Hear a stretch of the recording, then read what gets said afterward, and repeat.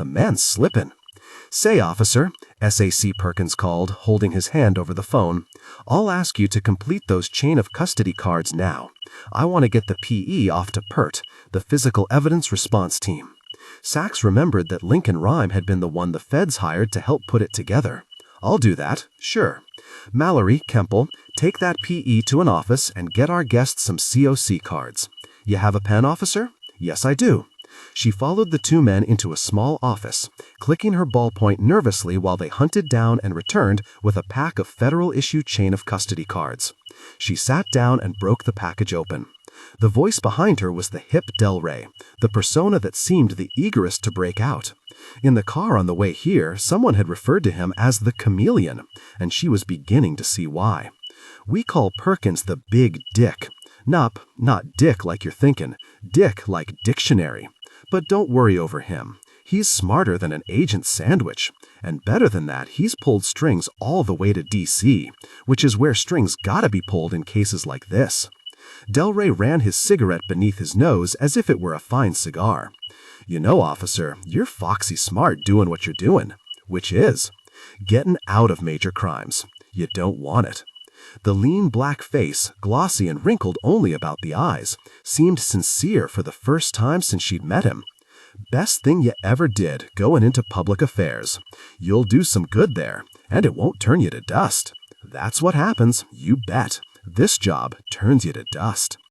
One of the last victims of James Schneider's mad compulsion, a young man named Ortega, had come to Manhattan from Mexico City, where political unrest, the much-heralded populist uprising which had begun the year before, had made converse difficult at best. Yet the ambitious entrepreneur had been in the city no more than 1 week when he vanished from sight. It was learned that he was last seen in front of a West Side tavern, and authorities immediately suspected that he was yet another victim of Schneider's. Sadly, this was discovered to be the case. The bone collector cruised the streets for 15 minutes around NYU, Washington Square. Plenty of people hanging out, but kids mostly, students in summer school, skateboarders. It was festive, weird, singers, jugglers, acrobats. It reminded him of the museums down on the Bowery, popular in the 1800s. They weren't museums at all, of course, but arcades, teeming with burlesque shows, exhibits of freaks and daredevils, and vendors selling everything from French postcards to splinters of the True Cross. He slowed once or twice, but nobody wanted a cab, or could afford one. He turned south. Schneider tied bricks to Senor Ortega's feet and rolled him under a pier into the Hudson River, so the foul water and the fish might reduce his body to mere bone. The corpse was found 2 weeks after he had vanished, and so it was never known whether or not the unfortunate victim was alive or had full use of his senses when he was thrown into the drink. Yet it is suspected that this was so, for Schneider cruelly shortened the rope so that Senor Ortega's face was inches below the surface of Davy Jones' locker.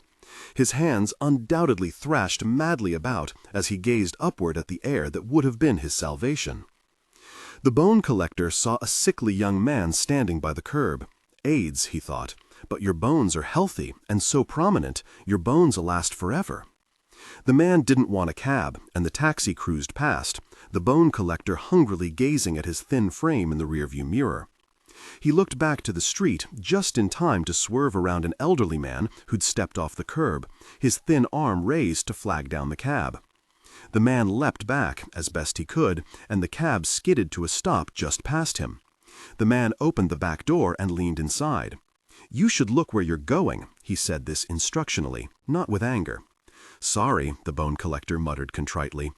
The elderly man hesitated for a moment, looked up the street, but saw no other taxis. He climbed in. The door slammed shut. Thinking, old and thin, the skin would ride on his bones like silk. "So, where to?" he called. "East Side."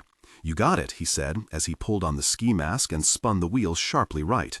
The cab sped west. 3. The Portable's Daughter. Overturn, overturn, overturn is the maxim of New York. The very bones of our ancestors are not permitted to lie quiet a quarter of a century, and one generation of men seems studious to remove all relics of those which preceded them. Philip Hone, Mayor of New York, Diary, 1845. 18. Saturday, 10:15 p.m. to Sunday, 5:30 a.m. Hit me again, Lon. Rhyme drank through a straw, Solito from a glass. Both took the smoky liquor neat. The detective sank down in the squeaky rattan chair, and Rhyme decided he looked a little like Peter Lorre in Casablanca. Terry Dobbins was gone, after offering some acerbic psychological insights about narcissism and those employed by the federal government. Jerry Banks had left too. Mel Cooper continued to painstakingly disassemble and pack up his equipment. "This is good, Lincoln," Solito sipped his scotch. "God damn, I can't afford this shit. How old's it?" "I think that one's 20. The detective eyed the tawny liquor. Hell, this was a woman, she'd be legal and then some. "Tell me something, Lon. Polling? That little tantrum of his, what was that all about?" "Little Jimmy?" Solito laughed. "He's in trouble now. He's the one ran interference to take Peretti off the case and keep it out of the Fed's hands. Really went out on a limb. Asking for you, too. That took some doing. There were noses out of joint over that. I don't mean you personally, just a civilian in on a hot case like this." "Polling? Asked for me? I thought it was the chief." "Yeah, but it was Polling put the bug in his ear in the first place. He called soon as he heard there'd been a taking, and there was some bogus PE on the scene." "And wanted me?" Rhyme wondered. This was curious. Rhyme hadn't had any contact with Polling over the past few years, not since the cop killer case in which Rhyme had been hurt. It had been Polling who'd run the case and eventually collared Dan Shepard. "You seem surprised," Solito said. "That he asked for me? I am. We weren't on the best of terms. Didn't used to be anyway. Why's that? I 144'd him. An NYPD complaint form. 5-6 years ago, when he was a lieutenant, I found him interrogating a suspect right in the middle of a secure scene. Contaminated it. I blew my stack. Put in a report, and it got cited at one of his IA reviews, the one where he popped the unarmed suspect. Well, I guess all's forgiven, 'cause he wanted you bad. Lon, make a phone call for me, would you?" "Sure." "No," Thorne said, lifting the phone out of the detective's hand. "Make him do it himself." "I didn't have time to learn how it works," Rhyme said, nodding toward the dialing ECU Thorne had hooked up earlier. "You didn't spend the time. Big difference. Who are you calling?"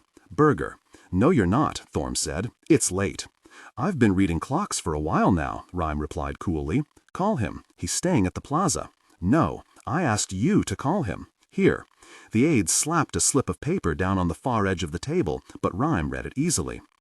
God may have taken much from Lincoln Rhyme, but he'd given him the eyesight of a young man.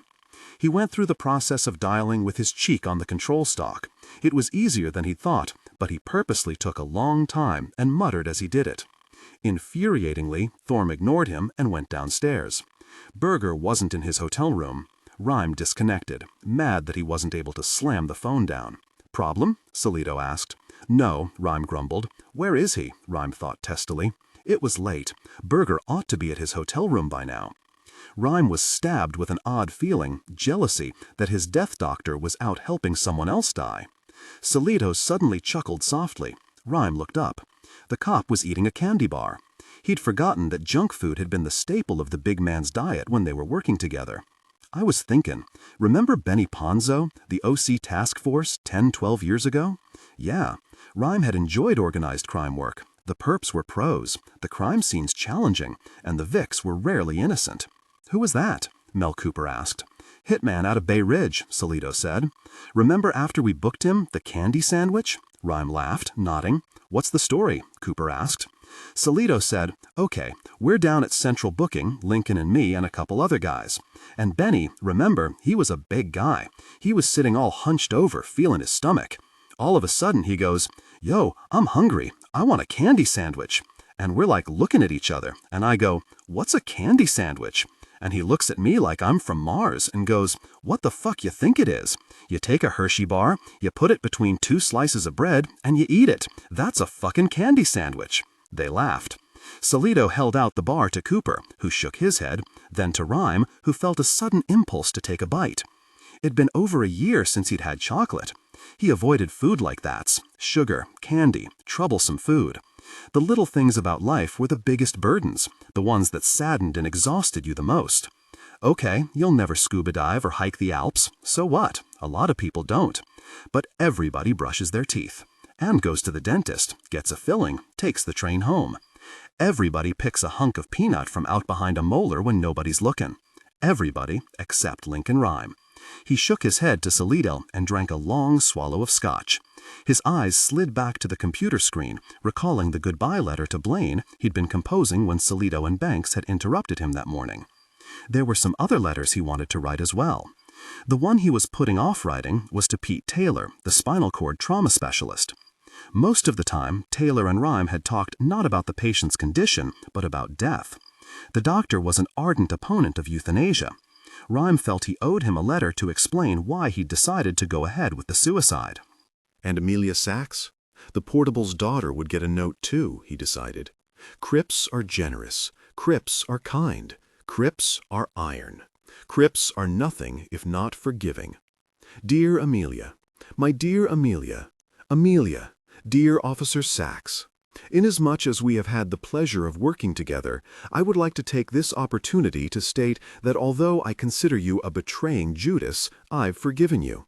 Furthermore, I wish you well in your future career as a kisser of the media's ass. What's her story, Lon? Sachs. Aside from the fact she's got a ballbuster temper I didn't know about, she married? Nah. A face and bod like that, you'd have thought some good-looking hunk would have snagged her by now. But she doesn't even date. We heard she was going with somebody a few years ago, but she never talks about it. He lowered his voice. Lipstick lesbos, what the rumor is. But I don't know from that. My social life's picking up women at the laundromat on Saturday night. Hey, it works. What can I say? You'll have to learn to give up the dead. Rhyme was thinking about the look on her face when he'd said that to her. What was that all about? Then he grew angry with himself for spending any time thinking about her, and took a good slug of scotch. The doorbell rang, then footsteps on the stairs. Rhyme and Salido glanced toward the doorway. The sound was from the boots of a tall man, wearing city-issue jodhpurs and a blue helmet, one of NYPD's elite mounted police. He handed a bulky envelope to Salido and returned down the stairs. The detective opened it. Look at what we got here. He poured the contents onto the table. Rhyme glanced up with irritation. 3 or 4 dozen plastic evidence bags, all labeled. Each contained a patch of cellophane from the packages of veal shanks they'd sent ESU to buy. A note from Hellman. He read, To L. Rhyme, L. Salido. From B. Hallman, TSRF. What's that? Cooper asked. The police department is a nest of initials and acronyms. RMP, Remote Mobile Patrol, is a squad car. IED, Improvised Explosive Device, is a bomb. But TSRF was a new one. Rhyme shrugged. Salido continued to read, chuckling. Tactical Supermarket Response Force. Wren, veal shanks. Citywide search discovered 46 subjects, all of which were apprehended and neutralized with minimal force. We read them their rights and have transported same to detention facility in the kitchen of Officer T.P. Giancarlo's mother. Upon completion of interrogation, a half-dozen suspects will be transferred to your custody. Heat at 350 for 30 minutes. Rhyme laughed, then sipped more scotch, savoring the flavor. This was one thing he'd miss, the smoky breath of the liquor. Though in the peace of senseless sleep, how could you miss anything? Just like evidence, take away the baseline standard and you have nothing to judge the loss against. You're safe for all eternity. Cooper fanned out some of the samples. 46 samples of the cello, one from each chain and the major independents. Rhyme gazed at the samples. The odds were good for class identification. Individuation of cellophaned be a bitch. The scrap found on the veal bone clue wouldn't, of course, exactly match one of these. But because parent companies buy identical supplies for all their stores, you might learn in which chain 823 bought the veal and narrow down the neighborhoods he might live in. Maybe he should call the Bureau's physical evidence team and... No. Remember, it's their fucking case now. Rhyme commanded Cooper, bundle them up and ship them to our federal brethren. Rhyme tried shutting down his computer and hit the wrong button with his sometimes ornery ring finger. The speakerphone came on with a loud wail of squelch. Shit, Rhyme muttered darkly. Fucking machinery. Uneasy with Rhyme's sudden anger, Salido glanced at his glass and joked, Hell, Link, scotch. This good's supposed to make you mellow. Got news, Tom replied. And Amelia Sachs? The portable's daughter would get a note too, he decided. Crips are generous. Crips are kind. Crips are iron. Crips are nothing if not forgiving. Dear Amelia, my dear Amelia, Amelia, dear Officer Sachs, inasmuch as we have had the pleasure of working together, I would like to take this opportunity to state that although I consider you a betraying Judas, I've forgiven you. Furthermore, I wish you well in your future career as a kisser of the media's ass. What's her story, Lon? Sachs. Aside from the fact she's got a ballbuster temper I didn't know about, she married? No. A face and bod like that, you'd have thought some good-looking hunk would have snagged her by now. But she doesn't even date. We heard she was going with somebody a few years ago, but she never talks about it. He lowered his voice. Lipstick lesbos, what the rumor is. But I don't know from that. My social life's picking up women at the laundromat on Saturday night. Hey, it works. What can I say? You'll have to learn to give up the dead. Rhyme was thinking about the look on her face when he'd said that to her. What was that all about? Then he grew angry with himself for spending any time thinking about her, and took a good slug of scotch. The doorbell rang, then footsteps on the stairs. Rhyme and Salido glanced toward the doorway. The sound was from the boots of a tall man, wearing city-issue jodhpurs and a blue helmet, one of NYPD's elite mounted police. He handed a bulky envelope to Salido and returned down the stairs. The detective opened it. Look at what we got here. He poured the contents onto the table. Rhyme glanced up with irritation. 3 or 4 dozen plastic evidence bags, all labeled. Each contained a patch of cellophane from the packages of veal shanks they'd sent SU to buy. A note from Howman. He read, To L. Rhyme, L. Salido, from B. Howman, TSRF. What's that? Cooper asked. The police department is a nest of initials and acronyms. RMP, Remote Mobile Patrol, is a squad car. IED, Improvised Explosive Device, is a bomb. But TSRF was a new one. Rhyme shrugged. Salido continued to read, chuckling. Tactical Supermarket Response Force. Vealshanks. Citywide search discovered 46 subjects, all of which were apprehended and neutralized with minimal force. We read them their rights and have transported same to detention facility in the kitchen of Officer T.P. Giancarlo's mother. Upon completion of interrogation, a half-dozen suspects will be transferred to your custody. Heat at 350 for 30 minutes. Rhyme laughed, then sipped more scotch, savoring the flavor. This was one thing he'd miss, the smoky breath of the liquor. Though, in the peace of senseless sleep, how could you miss anything? Just like evidence, take away the baseline standard and you have nothing to judge the loss against. You're safe for all eternity. Cooper fanned out some of the samples. 46 samples of the cello, one from each chain and the major independents. Rhyme gazed at the samples. The odds were good for class identification. Individuation of cellophane'd be a bitch. The scrap found on the veal bone clue wouldn't of course exactly match one of these. But because parent companies buy identical supplies for all their stores, you might learn in which chain 823 bought the veal and narrow down the neighborhoods he might live in. Maybe he should call the Bureau's physical evidence team and... No. Remember, it's their fucking case now. Rhyme commanded Cooper, bundle them up and ship them to our federal brethren. Rhyme tried shutting down his computer and hit the wrong button with his sometimes ornery ring finger. The speakerphone came on with a loud wail of squelch. Shit, Rhyme muttered darkly. Fucking machinery. Uneasy with Rhyme's sudden anger, Salido glanced at his glass and joked, Hell, Link, scotch this good's supposed to make you mellow. Got news, Thawne replied sourly. He is mellow. He parked close to the huge drain pipe. Climbing from the cab, he could smell the fetid water, slimy and ripe. They were in a cul-de-sac leading to the wide runoff pipe that ran from the West Side Highway down to the Hudson River. No one could see them here. The bone collector walked to the back of the cab, enjoying the sight of his elderly captive, just like he'd enjoyed staring at the girl he'd tied in front of the steam pipe, and the wiggling hand by the railroad tracks early this morning, gazing at the frightened eyes. The man was thinner than he'd thought, grayer, hair disheveled, old in the flesh but young in the bone. The man cowered away from him, arms folded defensively across his narrow chest. Opening the door, the bone collector pressed his pistol against the man's breastbone. "Please," his captive whispered, his voice quavering. "I don't have much money, but you can have it all. We can go to an ATM. I'll get out. Please don't hurt me." The bone collector gestured with his head. The frail man looked around miserably, then scooted forward. He stood beside the car, cowering, his arms still crossed, shivering despite the relentless heat. "Why are you doing this?" The bone collector stepped back and fished the cuffs from his pocket. Because he wore the thick gloves, it took a few seconds to find the chrome links. As he dug them out, he thought he saw a four-rigger tacking up the Hudson.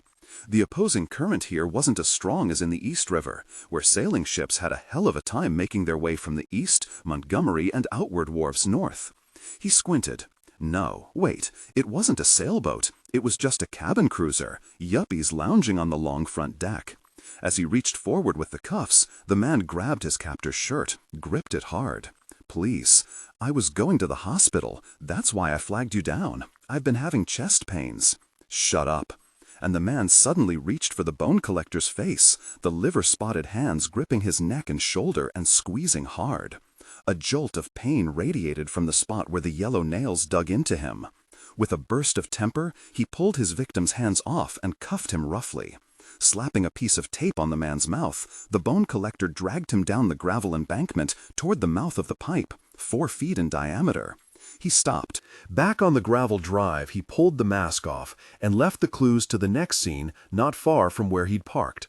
He was angry, furious at the constables, and so this time he hid the clues. And he also included a special surprise, something he'd been saving for them. The bone collector returned to the taxi. The breeze was gentle, carrying the fragrance of the sour river with it, and the rustle of grass and, as always in the city, the shush of traffic. Like emery paper on bone. He stopped and listened to this sound, head cocked, as he looked out over the billion lights of the buildings, stretching to the north like an oblong galaxy.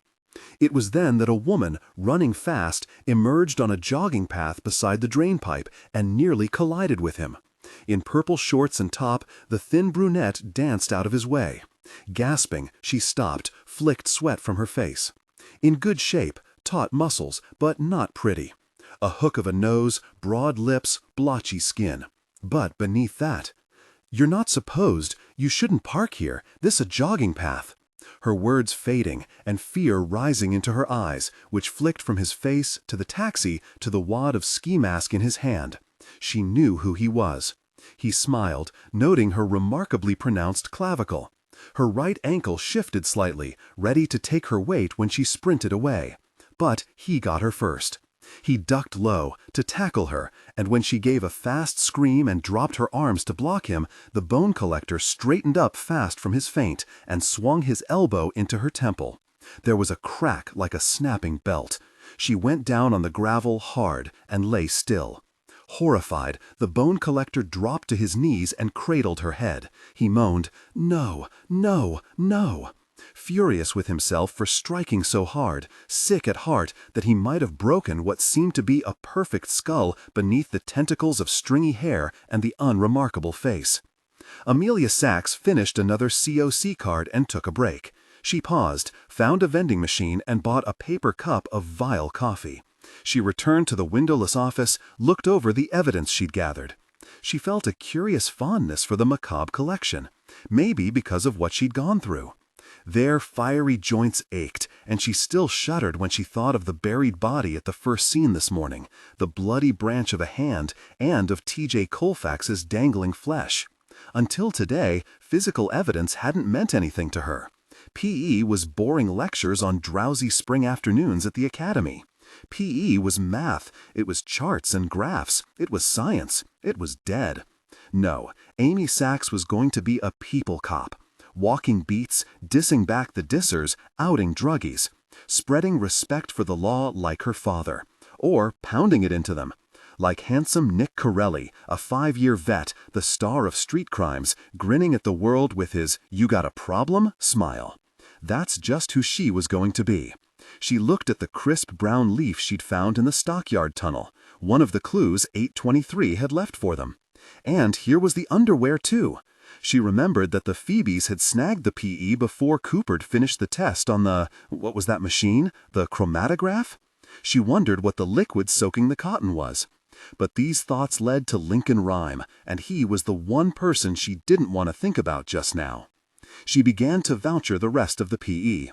Each COC card had a series of blank lines that would list the custodians of the evidence, in sequence from the initial discovery at the scene all the way to trial. Sachs had transported evidence several times, and her name had appeared on COC cards. But this was the first time A. Sachs, NYPD 5885, had occupied the first slot. Once again she lifted the plastic bag containing the leaf. He'd actually touched it. Him, the man who'd killed T.J. Colfax, who'd held Manel Gurge's pudgy arm and cut deep into it. Who was out searching for another Vic right now, if he hadn't already snatched one? Who'd buried that poor man this morning, waving for mercy he never got? She thought of Locard's exchange principle. People coming into contact, each transferring something to the other. Something big, something small. Most likely they didn't even know what. Had something of 823 come off on this leaf? A cell of skin? A dot of sweat? It was a stunning thought. She felt a trill of excitement, of fear, as if the killer were right here in this tiny, airless room with her. Back to the COC cards. For 10 minutes she filled them out and was just finishing the last one when the door burst open, startling her. She spun around. Fred Delray stood in the doorway, his green jacket abandoned, his starched shirt rumpled, fingers pinching the cigarette behind his ear. "Step inside a minute or two, officer. It's payoff time. Thought you might want to be there." Sachs followed him down the short corridor, 2 steps behind his lope. "The AFIS results are coming in," Delray said. The war room was even busier than before. Jacketless agents hovered over desks. They were armed with their on-duty weapons, the big Sig Sauer and Smith & Wesson automatics, 10mm and 45s. A half-dozen agents were clustered around the computer terminal beside the Optiscan. Safs hadn't liked the way Delray'd taken the case away from them, but she had to admit that beneath the slick-talking hipster, Delray was one hell of a good cop. Agents, young and old, would come up to him with questions, and he'd patiently answer them. He'd yank a phone from the cradle and cajole or berate whoever was on the other end to get him what he needed. Sometimes he'd look up across the bustling room and roar, "We gonna nail this prick, Dick?" "Yup, you betcha we are." And the straight arrows look at him uneasily, but with the obvious thought in mind that if anybody could nail him, it be Delray. "Here, it's coming in now," an agent called. Delray barked, "I want open lines to New York, Jersey, and Connecticut DMVs, and corrections and parole. INS, too. Tell them to stand by for an incoming ID request. Put everything else on hold." Agents peeled off and began making phone calls. The computer screen filled. She couldn't believe that Delray actually crossed his stickish fingers. Utter silence throughout the room. "Got him," the agent at the keyboard shouted. "Ain't no unsub anymore," Delray sang melodically, bending over the screen. "Listen up, people. We got a name. Victor Pietras. Born here, 1948. His parents were from Belgrade, so we got a Serbian connection. ID brought to us courtesy of New York DOC. Convictions for drugs, assault, one with a deadly. 2 sentences served. Okay, listen to this. Psychiatric history. Committed 3 times on involuntary orders. Intake at Bellevue and Manhattan Psychiatric. Last release date 3 years ago. LKA, Washington Heights." He looked up. "Who's got the phone companies?" Several agents raised their hands. "Make the calls," Delray ordered. An interminable 5 minutes. Not there. No current New York telephone listing. Nothing in Jersey, another agent echoed. Negative, Connecticut. "Fuck all," Delray muttered. "Mix the names up, try variations, and look at phone service accounts canceled in the past year for non-payment." For several minutes voices rose and fell like the tide. Delray paced manically, and Sachs understood why his frame was so scrawny. Suddenly an agent shouted, "Found him!" Everyone turned to look. "I'm on with NYDMV," another agent called. "They've got him. It's coming through now. He's a cabbie, got a hack license." "Why don't that surprise me?" Delray muttered. "Should have thought of that. Where's Home Sweet Home?" "Morningside Heights, a block from the river." The agent wrote down the address and held it aloft as Delray swept past and took it. Know the neighborhood. Pretty deserted. Lot of druggies. Another agent typed the address into his computer terminal. Okay, checking deeds. Property's an old house. A bank's got title. He must be renting. You want HRT? One agent called across the bustling room. I got Quantico on the line. No time, Delray announced. Use the field office SWAT. Get him suited up, Sachs asked. And what about the next victim? What next victim? He's already taken somebody. He knows we've had the clues for an hour or two. He'd planted the Vic a while ago. He had to. No reports of anybody missing, the agent said. And if he did snatch him, they're probably at his house. No, they wouldn't be. Why not? They'd pick up too much PE, she said. Lincoln Rhyme said he has a safe house. Well, then we'll get him to tell us where they are, another agent said. We can be real persuasive. Let's move it, Delray called. Yo, everybody, let's thank Officer Amelia Sachs here. She's the one found that print and lifted it. She was blushing. Could feel it, hated it. But she couldn't help herself. As she glanced down, she noticed strange lines on her shoes. Squinting, she realized she was still wearing the rubber bands. When she looked up, she saw a room full of unsmiling federal agents checking weapons and heading for the door as they glanced at her. The same way, she thought, lumberjacks look at logs. 19. In 1911, a tragedy of massive dimension befell our fair city. On March 25, hundreds of industrious young women were hard at work in a garment factory, one of the many known notoriously as sweatshops, in Greenwich Village in downtown Manhattan. So enamored of profits were the owners of this company that they denied the poor girls in their employ even the rudimentary facilities that slaves might enjoy. They believed the laborers could not be trusted to make expeditious visits to the restroom facilities, and so kept the doors to the cutting and sewing rooms under lock and key. The bone collector was driving back to his building. He passed a squad car, but he kept his eyes forward, and the constables never noticed him. On the day in question, a fire started on the 8th floor of the building, and within minutes swept through the factory, from which the young employees tried to flee. They were unable to escape, however, owing to the chained state of the door. Many died on the spot, and many more, some horribly afire, leapt into the air 100 feet above the cobblestones and died from the collision with unyielding Mother Earth. There numbered 146 victims of the Triangle Shirtwaist Fire. The police, however, were confounded by the inability to locate one of the victims, a young woman, Esther Weinraub, whom several witnesses had seen leap in desperation from the 8th floor window. None of the other girls who similarly leapt survived the fall. Was it possible that she miraculously had? For when the bodies were laid out in the street for bereaved family member to identify, poor Miss Weinraub's was not to be found. Reports began to circulate of a ghoul, a man seen carting off a large bundle from the scene of the fire.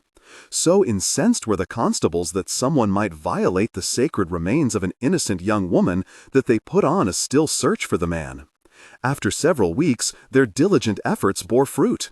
2 residents of Greenwich Village reported seeing a man leaving the scene of the fire and carrying a heavy bundle like a carpet over his shoulder. The constables picked up his trail and tracked him to the west side of the city, where they interviewed neighbors and learned that the man fit the description of James Schneider, who was still at large. They narrowed their search to a decrepit abode in an alley in Hell's Kitchen, not far from the 60th Street stockyards. As they entered the alleyway, they were greeted with a revolting stench. He was now driving past the very site of the Triangle Fire itself. Maybe he'd even been subconsciously prompted to come here. The Ash Building, the ironic name of the structure that had housed the doomed factory, was gone, and the site was now a part of NYU. Then and now. The bone collector would not have been surprised to see white-bloused working girls trailing sparks and faint smoke tumbling gracefully to their deaths, falling around him like snow. Upon breaking into Schneider's habitation, the authorities found a sight that sent even the most seasoned of them reeling with horror.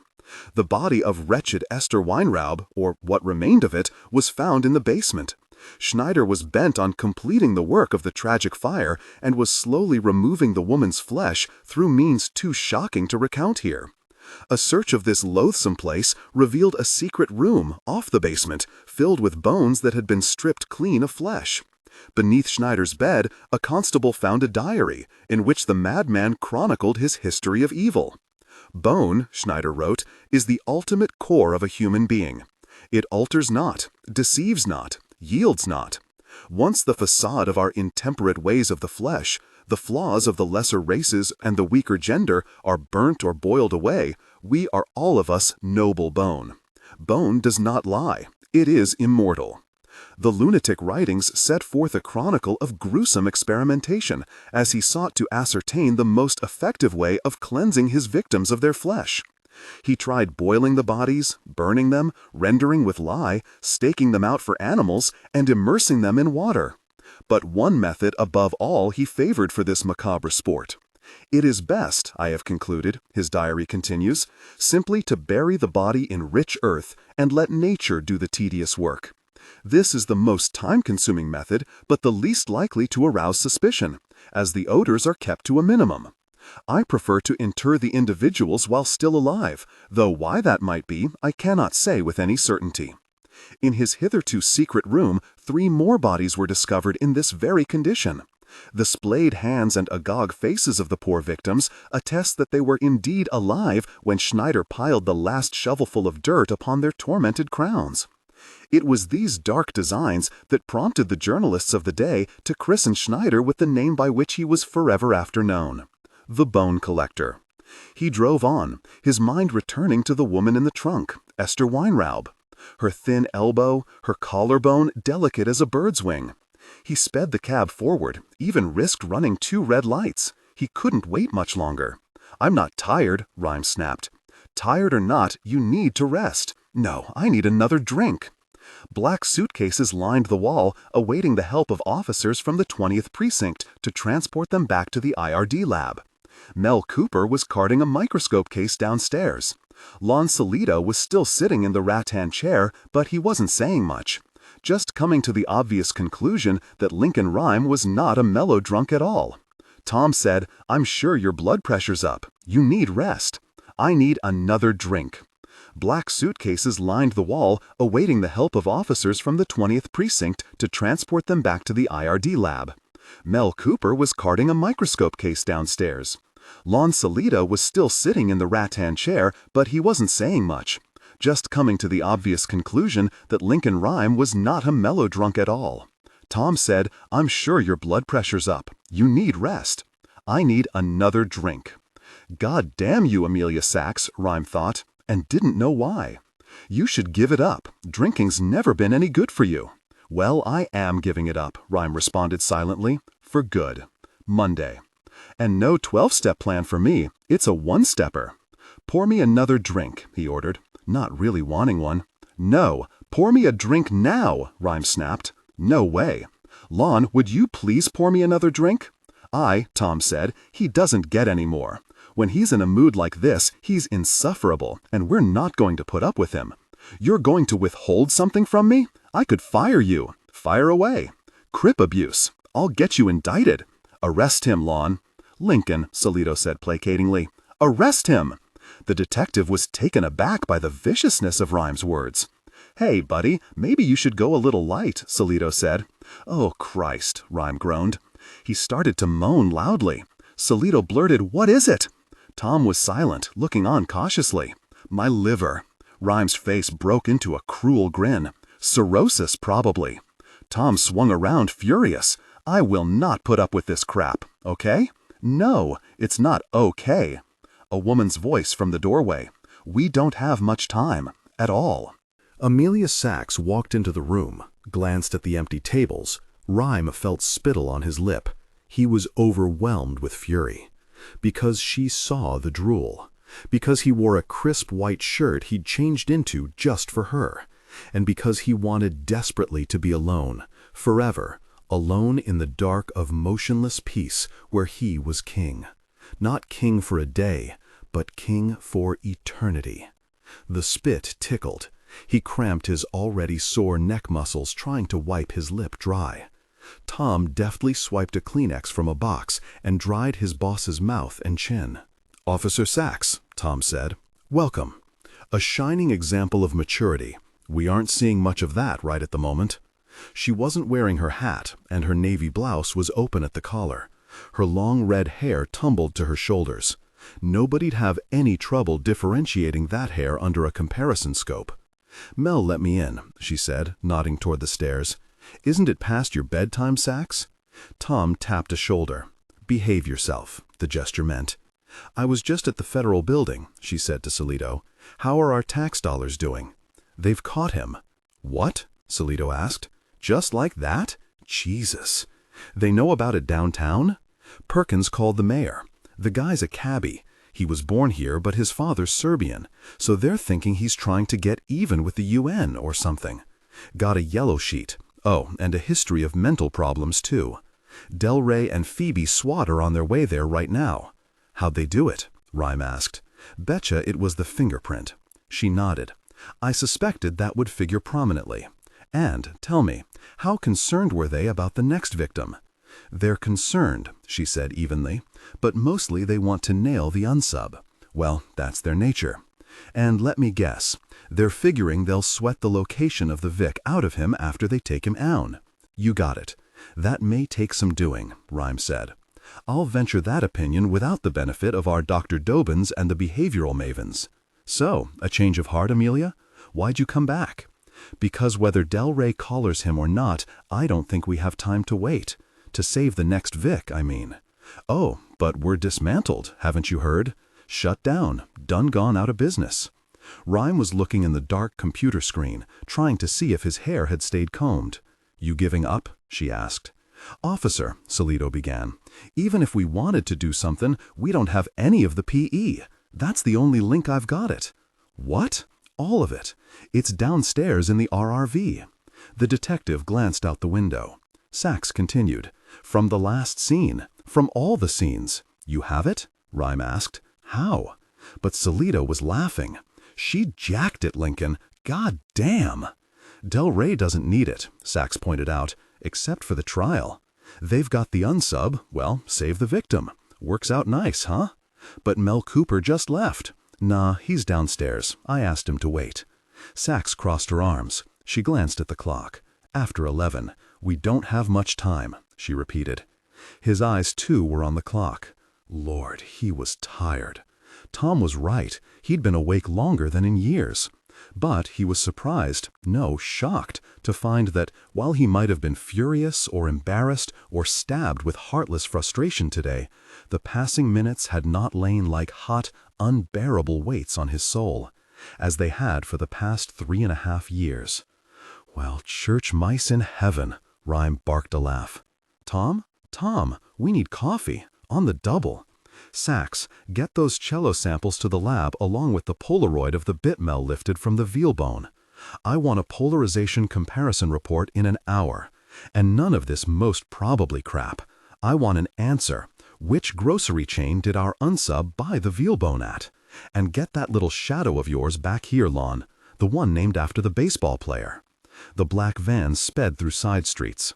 This was a more circuitous route to the perp's location, but Del Rey knew what he was doing.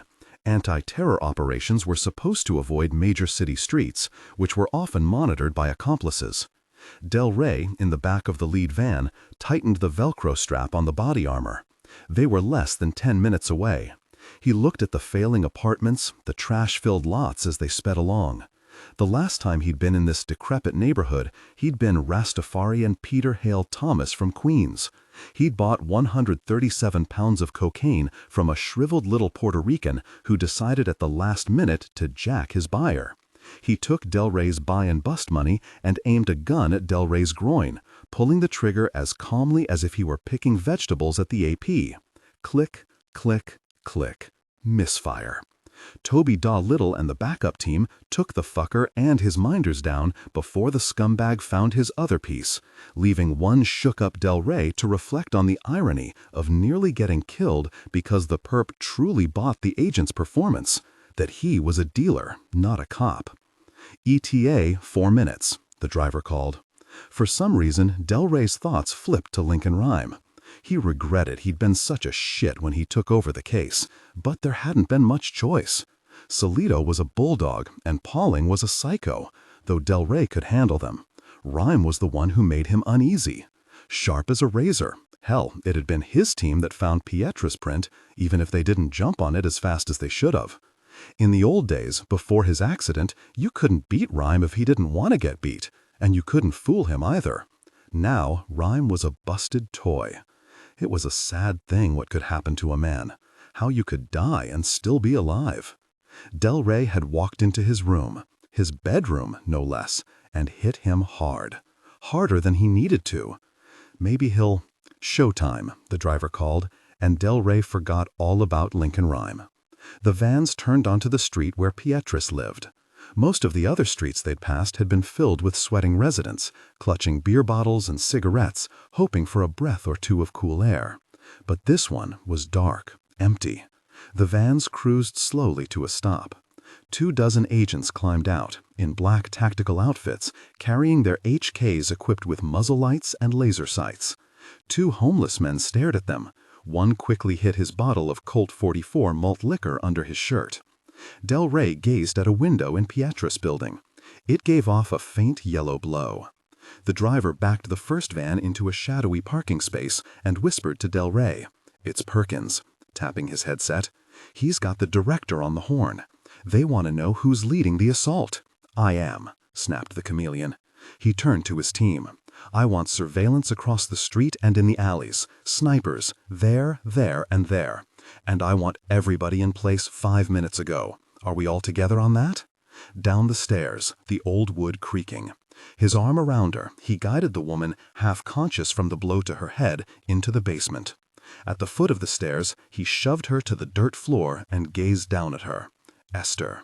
Her eyes rose to meet his. Hopeless, begging. He didn't notice. All he saw was her body. He began to remove her clothing, the purple jogging outfit. It was unthinkable that a woman would actually go outside in this day and age, wearing what was no more than, well, undergarments. He hadn't thought that Esther Weinraub was a whore. She'd been a working girl, stitching shirts, 5 for a penny. The bone collector observed how her collarbone showed at her throat. And where some other man might glance over her breasts and dark areolae, he stared at the indentation at the manubrium and the ribs blossoming from it like spider's legs. "What are you doing?" she asked, groggy from the blow to her head. The bone collector looked her over carefully, but what he saw wasn't a young, anorectic woman, nose too broad, lips too full, with skin like dirty sand. He saw beneath those imperfections the perfect beauty of her structure. He caressed her temple, stroked it gently. "Don't let it be cracked, please." She coughed, and her nostrils flared. The fumes were very strong down here, though he hardly noticed them anymore. "Don't hurt me again," she whispered, her head lolling. "Just don't hurt me, please." He took the knife from his pocket and bent down, cut her underwear off. She looked down at her naked body. "You want that?" she said breathlessly. "Okay, you can fuck me. Okay." The pleasure of the flesh, he thought. It just doesn't come close. He pulled her to her feet, and madly she pushed away from him and began stumbling toward a small doorway in the corner of the basement. Not running, not really trying to escape, just sobbing, reaching out a hand, weaving toward the door. The bone collector watched her, entranced by her slow, pathetic gait. The doorway, which had once opened onto a coal chute, now led to a narrow tunnel that connected to the basement of the abandoned building next door. Esther struggled to the metal door and pulled it open. She climbed inside. It was no more than a minute later that he heard the wailing scream, followed by a breathless, wrenching, "God, no, no, no!" Other words, too, lost in her boiling howls of terror. Then she was coming back through the tunnel, moving faster now, whipping her hands around her as if she was trying to shake off what she'd just seen. "Come to me, Esther," stumbling over the dirt floor, sobbing, "Come to me," running straight into his patient, waiting arms, which wrapped around her. He squeezed the woman tight as a lover, felt that marvelous collarbone beneath his fingers, and slowly dragged the frantic woman back toward the tunnel doorway. 20. The phases of the moon, the leaf, the damp underwear, dirt. Their team was back in Rhyme's bedroom, all except Pauling and Hamann. It was straining NYPD loyalty to bring captains in on what was, no two ways about it, an unauthorized operation. "You G-code the liquid in the underwear, right, Mel? Have to do it again." They shut us down before we got the results. He blotted out a sample and injected it into the chromatograph. As he ran the machine, Sachs jockeyed to look at the peaks and valleys of the profile appearing on the screen. Like a stock index. Rhyme realized she was standing close to him, as if she'd edged near when he wasn't looking. She spoke in a low voice. I was. Yes? I was blunter than I meant to be. Before, I mean. I have a temper. I don't know where I got it from, but I have it. You were right, Rhyme said. They easily held each other's eyes, and Rhyme thought of the times he and Blaine had had serious discussions. As they talked, they always focused on an object between them. One of the ceramic horses she collected, a book, a nearly empty bottle of Merlot or Chardonnay. He said, I work scenes differently than most criminalists. I needed somebody without any preconceived ideas, but I also needed somebody with a mind of her own. The contradictory qualities we seek in that elusive, perfect lover. Strength and vulnerability in equal measures. When I talked to Commissioner Eckert, she said, it was just to get my transfer through. That's all I wanted. It never occurred to me that word'd get back to the feds and they'd take the case away. I know that. I still let my temper go. I'm sorry for that. Don't backpedal, Sachs. I need somebody to tell me I'm a jerk when I act like one. Tom does. That's why I love him. Don't get sentimental on me, Lincoln, Tom called from across the room. Rhyme continued. Nobody else ever tells me to go to hell. They're always walking on eggshells. I hate it. It doesn't seem like there have been many people around here to say much of anything to you lately. After a moment he said, That's true. On the screen of the chromatograph spectrometer, the peaks and valleys stopped moving and became one of nature's infinite signatures. Mel Cooper tapped on the computer keys and read the results. Water, diesel oil, phosphate, sodium, trace minerals. No idea what it means. What, Rhyme wondered, was the message? The underwear itself? The liquid? He said, Let's move on. I want to see the dirt. Sachs brought him the bag. It contained pinkish sand, laced with chunks of clay and pebbles. Bull's liver, he announced, rock and sand mixture, found just above the bedrock in Manhattan. Sodium silicate mixed in? Cooper ran the chromatograph. Yep, plenty of it. Then we're looking for a downtown location within 50 yards of the water. Rhyme laughed at the astonished gaze on Sachs's face. It's not magic, Sachs. I've just done my homework, that's all. Contractors mix sodium silicate with bull's liver to stabilize the earth when they dig foundations in deep bedrock areas near the water. That means it's gotta be downtown. Now, let's take a look at the leaf. She held up the bag. No clue what it is, Rhyme said. I don't think I've ever seen one like that. Not in Manhattan. I've got a list of horticulture websites, Cooper said, staring at his computer screen. I'll do some surfing. Rhyme himself had spent some time online, cruising the internet. As it had with books, movies, and posters, his interest in the cyber world had eventually paled. Perhaps because so much of his own world was virtual, the net was, in the end, a forlorn place for Lincoln Rhyme. Cooper's screen flicked and danced as he clicked on hyperlinks and disappeared deeper into the web. I'm downloading some files. Should take 10-20 minutes. Rhyme said, All right. The rest of the clues Sachs found, not the planted ones, the others. They might tell us about where he's been. Let's look at our secret weapon, Mel. Secret weapon? Sachs asked. The trace evidence. Special Agent Fred Delray had put together a 10-man entry operation. 2 teams plus search and surveillance. The flak-jacketed agents stood in the bushes, sweating madly.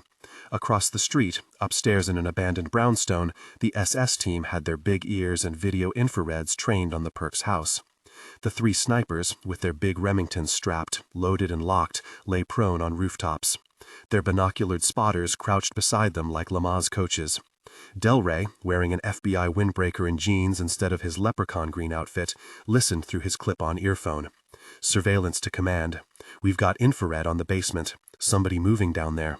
What's a view like? Delray asked. No view. Windows are too dirty. He all by his humble self? Maybe got a Vic with him?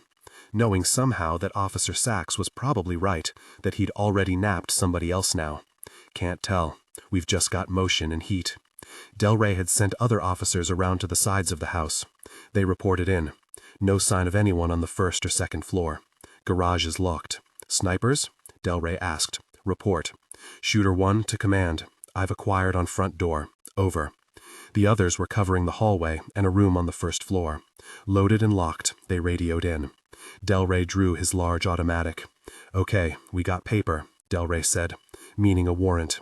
They wouldn't have to knock. "Let's go. Teams 1 and 2, deploy, deploy, deploy."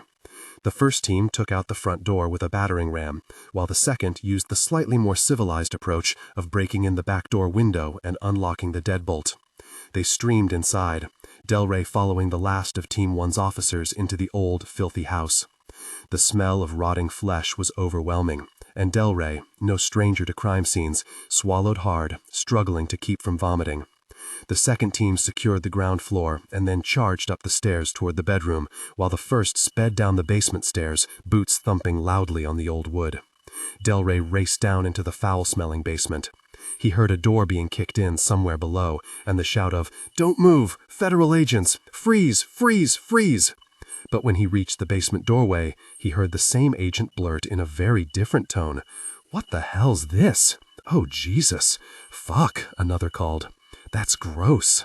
"Shit in a flaming pile," Delray spat out, choking as he stepped inside, swallowing hard at the vile smell. The man's body lay on the floor, leaching black fluid, throat cut. His dead, glazed eyes stared at the ceiling, but his torso seemed to be moving, swelling and shifting. Delray shuddered. He'd never developed much immunity to the sight of insect infestation. The number of bugs and worms suggested the Vic been dead for at least 3 days. "Why'd we get positive on the infrared?" one agent asked. Delray pointed out the rat and mouse teeth marks along the Vic's bloated leg and side. "They're around here someplace. We interrupted dinner hour. So, what happened? One of the Vics get him?" "What you talking about?" Delray snapped. "Isn't that him?" "No, it's not him," Delray exploded, gazing at one particular wound on the corpse. One of the team was frowning. "Nah, Delray. This the guy. We got mugshots. That's Peters. Of course it's fucking Peters, but he ain't the unsub. Don't you get it? No? What do you mean?" It was all clear to him now. Son of bitch. Delray's phone chirped and made him jump. He flipped it open, listened for a minute. "She did what? Oh, like I really need this too. No, we don't have the fucking perp in fucking custody." He jammed the off button, pointed an angry finger at 2 SWAT agents. "You're coming with me." "What's up, Delray? We gonna pay ourselves a visit. And what ain't we gonna be when we do it?" The agents looked at each other, frowning. But Delray supplied the answer. "We ain't gonna be very nice at all." Mel Cooper shook the contents of the envelopes out onto newsprint, examined the dust with an eye loupe. "Well, there's the brick dust, and some other kind of stone. Marble, I think." He put a sample on the slide and examined it under the compound scope. "Yep, marble, rose-colored. Was there any marble at the Stockyard Tunnel where you found the German girl?"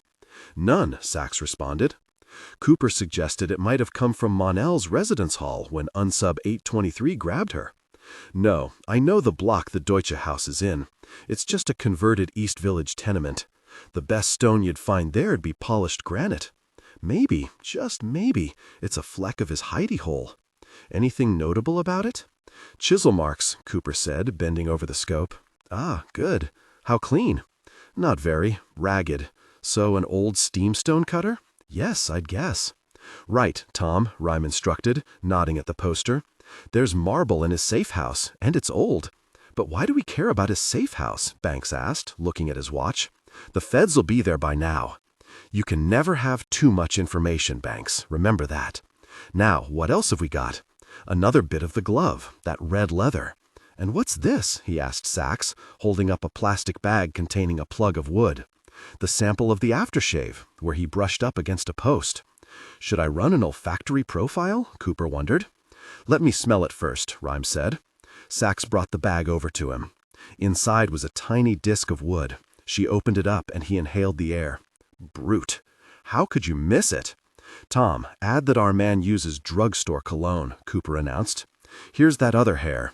The technician mounted it in a comparison scope. "Very similar to the one we found earlier. Probably the same source."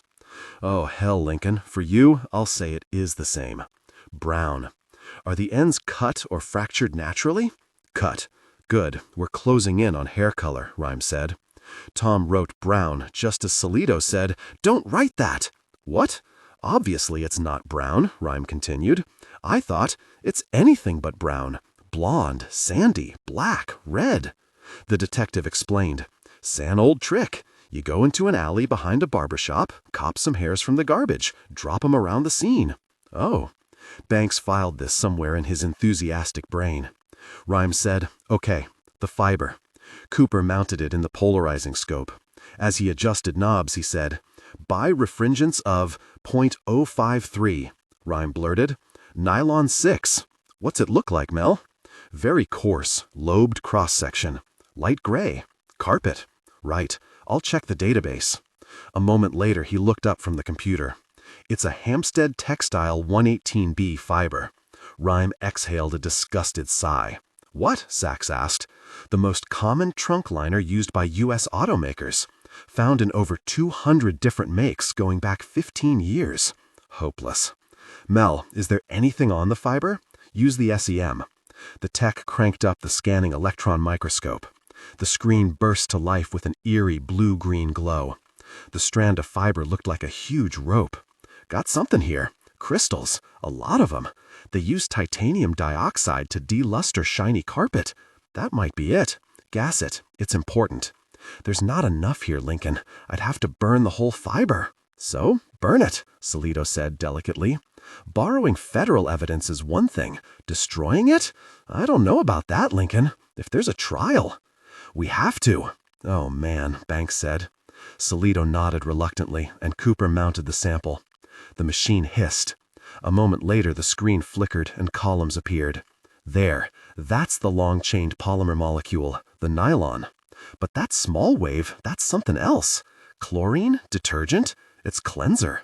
"Remember," Rhyme said, "the German girl said the car smelled clean. Find out what kind it is." Cooper ran the information through a brand-name database. Pfizer Chemicals makes it. It's sold under the name Tidy Clean by Bear Automotive Products in Teterboro. "Perfect!" cried Lincoln Rhyme. "I know the company. They sell in bulk to fleets, mostly rental car companies. Our unsub's driving a rental? He wouldn't be crazy enough to drive a rental car to crime scenes, would he?" Banks asked. "It's stolen," Rhyme muttered, as if the young man had asked what was 2 plus 2. "And it'll have stolen tags on it. Is Emma still with us? She's probably home by now. Wake her up and have her start canvassing Hertz, Avis, National, Budget for thefts." "Will do," Salido said, though uneasily, perhaps smelling the faint stench of burned federal evidence wafting through the air. "The footprints?" Sachs asked. Rhyme looked over the electrostatic impressions she'd lifted. "Unusual wear on the soles. See the rub-down portion on the outsides of each shoe at the ball of the foot? Pigeon-toed?" Tom wondered aloud. "Possibly, but there's no corresponding heel wear, which you'd expect to see." Rhyme studied the prints. "What I think is, he's a reader." "A reader?" "Sit in a chair there," Rhyme said to Sachs, "and hunch over the table. Pretend you're reading." She sat, then looked up. "And?" "Pretend you're turning pages." She did, several times. Looked up again. "Keep going. You're reading War and Peace." The pages kept turning. Her head was bowed. After a moment, without thinking, she crossed her ankles. The outside edges of her shoes were the only part that met the floor. Rhyme pointed this out. "Put that in the profile, Tom, but add a question mark. Now let's look at the friction ridges." Sachs said she didn't have the good fingerprint, the one they'd ID'd the unsub with. It's still at the Federal Building. But Rhyme wasn't interested in that print. It was the other one, the chroma coat Sachs had lifted from the German girl's skin, he wanted to look at. "Not scannable," Cooper announced. "Isn't even C-grade. I wouldn't give an opinion about this if I had to." Rhyme said, "I'm not interested in identity. I'm interested in that line there. It was crescent-shaped and sat right in the middle of the pad of the finger." "What is it?" Sachs asked. "A scar, I think," Cooper said. "From an old cut. A bad one. Looks like it went all the way to the bone." Rhyme thought back to other markings and defects he'd seen on skin over the years. In the days before jobs became mostly paper shuffling and computer keyboarding, it was far easier to tell people's jobs by examining their hands. Distorted finger pads from manual typewriters, punctures from sewing machines and cobbler's needles, indentations and ink stains from stenographers and accountants' pens, Paper cuts from printing presses, scars from die cutters, distinctive calluses from various types of manual labor. But a scar like this told them nothing. Not yet, at any rate. Not until they had a suspect whose hands they might examine. What else? The knee print. This is good. Give us an idea of what he's wearing. Hold it up, Sachs. Higher. Baggy slacks. It retained that deep crease there, so it's natural fiber. In this weather, I'd bet cotton, not wool. You don't see silk slacks much nowadays. Lightweight, not denim, Cooper said. Sports clothes, Rhyme concluded.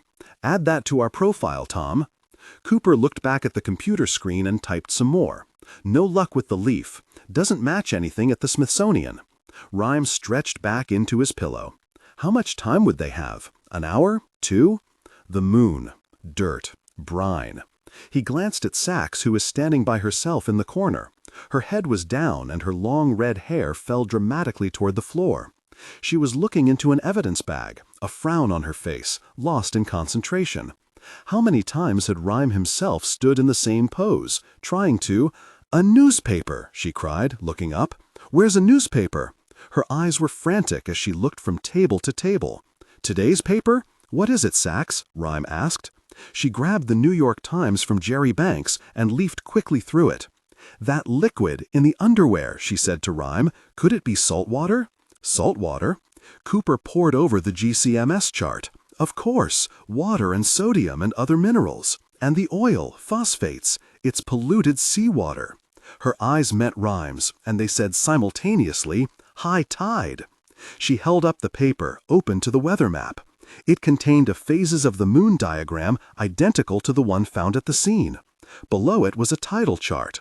High tides in 40 minutes. Rhyme's face curled in disgust. He was never angrier than when he was angry with himself. He's going to drown the Vic. They're under a pier downtown. He looked hopelessly at the map of Manhattan with its miles of shoreline. "Sachs, time to play race car driver again. You and Banks go west. Lon, why don't you take the east side, around the South Street seaport? And Mel, figure out what the hell that leaf is." A fluke of waves slapped his sagging head. William Everett opened his eyes and snorted the shivery water from his nose.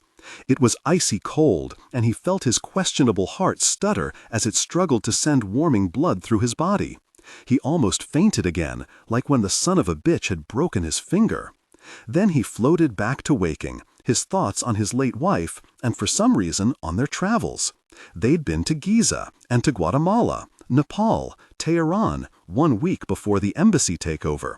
Their Southeast China Airlines plane had lost one of 2 engines an hour out of Beijing, and Evelyn had lowered her head, the crash position, preparing to die, and staring at an article in the in-flight magazine. It warned that drinking hot tea right after a meal was dangerous for you. She told him about it afterwards, at the Raffles Bar in Singapore, and they'd laughed hysterically until tears came to their eyes.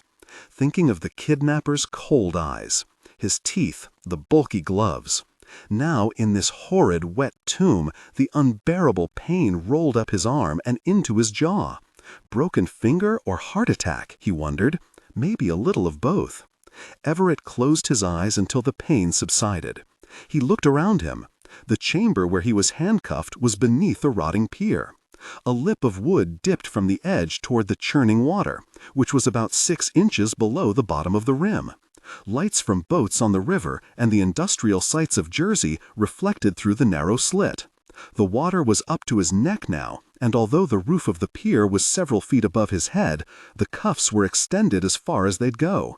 The pain swept up from his finger again, and Everett's head roared with the agony and dipped toward the water as he passed out. A noseful of water and the racking cough that followed revived him. Then the moon tugged the plane of water slightly higher, and with a sodden gulp, the chamber was sealed off from the river outside. The room went dark. He was aware of the sounds of groaning waves, and his own moaning from the pain. He knew he was dead, knew he couldn't keep his head above the greasy surface for more than a few minutes. He closed his eyes, pressed his face against the slick black column. 21. All the way downtown, Sachs, Rhyme's voice clattered from the radio. She punched the accelerator of the RRV, red lights flashing, as they screamed downtown along the West Side Highway. Ice cool, she goosed the wagon up to 80. Okay, whoa, said Jerry Banks, counting down. 23rd Street, 20th, the skidding jog at the 14th Street garbage barge dock. As they roared through the village, the meatpacking district, a semi pulled out of a side street directly into her path. Instead of braking, she nudged the wagon over the center curb, like a steeplechaser, drawing breathless oaths from Banks and a wail from the air horn of the big white, which jackknifed spectacularly. Oops, said Amelia Sachs, and swung back into the southbound lane. To Rhyme, she added, say again, missed that. Rhyme's tinny voice popped through her earphones. Downtown is all I can tell you, until we figure out what the leaf means. We're coming up on Battery Park City. 25 minutes to high tide, Banks called. Maybe Delray's team could get the exact location out of him. They could drag Mr. 823 into an alley somewhere with a bag of apples. Nick had told her that was the way they topped perps into cooperating. Whack 'em in the gut with a bag of fruit. Really painful. No marks. When she was growing up, she wouldn't have thought cops did that. Now she knew different. Banks tapped her shoulder. There, a bunch of old piers. Rotten wood, filthy, spooky places. They skidded to a stop and climbed out, running toward the water. You there, Rhyme? Talk to me, Sachs. Where are you? A pier just north of Battery Park City. I just heard from Lon on the east side. He hasn't found anything. It's hopeless, she said. There are a dozen piers, then the whole promenade, and the fireboat house and ferry docks, and the pier at Battery Park. We need ESU. We don't have ESU, Sachs. They're not on our side anymore. 20 minutes to high tide. Her eyes darted along the waterfront. Her shoulders sagged with helplessness. Hand on her weapon, she sprinted to the river, Jerry Banks not far behind. Get me something on that leaf, Mel. A guess, anything, wing it. Fidgeting, Cooper looked from the microscope to the computer screen. 8,000 varieties of leafy plants in Manhattan. It doesn't fit the cell structure. It's old, Rhyme said. How old? Cooper looked at the leaf again. Mummified. I'd put it at 100 years, little less maybe. What's gone extinct in the last 100 years? Plants don't go extinct in an ecosystem like Manhattan. They always show up again. A ping in Rhyme's mind. He was close to remembering something. He both loved and hated this feeling. He might grab the thought like a slow pop-up fly, or it might vanish completely, leaving him with only the sting of lost inspiration. 16 minutes to high tide. What was the thought? He grappled with it, closed his eyes. Pier, he was thinking. The Vicks under a pier. What about it? Think. Pier. Ships. Unloading. Cargo. Unloading cargo. His eyes snapped open. Mel, is it a crop? Oh, hell. I've been looking at general horticulture pages, not cultivated crops. He typed for what seemed like hours. Well, hold on. Here's a list of the encoded binaries. He scanned it. Alfalfa, barley, beets, corn, oats, tobacco. Tobacco! Try that. Cooper double-clicked his mouse and the image slowly unfurled on the screen. That's it, the World Trade Towers, Rhyme announced. The land from their north used to be tobacco plantations. Thom, the research for my book, I want the map from the 1740s, and that modern map Bohaman was using for the asbestos cleanup sites. Put them up there on the wall, next to each other. The aide found the old map in Rhyme's files. He taped them both onto the wall near his bed. Crudely drawn, the older map showed the northern part of the settled city, a cluster on the lower portion of the isle, covered with plantations. There were 3 commercial wharves along the river, which was then called not the Hudson, but the West River. Rhyme glanced at the recent map of the city. The farmland was gone, of course, as were the original wharves, but the contemporary map showed an abandoned wharf in the exact location of one of the tobacco exporters' old piers. Rhyme strained forward, struggling to see the street name it was near. He was about to shout for Thom to come hold the map closer when, from downstairs, he heard a loud snap and the door crashed inward. Glass shattered. Thom started down the stairs. I want to see him, the terse voice filled the hallway. The aide began. No, not in a minute, not an hour, but right fucking now. Mel, Rhyme whispered, ditch the evidence, shut the systems down. But do it! Rhyme shook his head violently, dislodging the headset microphone. It fell onto the side of the clinitron. Footsteps pounded up the stairs. Thom did the best he could to stall, but the visitors were 3 federal agents, and 2 of the 3 were holding large guns. Slowly, they backed him up the stairs. Bless him. Mel Cooper pulled apart a compound microscope in 5 seconds flat and was calmly replacing the components with meticulous care as the FBI crested the stairs and stormed into Rhyme's room. The evidence bags were stuffed under a table and covered with National Geographics. "Ah, Del Rey," Rhyme asked, "find our unsub, did you? Why didn't you tell us?" "Tell you what? That the fingerprint was bogus? No one asked me." "Bogus?" Cooper asked, mystified. "Well, it was a real print," Rhyme said, as if it were obvious, "but it wasn't the unsubs. Our boy needed a taxi to catch his fish with, so he met, what was his name?" "Victor Beatrice," Del Rey muttered, and gave the cabbie's history.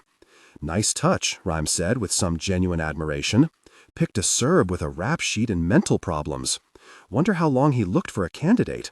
Anyway, 823 killed poor Mr. Beatrice and stole his cab. Cut off his finger. He kept it and figured if we were getting too close, he'd leave a nice, obvious print at a scene to throw us off. I guess it worked." Rhyme glanced at the clock. 14 minutes left. "How'd you know?" Del Rey glanced at the maps on Rhyme's wall, but, thank God, wasn't interested in them. The print showed signs of dehydration and shriveling. "Bet the body was a mess. And you found it in the basement, am I right? Where our boy likes to stow his victims." Del Rey ignored him and nosed around the room like a giant terrier. "Where you hidin' our evidence?" "Evidence? I don't know what you're talking about." "Say, did you break my door? Last time you walked in without knocking. Now you just kicked it in." "You know, Lincoln, I was thinking of apologizing to you for before." "That's big of you, Fred, but now I'm an inch away from collaring your ass." Rhyme glanced down at the microphone headset, dangling on the floor. He imagined Sachs' voice bleeding from the earphones. "Gimme that evidence, Rhyme. You don't realize what kind of pissy bad trouble you're in." "Thumb," Rhyme asked slowly, "Agent Del Rey startled me, and I dropped my Walkman headset. Could you hook it on the bed frame?" The aide didn't miss a beat. He rested the mic next to Rhyme's head, out of Del Rey's sight.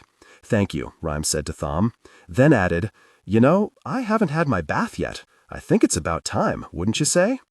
"I've been wondering when you were going to ask," said Thom, with the ability of a natural-born actor. "Come in, Rhyme. For Christ's sake, where are you?" Then she heard a voice in her headset, Thom's. It sounded stilted, exaggerated. Something was wrong. "I've got the new sponge," the voice said. "Looks like a good one," Rhyme answered. "Rhyme?" Sachs blurted. "What the hell's going on?" "Cost $17. It ought to be good." "I'm going to turn you over." More voices sounded through the earphone, but she couldn't make them out. Sachs and Banks were jogging along the waterfront, peering over the wharves into the gray-brown water of the Hudson. She motioned to Banks to stop, leaned away from the cramp below her breastbone, spit into the river, tried to catch her breath. Through the headset she heard, "Won't take long. You'll have to excuse us, gentlemen." "Well, we'll just wait, you don't mind." "I do mind," Rhyme said. "Can't I get a little privacy here?" "Rhyme, can you hear me?" Sachs called desperately. "What the hell was he doing?" "Nup, no privacy for them that steal evidence." "Del Rey!" He was in Rhyme's room. "Well, that's the end of it. It was a lot cleaner then, the water, I mean." A garbled transmission. He was breaking up. "Old pier. My favorite one's gone now. Used to be the home of the Hudson Dusters. That gang, you ever hear of 'em? In the 1890s. North of where Battery Park City is now." "You look bored. Tired of looking at a Crip's flabby ass? No? Suit yourself." "That pier was between Northmore and Chambers. I'd dive in, swim around the piers." "Northmore and Chambers!" Sachs shouted, spinning around. They'd missed it because they'd gone too far south. It was a quarter mile from where they were. She could see the brown, scabby wood, a large drain pipe backing up with tidal water. How much time was left? Hardly any. There was no way they could save him. She ripped the headset off and started sprinting to the car, Banks close behind. "Can you swim?" she asked. "Me? A lap or two at the Health and Racket Club." They'd never make it. Sachs stopped suddenly, spun around in a fast circle, gazing at the deserted streets. The water was nearly to his nose. A small wave washed over William Everett's face just as he inhaled, and the foul, salty liquid streamed into his throat. He began to choke, a deep, horrible sound. Racking. The water filled his lungs. He lost his grip on the pier piling and sank under the surface, stiffened and rose once more, then sank again. No, Lord, no, please don't. He shook the cuffs, kicked hard, trying to get some play, as if some miracle might happen and his puny muscles could bend the huge bolt he was cuffed to. Snorting water from his nose, swiping his head back and forth in panic. He cleared his lungs momentarily, neck muscles on fire, as painful as his shattered finger, from bending his head back to find the faint layer of air just above his face. He had a moment's respite, then another wave, slightly higher, and that was it. He couldn't fight any more. Surrender. Join Evelyn, say goodbye. And William Everett let go. He floated beneath the surface into the drecky water, full of junk and tendrils of seaweed. Then jerked back in horror. No, no, he was here, the kidnapper. He'd come back. Everett kicked to the surface, sneezing more water, trying desperately to get away. The man shone a brilliant light into Everett's eyes and reached toward him with a knife. No, no, it wasn't enough to drown him. He had to slash him to death. Without thinking, Everett kicked out toward him, but the kidnapper vanished under the water. And then, snap, Everett's hands were free. The old man forgot his placid goodbyes and kicked like hell to the surface, sucking sour air through his nose and ripping the tape from his mouth. Gasping, spitting the foul water. His head banged solidly into the underside of the oak pier, and he laughed out loud. Oh, God, God, God! Then another face appeared, also hooded, with another blindingly bright lamp attached, and Everett could just make out the NYPD emblem on the man's wetsuit. They weren't knives the men held, but metal cutters. One of them thrust a bitter rubber mouthpiece between Everett's lips, and he inhaled a dazzling breath of oxygen. The diver slipped his arm around him, and together they swam to the lip of the pier. Take a deep breath, we'll be out in a minute. He filled his narrow lungs to bursting and, eyes closed, sailed with the diver deep into the water, lit eerily by the man's yellow light. It was a short but harrowing trip, straight down, then up again through cloudy, flecked water. Once he slipped out of the diver's hands and they separated momentarily. But William Everett took the glitch in stride. After this evening, a solo swim in the choppy Hudson River was a piece of cake. She hadn't planned on taking a cab. The airport bus would have been fine. But Pammy was wired from too little sleep. They'd both been up since 5 that morning, and she was getting restless. The little girl needed to be in bed soon, tucked away with her blanket and her bottle of Hawaiian punch. Besides, Carol herself couldn't wait to get to Manhattan. She was just a skinny Midwest gal who'd never been farther east than Ohio in all her 41 years, and she was dying for her first look at the Big Apple. Carol collected her luggage and they started toward the exit. She checked to make sure she had everything they'd left Kate and Eddie's house with that afternoon. Pammy, Pooh, purse, blanket, suitcase, yellow knapsack. Everything accounted for. Her friends had warned her about the city. They'll hustle you, Eddie said. Purse snatchers, pickpockets, and don't play those card games on the street, maternal Kate had added. I don't play cards in my living room, Carol reminded her, laughing. Why am I going to start playing on the streets of Manhattan? But she appreciated their concern. After all, here she was, a widow with a 3-year-old, heading to the toughest city on earth for the UN conference. More foreigners, hell, more people than she'd ever seen at one time. Carol found a payphone and called the Residence Hotel to check on their reservations. The night manager said the room was ready and waiting for them.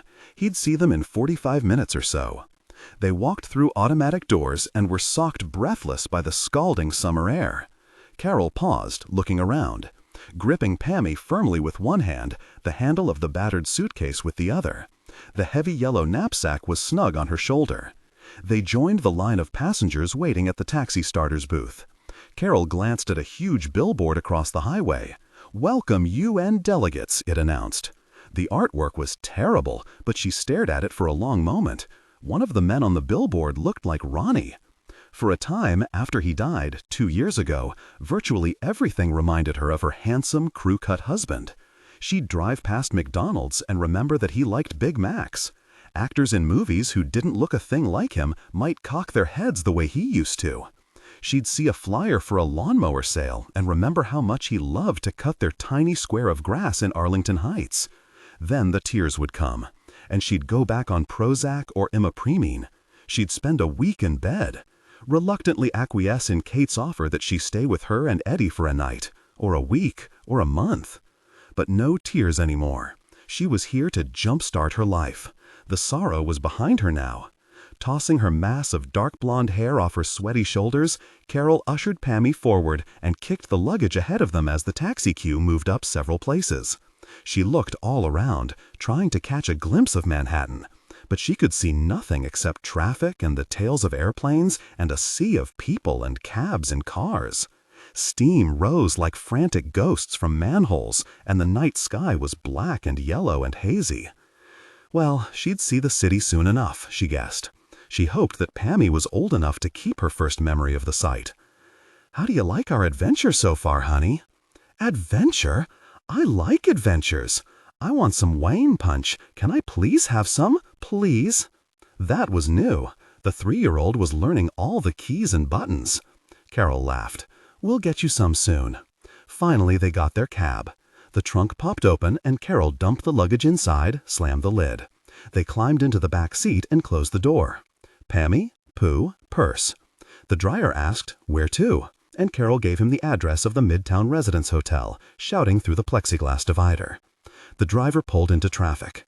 Carol sat back and settled Pammy on her lap. "Will we go past the UN?" she called. But the man was concentrating on changing lanes and didn't hear her. "I'm here for the conference," she explained. "The UN conference." Still no answer. She wondered if he had trouble with English. Kate had warned her that the taxi drivers in New York were all foreigners. "Taking American jobs," Eddie grumbled, "but don't get me started on that." She couldn't see him clearly through the scuffed divider. Maybe he just doesn't want to talk. They swung onto another highway, and, suddenly, there it was in front of her, the jagged skyline of the city. Brilliant, like the crystals that Kate and Eddie collected. A huge cluster of blue and gold and silver buildings in the middle of the island, and another cluster way to the left. It was bigger than anything Carol had ever seen in her life, and for a moment, the island seemed like a massive ship. "Look, Pammy, that's where we're going. Is that beautiful or what?" A moment later, though, the view was cut off as the driver turned off the expressway and made a fast turn at the bottom of the ramp. Then they were moving through hot, deserted streets lined with dark brick buildings. Carol leaned forward. "Is this the right way to the city?" Again, no answer. She rapped hard on the plexiglass. "Are you going the right way? Answer me! Answer me!" "Mommy, what's wrong?" Pammy said and started to cry. "Where are you going?" Carol shouted. But the man just kept driving, leisurely, stopping at all the red lights, never going over the speed limit. And when he pulled into the deserted parking lot behind a dark, abandoned factory, he made sure he signaled properly. Oh no, no! He pulled on a ski mask and climbed from the cab. Walking to the back, he reached for the door. But he hesitated and his hand dropped. He leaned forward, face against the window, and tapped on the glass. Once, twice, 3 times, getting the attention of lizards in the reptile room at a zoo. He stared at the mother and daughter for a long moment before he opened the door. 22. "How'd you do it, Sachs?" Standing beside the pungent Hudson River, she spoke into her stock mic. "I remembered seeing the fireboat station at Battery Park. They scrambled a couple divers and were at the pier in about 3 minutes. Man, you should have seen that boat move. I want to try one of those someday." Rhyme explained to her about the fingerless cabbie. "Son of a bitch," she said, clicking her tongue in disgust. "The weasel tricked us all." "Not all of us," Rhyme reminded her coyly. "So Delray knows I boosted the evidence. Is he looking for me?" He said he was heading back to the federal building. Probably to decide which one of us to color first. How's the scene there, Sachs? Pretty bad, she reported. He parked on gravel, so no footprints. But it's worse than that. The tide backed out of this big drain pipe and where he parked underwater. Hell, Rhyme muttered. No trace, no prints, no nothing. How's the Vic? Not so good. Exposure, broken finger. He's had heart problems. They're going to keep him in the hospital for a day or 2. Can he tell us anything? Sachs walked over to Banks, who was interviewing William Everett. He wasn't big, the man said matter-of-factly, carefully examining the splint the medic was putting on his hand. And he wasn't really strong, not a muscle man, but he was stronger than me. I grabbed him, and he just pulled my hands away. Description? Banks asked. Everett recounted the dark clothes and ski mask. That was all he could remember. One thing I should tell you, Everett held up his bandaged hand, he's got a mean streak. I grabbed him, like I said. I wasn't thinking. I just panicked. But he got real mad. That's when he busted my finger. Retaliation? Banks asked. I guess, but that's not the strange part. No? The strange part is he listened to it. The young detective had stopped writing, looked at Sachs. He held my hand against his ear, real tight, and bent the finger until it broke, like he was listening and liking it. Did you hear that rhyme? Yes, Tom's added it to our profile. I don't know what it means, though. We'll have to think about it. Any sign of the planted PE? Not yet. Grit it, Sachs. Oh, and get the Vic's clothes. I've already asked him. I rhyme. You all right? She heard a fit of coughing. The transmission was shut off momentarily. He came back on a moment later. You there, Rhyme? Everything okay? Fine, he said quickly. Get going. Walk the grid. She surveyed the scene, lit starkly by the ESU halogens. It was so frustrating. He'd been here. He'd walked on the gravel just a few feet away. But whatever PE he'd inadvertently left behind was lying inches below the surface of the dim water. She covered the ground slowly, back and forth. I can't see anything. The clues might have been washed away. No, he's too smart not to have taken the tide into account. They'll be on dry land somewhere. I've got an idea, she said suddenly. Come on down here. What? Work the scene with me, Rhyme? Silence. Rhyme, did you hear me? Are you talking to me? He asked. You look like De Niro. You can't act as good as De Niro, you know? That scene from Taxi Driver? Rhyme didn't laugh. He said, the lines are you looking at me? Not talking to me. Sachs continued unfazed. Come on down, work the scene with me. I'll spread my wings. No, better yet, I'll project myself there. Telepathy, you know? Quit joking. I'm serious. We need you. I can't find the planted clues. But they'll be there. You just have to try a little harder. I've walked the entire grid twice. Then you've defined the perimeter too narrowly. Add another few feet and keep going. 823's not finished yet, not by a long shot. You're changing the subject. Come on down and help me. How? Rhyme asked. How am I supposed to do that? I had a friend who was, she began. And you mean he was a crip? Rhyme corrected, softly but firmly. She continued, his aide had put him into this fancy wheelchair every morning, and he drove himself all over the place, to the movies, to those chairs. Rhyme's voice sounded hollow. They don't work for me. She stopped speaking. He continued, the problem's how I was injured. It'd be dangerous for me to be in a wheelchair. It could, he hesitated, make things worse. I'm sorry, I didn't know. After a moment he said, of course you didn't. Blew that one. Oh boy, brother. But Rhyme didn't seem any the worse for her faux pas. His voice was smooth, unemotional. Listen, you've got to get on with the search. Our unsub's making it trickier, but it won't be impossible. Here's an idea. He's the underground man, right? Maybe he buried them. She looked over the scene. Maybe there. She saw a mound of earth and leaves in a patch of tall grass near the gravel. It didn't look right. The mound seemed too assembled. Sachs crouched beside it, lowered her head, and, using the pencils, began to clear away leaves. She turned her face slightly to the left and found she was staring at a rearing head, bared fangs. Jesus Lord, she shouted, stumbling backwards, falling hard on her butt, scrambling to draw her weapon. No, Rhyme shouted. You all right? Sachs drew a target and tried to steady the gun with very unsteady hands. Jerry Banks came running up, his own Glock drawn. He stopped. Sachs climbed to her feet, looking at what was in front of them. Man, Banks whispered. It's a snake well. A snake skeleton, Sachs told Rhyme. A rattlesnake. Fuck. Holstered the Glock.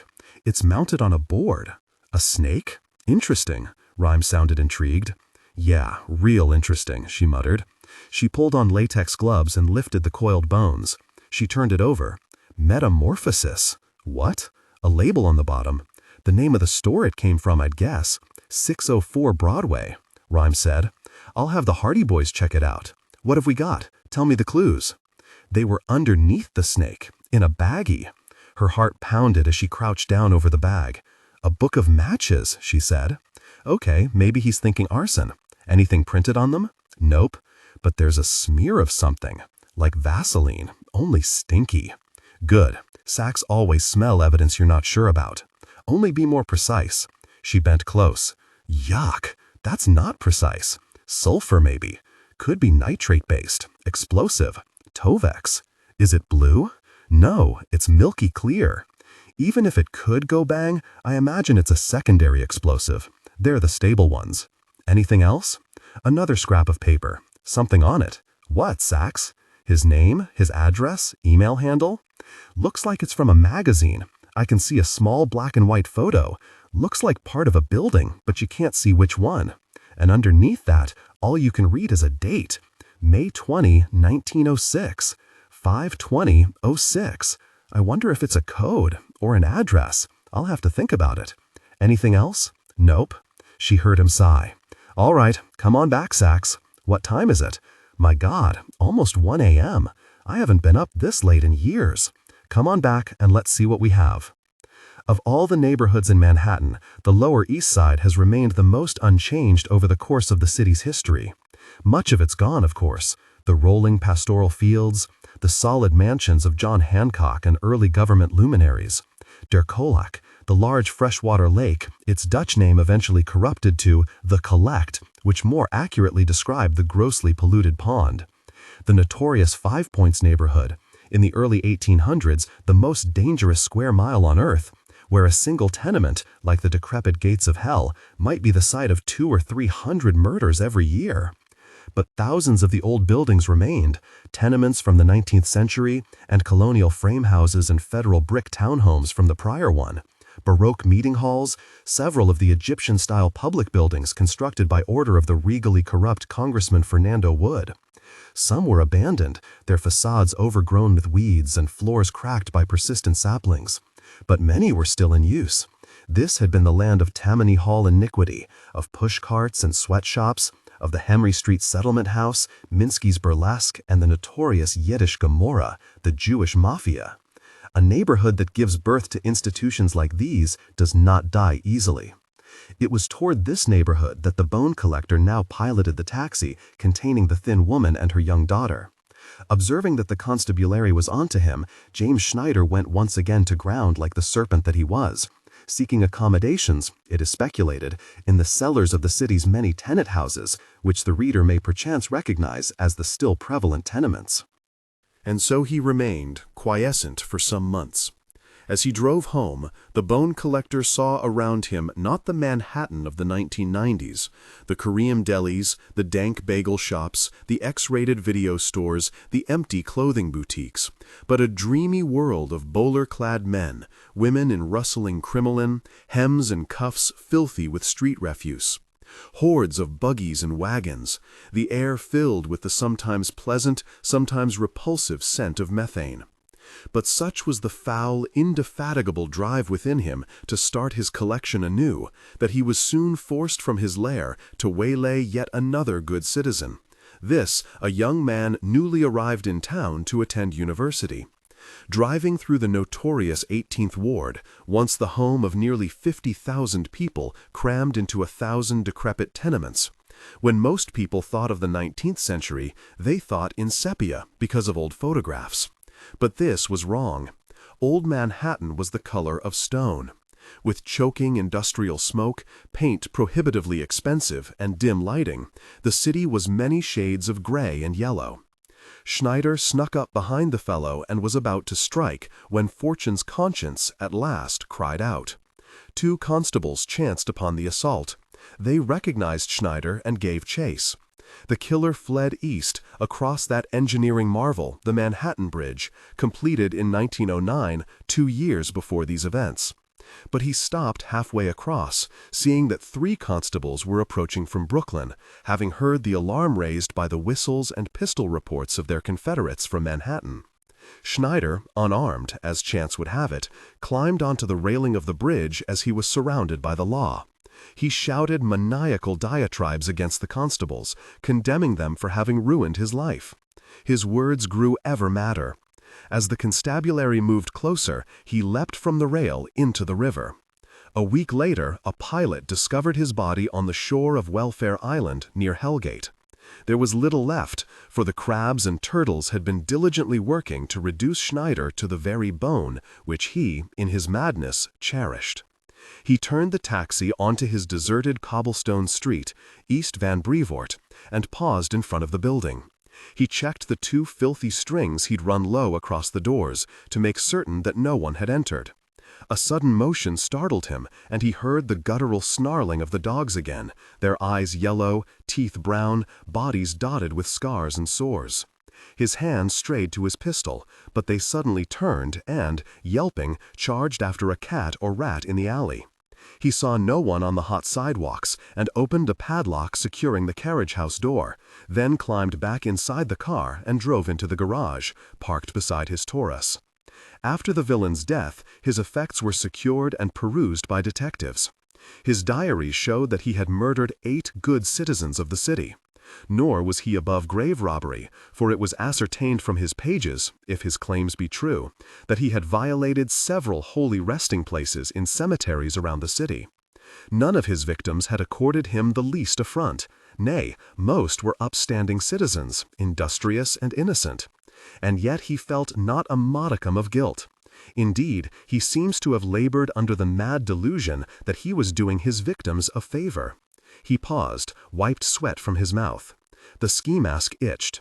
He dragged the woman and her daughter out of the trunk and through the garage. She was strong and fought hard. At last he managed to get the cuffs on them. "You prick," she howled. "Don't you dare touch my daughter. You touch her and I'll kill you." He gripped her hard around the chest and taped her mouth. Then he did the little girl's too.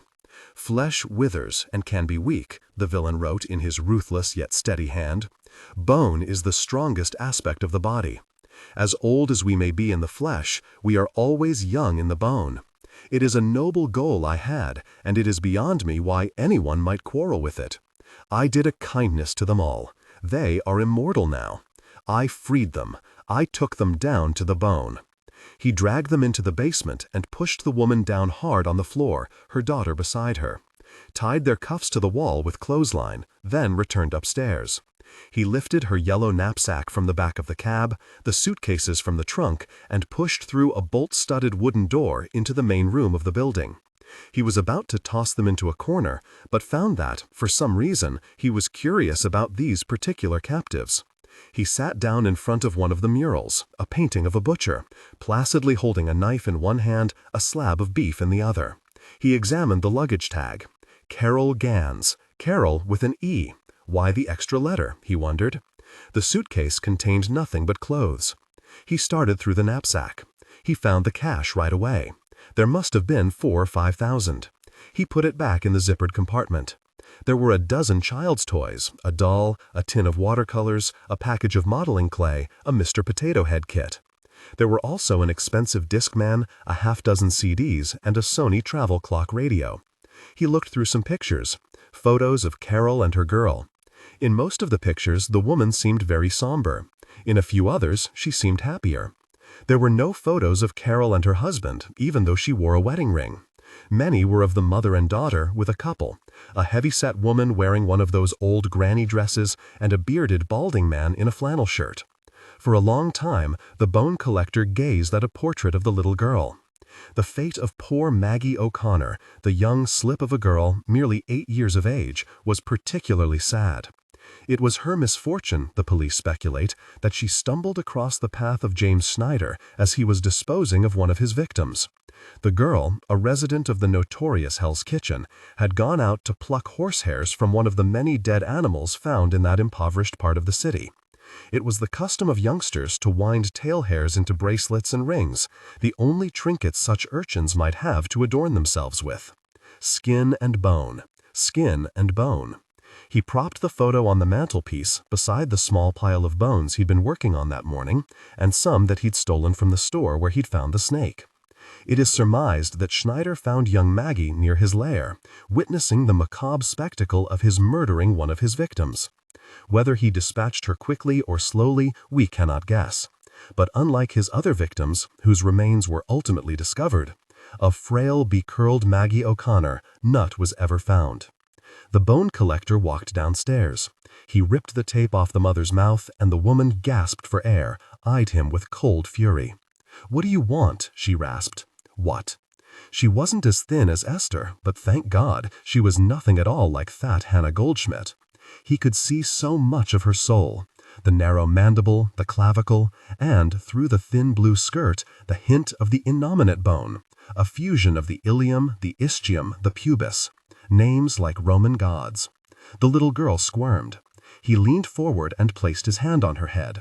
Skulls don't grow from a single piece of bone, but from 8 separate ones, and the crown rises up like the triangular slabs of the Astrodome roof. He touched the girl's occipital bone, the parietal bones of the cap of the skull, and 2 of his favorites, the sensuous bones around the eye socket, the sphenoid and the ethmoid. "Stop it!" Carol shook her head, furious. "Keep away from her." "Shh," he said, holding his gloved finger to his lips. He looked at the little girl, who cried and pressed close to her mother. "Maggie O'Connor," he cooed, looking at the shape of the girl's face. "My little Maggie." The woman glared at him. "You were in the wrong place at the wrong time, child. What did you see me do? Young in the bone? What are you talking about?" Carol whispered. He turned his attention to her. The bone collector had always wondered about Maggie O'Connor's mother. "Where's your husband?" "He's dead," she spat out, then glanced at the little girl and said more softly, "He was killed 2 years ago. Look, just let my daughter go. She can't tell them anything about you. Are you listening to me? What are you doing?" He gripped Carol's hands and lifted them. He fondled the metacarpals of the wrists, the phalanges, the tiny fingers, squeezing the bones.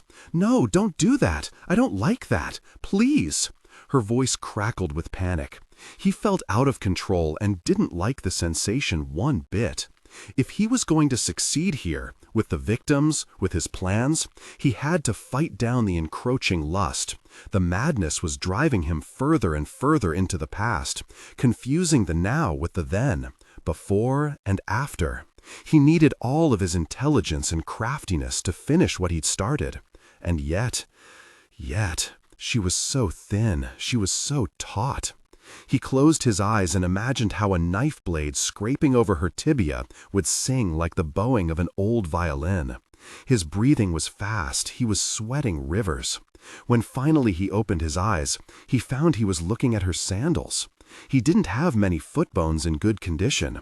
The homeless people he'd been preying on in the past months, well, they'd suffered from rickets and osteoporosis. Their toes were impacted by badly fitting shoes. "I'll make a deal with you," he heard himself saying. She looked down at her daughter, wriggled closer to her. "I'll make a deal. I'll let you go if you let me do something." "What?" Carol whispered.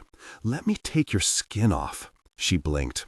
He whispered, "Let me, please? A foot, just one of your feet. If you do that, I'll let you go." "What?" "Down to the bone." She gazed at him with horror, swallowed. What would it matter, he thought. She was so nearly there anyway, so thin, so angular. Yes, there was something different about her, different from the other victims. He put the pistol away and took the knife out of his pocket, opened it with a startling click. She didn't move. Her eyes slid to the little girl, back to him. "You'll let us go?" He nodded. "You haven't seen my face. You don't know where this place is." A long moment. She stared around her at the basement. She muttered a word, a name, he thought, Ron or Rob. And with her eyes firmly on his, she extended her legs and pushed her feet toward him. He slipped her shoe off the right foot. He took her toes, kneaded the fragile twigs. She leaned back, the cables of her tendons rising beautifully from her neck, her eyes squeezed shut. He caressed her skin with the blade, a firm grip on the knife. She closed her eyes, inhaled, and gave a faint whimper. "Go ahead," she whispered, and turned the girl's face away, hugged her tightly. The bone collector imagined her in a Victorian outfit, crinoline and black lace. He saw the three of them, sitting together at Delmonico's or strolling down Fifth Avenue. He saw little Maggie with them, dressed in frothy lace, rolling a hoop with a stick as they walked over the canal bridge. Then and now. He nestled the stained blade in the arch of her foot. "Mommy!" the girl screamed. Something popped within him. For a moment he was overwhelmed with revulsion at what he was doing, at himself. No, he couldn't do it, not to her. Esther or Hannah, yes, or the next one, but not her. The bone collector shook his head sadly and touched her cheekbone with the back of his hand. He slapped the tape over Carol's mouth again and cut the cord binding her feet. "Come on," he muttered. She struggled fiercely, but he gripped her head hard and pinched her nostrils till she passed out. Then he hefted her over his shoulder and started up the stairs, carefully lifting the bag that sat nearby. Very carefully. It was not the sort of thing he wanted to drop. Up the stairs, pausing only once to look at young, curly-haired Maggie O'Connor, sitting in the dirt, looking hopelessly up at him. 23. He snagged them both in front of Rhymes' townhouse, quick as the coiled snake that Jerry Banks was carrying at his side like a souvenir from Santa Fe. Del Rey and 2 agents stepped from an alley. He announced casually, "Got some news, honey dear. You're under arrest for the theft of evidence under custodial care of the U.S. government." Lincoln Rhyme had been wrong. Del Rey hadn't made it to the federal building after all. He'd been staking out Rhyme's digs. Banks rolled his eyes. "Chill out, Del Rey. We saved the Vicks. And a mighty good thing you did, Sonny. If you hadn't, we were going to bring you up on homicide. But we saved him," Sachs said, "and you didn't. Thanks for that snappy recap, officer. Hold your wrists out. This is bullshit. Cuff this young lady," the chameleon said dramatically to a burly agent beside him. She began, "We found more clues, Agent Del Rey. He's got another one, and I don't know how much time we have. Oh, and invite that there boy to our party, too." Del Rey nodded to Banks, who turned to the woman FBI agent approaching him and seemed to be thinking of decking her. Del Rey said a cheerful, "No, no, no, you don't wanna." Banks reluctantly held out his hands. Sachs, angry, offered the agent a cold smile. "How was your trip to Morningside Heights?" "He still killed that cabbie. Our pert boys are crawling over that house now like beetles on dung. And that's all they're going to find," Sachs said. "This unsub knows crime scenes better than you and I do." "Downtown," Del Rey announced, nodding at Sachs, who winced as the cuffs ratcheted tight around her wrists. "We can save the next one, too. If you know what you got, Officer Sachs? Take a guess. You got yourself the right to remain silent." "You got—" "All right," the voice called from behind them. Sachs looked around and saw Jim Poling striding along the sidewalk. His slacks and dark sports shirt were rumpled. It looked as if he'd napped in them, though his bleary face suggested he hadn't slept in days. You could see a day's growth of beard, and his sandy hair was an unruly mess. Del Rey blinked uneasily, though it wasn't the cop he was troubled by, but the tall physique of the U.S. Attorney for the Southern District behind Poling. And, bringing up the rear, Sack Perkins. "Okay, Fred, let him go." From the U.S. Attorney. In the modulated baritone of an FM disc jockey, the chameleon said, "She stole evidence, sir. I just expedited some forensic analysis," Sachs said. "Listen," Del Rey began. "Nope," Poling said, completely in control now. "No temper tantrums. No, we're not listening." He turned to Sachs and barked, "But don't you try to be funny, no, sir." "Sorry, sir." The U.S. Attorney said to Del Rey, "Fred, you made a judgment call, and it went south. Facts of life." "It was a good lead," Del Rey said. "Well, we're changing the direction of the investigation," the U.S. Attorney continued. SAC Perkins said, "We've been conferencing with the director and with behavioral. We've decided that Detectives Rhyme and Celados's positioning is the approach to pursue. But my snitch was clear that something was going down at the airport. That's not the sort of thing he'd be wishy about." "It comes down to this, Fred," the U.S. Attorney said bluntly. "Whatever the fucker's up to, it was Rhyme's team that saved the Vicks." Del Rey's lengthy fingers folded into an uncertain fist, opened again. I appreciate that fact, sir. But Agent Delray, this a decision that has already been made. The glossy black face, so energized at the Federal Building when he was marshaling his troops, was now somber, reserved. For the moment, the hipster was gone. Yes, sir. This most recent hostage would have died if Detective Sachs here hadn't intervened, the U.S. Attorney said. That'd be Officer Sachs, she corrected. And it was mostly Lincoln Rhyme. I was his leg man, so to speak. The case is going back to the city, the U.S. Attorney announced. The Bureau's AT is to continue to handle terrorist informant liaison, but with reduced manpower. Anything they learn should be conveyed to Detectives Salido and Rhyme. Delray, you're going to put bodies at their disposal for any search and surveillance or hostage rescue effort, or anything else they might need. Got that? Yes, sir. Good. You want to remove those handcuffs from these officers now. Delray placidly unlocked the cuffs and slipped them into his pocket. He walked to a large van parked nearby. As Sachs picked up the evidence bag, she saw him standing by himself at the edge of a pool of streetlight, his index finger lifted, stroking the cigarette behind his car. She wasted a moment's sympathy on the Phoebe, then turned and ran up the stairs 2 at a time after Jerry Banks and his rattlesnake. I have it figured out. Well, almost. Sachs had just walked into Rhyme's room when he made this pronouncement. He was quite pleased with himself. Everything except the rattler and the glop. She delivered the new evidence to Mel Cooper. The room had been transformed yet again, and the tables were covered with new vials and beakers and pillboxes and lab equipment and boxes. It wasn't much compared to the Fed's headquarters, but to Amelia Sachs, it felt oddly like home. "Tell me," she said, "tomorrow's Sunday. Pardon my day's Sunday. He's going to burn down a church. How do you figure? The date. On the scrap of paper? What's it mean? You ever hear of the anarchists? Little Russians in trench coats carrying around those bombs that look like bowling balls," Banks said. "From the man who reads picture books," Rhyme commented dryly. "Your Saturday morning cartoon roots are showing, Banks." Anarchism was an old social movement calling for the abolition of government. One anarchist, Enrico Malatesta, his shtick was propaganda by deed. Translated, that means murder and mayhem. One of his followers, an American named Eugene Lockworthy, lived in New York. One Sunday morning, he bolted the doors of a church on the Upper East Side just after the service began and set the place on fire. Killed 18 parishioners. "And that happened on May 20, 1906? Sachs asked. "Yep." "I'm not going to ask how you figured that out." Rhyme shrugged. "Obvious. Our unsub likes history, right? He gave us some matches, so he's telling us he's planning arson. I just thought back to the city's famous fires. The Triangle Shirtwaist, Crystal Palace, the General Slocum excursion boat. I checked the dates. May 20th was the first Methodist church fire," Sachs asked. "But where? Same location as that church?" "Doubt it," Salido said. "There's a commercial high-rise there now. 823 doesn't like new places. I've got a couple men on it just in case, but we're sure he's going for a church. And we think," Rhyme added, "that he's going to wait till a service starts." "Why?" "For one thing, that's what Lockworthy did," Salido continued.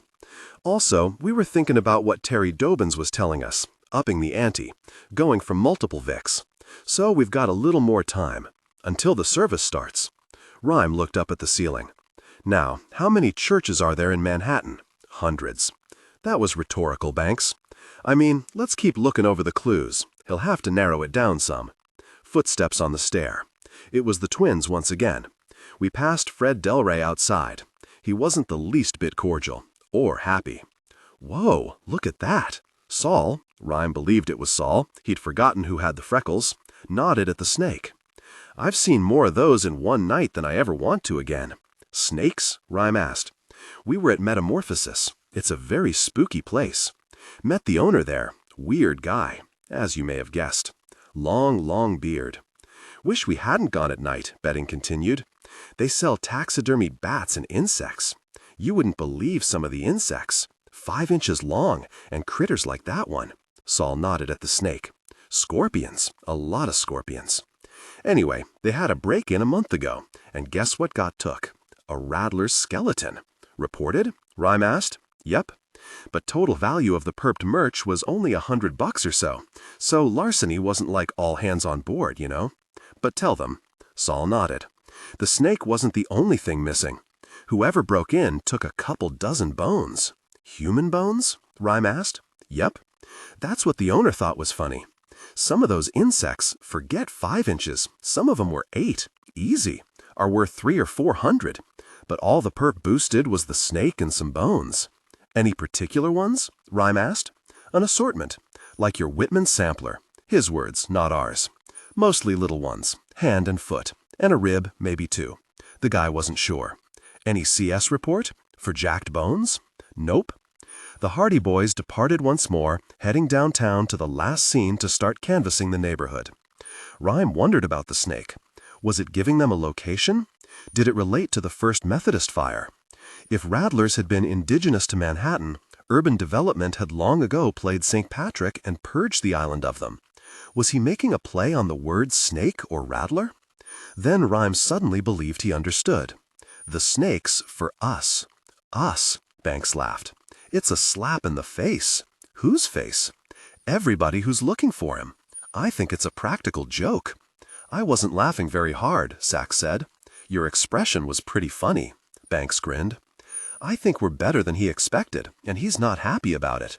He's mad and he's taken it out on us. Tom, add that to our profile if you would. He's mocking us. Salito's phone rang. He opened it and answered. Emma darlin', what you got? He nodded as he jotted notes, then looked up and announced. Rental car thefts. 2 Avises disappeared from their location in the Bronx in the past week, 1 in Midtown. They're out because the colors are wrong. Red, green, and white. No nationals. 4 Hertz were jacked.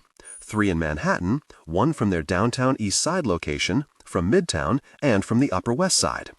There were 2 green, and this could be it, 1 tan. But a silver Ford got boosted from White Plains. That's my vote. Agree, Rhyme announced. White Plains. How do you know? Sachs asked. Manel said it could have been either beige or silver.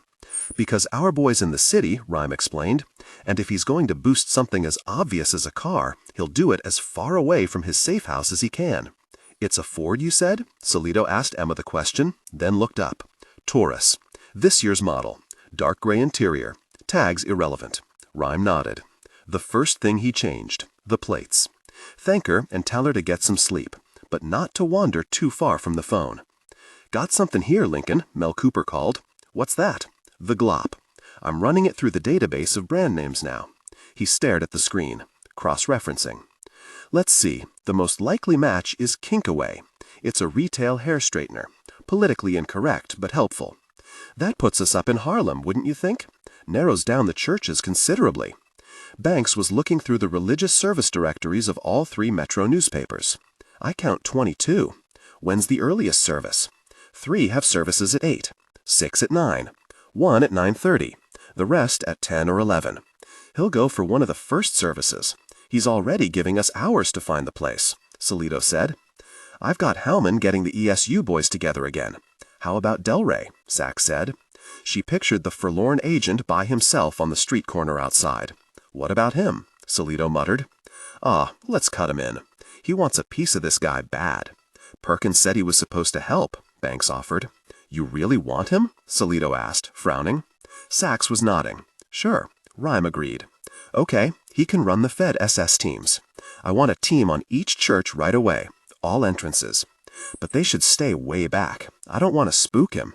Maybe we can nail him in the act. Salito took a phone call. He looked up, eyes closed. Jesus. Oh no, Rhyme muttered. The detective wiped his sweating face and nodded. Central got a 911 from the night manager at this place, the Midtown Residence Hotel. Woman and her little girl called him from LaGuardia, said they were just about to get a cab. That was a while ago. They never showed up. With all the news about the nappings, he thought he should call. Her name's Carol Gans, from Chicago. Hell, Banks muttered. A little girl, too? Ought to just pull all the cabs off the streets till we nail his butt. Rhyme was drenched with weariness. His head raged. He remembered working a crime scene at a bomb factory. Nitroglycerin had bled out of some dynamite and seeped into an armchair Rhyme had to search for trace. Nitro gave you blinding headaches. The screen of Cooper's computer flickered. Email, he announced, and called up the message. He read the fine type. They've polarized all the samples of cello that ESU collected. They think the scrap we found in the bone at the Pearl Street scene was from a ShopRite grocery store. It's closest to the cello they use. Good, Rhyme called. He nodded at the poster. Cross off all the grocery stores but the ShopRites. What locations do we have?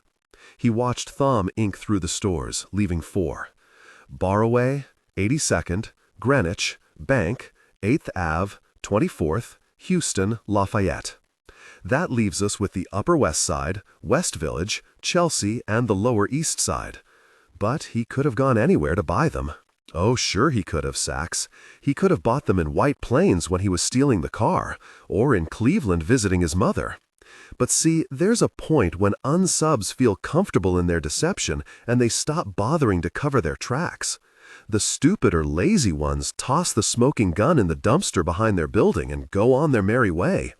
The smarter ones drop it in a bucket of spackle and pitch it into Hellgate. The brilliant ones sneak into a refinery and vaporize it in a 5,000-degree centigrade furnace. Our unsubs? Smart, sure. But he's like every other perp in the history of the world. He's got limits. I'm betting he thinks we won't have the time or inclination to look for him or his safe house because we'll be concentrating on the planted clues. And of course, he's dead wrong. This is exactly how we'll find him. Now, let's see if we can't get a little closer to his lair. Mel, anything in the Vic's clothes from the last scene? But the tidal water had washed away virtually everything from William Everett's clothing. You say they fought, Sachs? The unsub and this Everett? Wasn't much of a fight. Everett grabbed his shirt. Rhyme clicked his tongue. I must be getting tired. If I'd thought about it, I would have had you scrape under his nails. Even if he was underwater, that's one place. Here you go, she said, holding up 2 small plastic bags. You scraped? She nodded. But why are there 2 bags? Holding up one bag, then the other, she said. Left hand, right hand. Mel Cooper broke into a laugh. Even you never thought about separate bags for scraping, Lincoln. It's a great idea. Rhyme grunted. Differentiating the hands might have some marginal forensic value.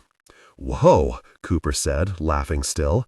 That means he thinks it's a brilliant idea, and he's sorry he didn't think of it first. The tech examined the scrapings. Got some brick here. There was no brick anywhere around the drain pipe or the field, Sachs said. It's fragments. But there's something attached to it. I can't tell what. Banks asked. Could it have come from the stockyard tunnel? There was a lot of brick there, right? All that came from Annie Oakley here, Rhyme said, nodding ruefully at Sachs. No, remember, the unsub left before she pulled out her 6-gun. Then he frowned, found himself straining forward. Mel, I want to see that brick. In the scope. Is there any way? Cooper looked over Rhyme's computer. I think we can rig something up. He ran a cable from the video output port on the compound scope to his own computer and then dug into a large suitcase. He pulled out a long, thick gray wire.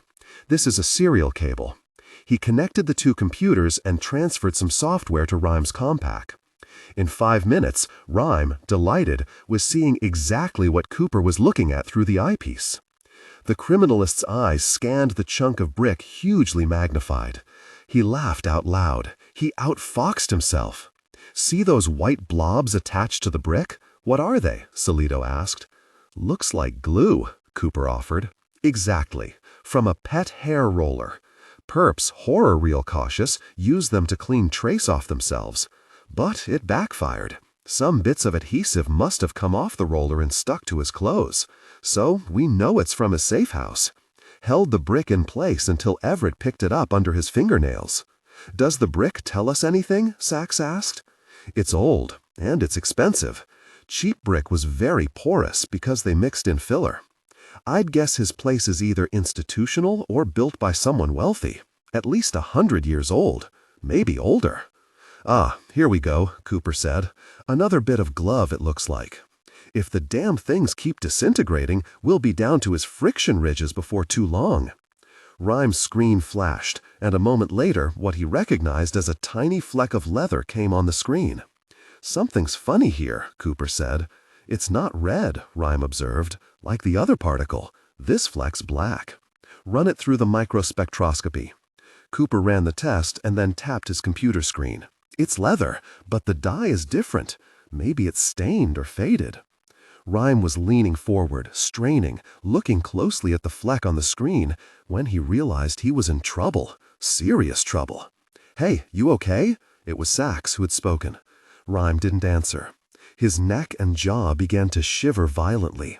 A feeling like panic rose from the crest of his shattered spine and moved up into his scalp. Then, as if a thermostat had clicked on, the chills and goosebumps vanished, and he began to sweat. Perspiration poured from his face and tickled frantically. "Thom," he whispered. "Thom, it's happening." Then he gasped as the headache seared through his face and spread along the walls of his skull. He jammed his teeth together, swayed his head, anything to stop the unbearable agony. But nothing worked. The light in the room flickered. The pain was so bad his reaction was to flee from it, to run flat out on legs that hadn't moved in years. "Lincoln," Salito was shouting. "His face?" Sachs gasped. "It's bright red."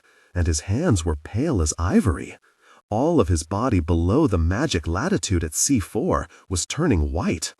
Rhyme's blood, on its phony, desperate mission to get to where it thought it was needed, surged into the tiny capillaries of his brain, expanding them, threatening to burst the delicate filaments. As the attack grew worse, Rhyme was aware of Thom over him, ripping the blankets off the clinitron. He was aware of Sachs stepping forward, her radiant blue eyes narrowed in concern. The last thing he saw before the blackness was the falcon pushing off the ledge on his huge wings, startled by the sudden flurry of activity in the room, seeking easy oblivion in the hot air over the empty streets of the city. 24. When Rhyme passed out, Salito got to the phone first. "Call 911 for EMS, Thom instructed. "Then hit that number there, speed dial. It's Pete Taylor, our spinal cord specialist." Salito made the calls. Thom was shouting, "I'll need some help here. Somebody." Sachs was closest. She nodded, stepped up to Rhyme. The aide had grabbed the unconscious man under the arms and pulled him higher up in bed. He ripped open the shirt and prodded the pale chest, saying, "Everybody else, if you could just leave us." Salito, Banks, and Cooper hesitated for a moment, then stepped through the doorway. Salito closed the door behind them. A beige box appeared in the aide's hands. It had switches and dials on the top, and sprouted a wire, ending in a flat disc, which he placed over Rhyme's chest and taped down. Phrenic nerve stimulator. It'll keep him breathing. He clicked on the machine. Tom slipped a blood pressure cuff onto Rhyme's alabaster white arm. Sachs realized with a start that his body was virtually wrinkle-free. He was in his 40s, but his body was that of a 25-year-old. Why is his face so red? It looks like he's going to explode. "He is," Tom said matter-of-factly, yanking a doctor's kit from underneath the bedside table. He opened it, then he continued to take the pressure. "Dysreflexia. All the stress today, mental and physical. He's not used to it. He kept saying he was tired. I know, and I wasn't paying careful enough attention. Shh, I have to listen." He plugged the stethoscope into his ears, inflated the cuff, and let the air out slowly. Staring at his watch, his hands were rock steady. Shit, diastolic's 125. Shit. Father in heaven, Sachs thought. He's going to stroke out. Tom nodded at the black bag. "Find the bottle of nifedipine, and open up one of those syringes." As she searched, Tom yanked down Rhyme's pajamas and grabbed a catheter from beside the bed, tore open its plastic wrapper too. He smeared the end with KY jelly and lifted Rhyme's pale penis, inserting the catheter gently but quickly into the tip.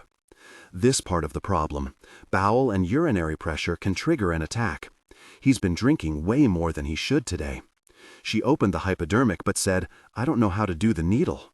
"I'll do it." He looked up at her.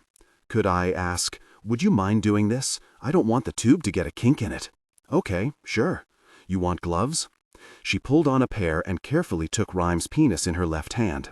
She held the tube in her right. It had been a long, long time since she'd held a man here.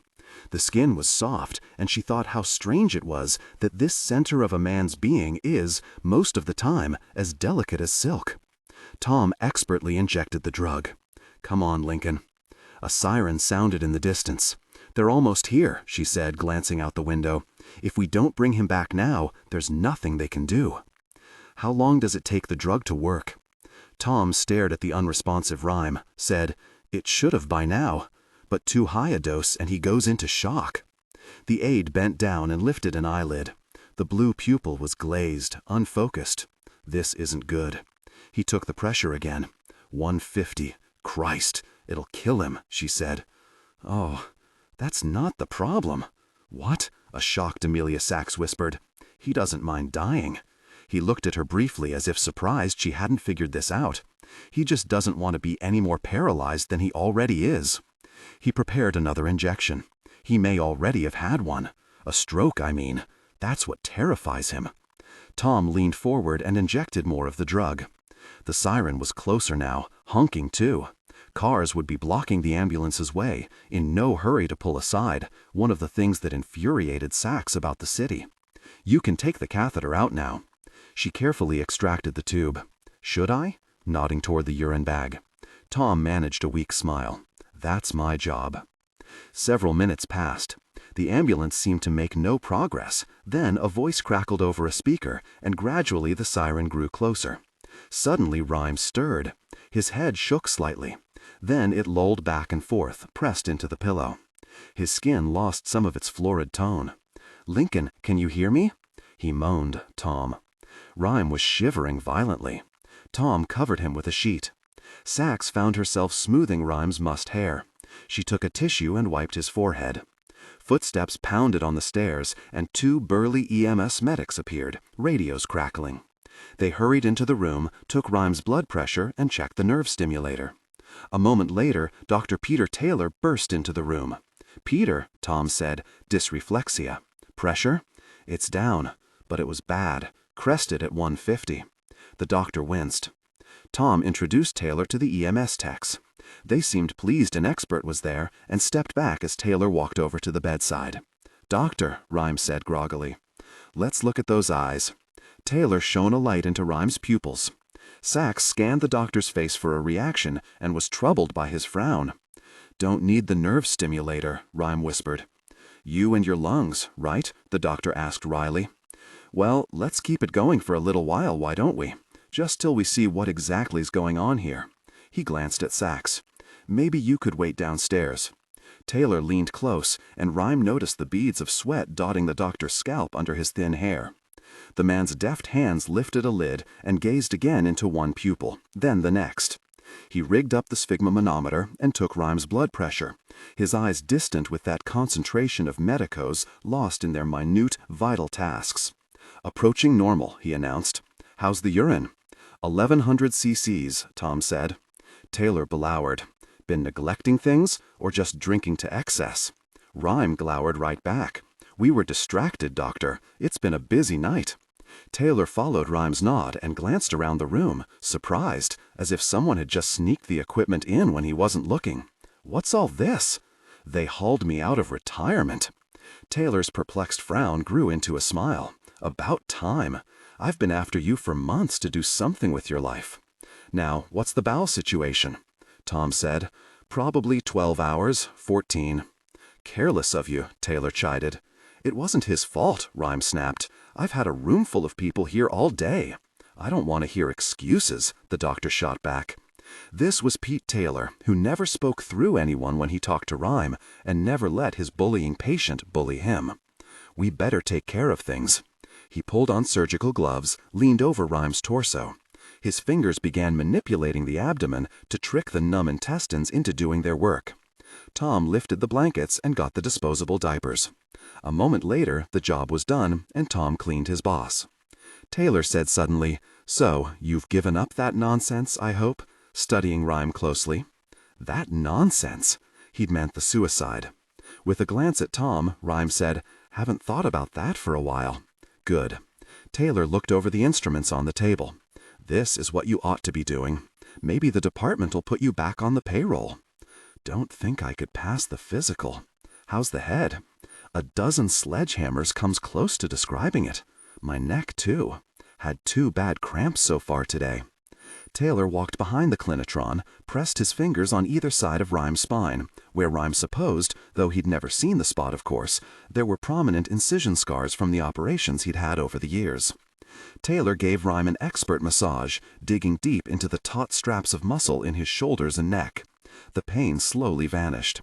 He felt the doctor's thumbs pause at what he guessed was the shattered vertebra. The spaceship, the stingray. "Someday they'll fix this," Taylor said. "Someday it'll be no worse than breaking your leg. You listen to me. I predict it." 15 minutes later, Peter Taylor came down the stairs and joined the cops on the sidewalk. "Is he all right?" Amelia Sachs asked anxiously. "The pressure's down. He needs rest mostly." The doctor, a plain-looking man, suddenly realized he was talking to a very beautiful woman. He smoothed his thinning gray hair and cast a discreet glance at her willowy figure. His eyes then went to the squad cars in front of the townhouse, and he asked, "What's the case he's helping you with?" Salito demurred, as all detectives will in the face of that question from civilians. But Sachs had guessed Taylor and Rhyme were close, so she said, "The kidnappings? Have you heard about them? The taxi driver case? It's on all the news." Good for him. Work is the best thing that could happen to him. He needs friends and he needs purpose. Tom appeared at the top of the stairs. He said, "Thanks, Pete." Well, he didn't actually say thanks. But he meant it. You know how he is. "Level with me, Taylor," asked, voice lower now, conspiratorial. "Is he still planning on talking to them?" And when Tom said, "No, he's not," something in his tone told Sachs that he was lying. She didn't know about what or what significance it might have, but it rankled. Planning on talking to them? In any case, Taylor seemed not to pick up on the aide's deceit. He said, "I'll come back tomorrow, see how he's doing." Tom said he'd appreciate it, and Taylor slung his bag over his shoulder and started up the sidewalk. The aide gestured to Salito. "He'd like to talk to you for a minute." The detective climbed the stairs quickly. He disappeared into the room, and a few minutes later he and Tom walked outside. Salito, solemn himself now, glanced at her. "Your turn," and nodded toward the stairs. Rhyme lay in the massive bed, hair mussed, face no longer red, hands no longer ivory. The room smelled ripe, visceral. There were clean sheets on the bed, and his clothes had been changed again. This time the pajamas were as green as Delray's suit. "Those are the ugliest PJs I've ever seen," she said.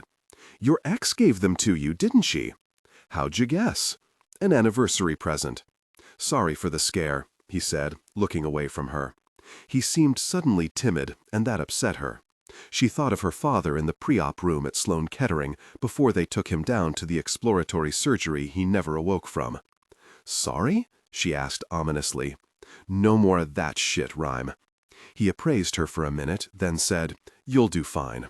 "We two?" "You and Lon. Mel too, of course, and Jim Pauling." "What do you mean?" "I'm retiring." "You're what?"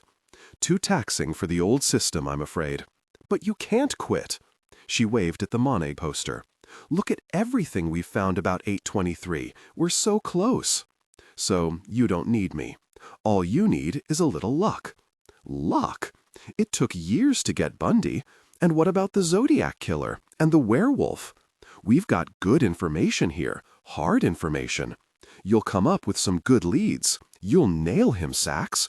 Your swan song before they lap you up into public affairs. I've got a feeling Unsub 823's getting cocky. They might even collar him at the church." "You look fine," she said after a moment, though he didn't. Rhyme laughed. Then the smile faded. "I'm very tired, and I hurt.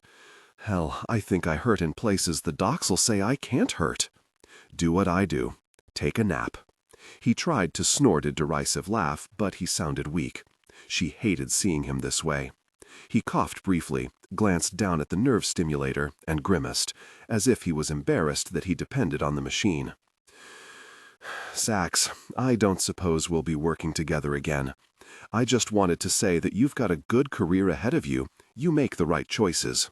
Well, I'll come back and see you after we snag his bad ass. I'd like that. I'm glad you were first officer yesterday morning. There's nobody else I'd rather have walked the grid with." "Lincoln," a voice said. She turned to see a man in the doorway. He looked around the room curiously, taking in all the equipment. "Been some excitement around here, looks like." "Doctor," Rhyme said, his face blossoming into a smile. "Please come in." He stepped into the room. "I got Tom's message. Emergency?" he said. "Dr. William Berger, this is Amelia Sachs." But Sachs could see she'd already ceased to exist in Lincoln Rhymes' universe. Whatever else was left to be said, and she felt there were some things, maybe many things, would have to wait. She walked through the door. Tom, who stood in the large hallway outside, closed the door behind her and, ever proper, paused, nodding for her to precede him. As Sachs walked out into the steamy night, she heard a voice from nearby. "Excuse me." She turned and found Dr. Peter Taylor standing by himself under a ginkgo tree. "Can I talk to you for a minute?" Sachs followed Taylor up the sidewalk a few doors. "Yes?" she asked. He leaned against a stone wall and gave another self-conscious swipe at his hair. Sachs recalled how many times she'd intimidated men with a single word or glance. She thought, as she often did, what a useless power beauty is. "You're his friend, right?" the doctor asked her. "I mean, you work with him, but you're a friend too." "Sure, I guess I am." "That man who just went inside, do you know who he is?" "Berger, I think. He's a doctor." "Did he say where he was from?" "No." Taylor looked up at Rhymes' bedroom window for a moment. He asked, "You know the Lethe Society?" "No. Oh, wait, it's a euthanasia group, right?" Taylor nodded. "I know all of Lincoln's doctors, and I've never heard of Berger. I was just thinking maybe he's with them." "What? Is he still talking to them?" So that's what the conversation was about. She felt weightless from the shock. Has he talked seriously about this before? Oh, yes, Taylor sighed, gazed into the smoky night sky. Oh, yes. Then glanced at her name badge. Officer Sachs. I've spent hours trying to talk him out of it. Days. But I've also worked with quads for years, and I know how stubborn they are. Maybe he'd listen to you. Just a few words. I was thinking, could you? Oh, God damn it, Rhyme, she muttered, and started down the sidewalk at a run, leaving the doctor in mid-sentence. She got to the front door of the townhouse just as Tom was closing it. She pushed past him. "Forgot my watchbook." "You're? Be right back." "You can't go up there. He's with his doctor." "I'll just be a second." She was at the landing before Tom started after her. He must have known it was a scam because he took the stairs 2 at a time. But she had a good lead and had shoved open Rhyme's door before the aide got to the top of the stairs. She pushed in, startling both Rhyme and the doctor, who was leaning against the table, arms crossed. She closed the door and locked it. Tom began pounding. Berger turned toward her with a frown of curiosity on his face. "Sachs," Rhyme blurted, "I have to talk to you." "What about?" "About you. Later." "How much later, Rhyme?" she asked sarcastically. "Tomorrow? Next week? What do you mean? You want me to schedule a meeting for maybe a week from Wednesday? Will you be able to make it then? Will you be around?" "Sachs, I want to talk to you. Alone." "No." "Then we'll do it the hard way." She stepped up to Berger. "You're under arrest. The charge is attempted assisted suicide." And the handcuffs flashed, click, click, snapping onto his wrists in a silver blur. She guessed the building was a church. Carol Gons lay in the basement, on the floor. A single shaft of cold oblique light fell on the wall, illuminating a shabby picture of Jesus and a stack of mildewy Golden Book Bible stories. A half-dozen tiny chairs, for Sunday school students, she guessed, were nested in the middle of the room. The cuffs were still on, and so was the gag. He'd also tied her to a pipe near the wall with a 4-foot-long piece of clothesline. On a tall table nearby, she could see the top of a large glass jug. If she could knock it off, she might use a piece of glass to cut the clothesline. The table seemed out of reach, but she rolled over onto her side and started to squirm, like a caterpillar, toward it. This reminded her of Pammy when she was an infant, rolling on the bed between herself and Ron. She thought of her baby, alone in that horrible basement, and started to cry. Pammy, poo, purse.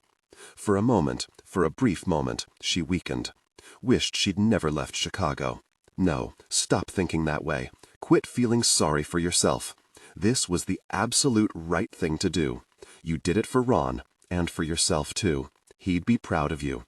Kate had told her that 1,000 times, and she believed it. Struggling once more. She moved a foot closer to the table. Groggy, couldn't think straight. Her throat stung from the terrible thirst, and the mold and mildew in the air. She crawled a little farther, then lay on her side, catching her breath, staring up at the table. It seemed hopeless.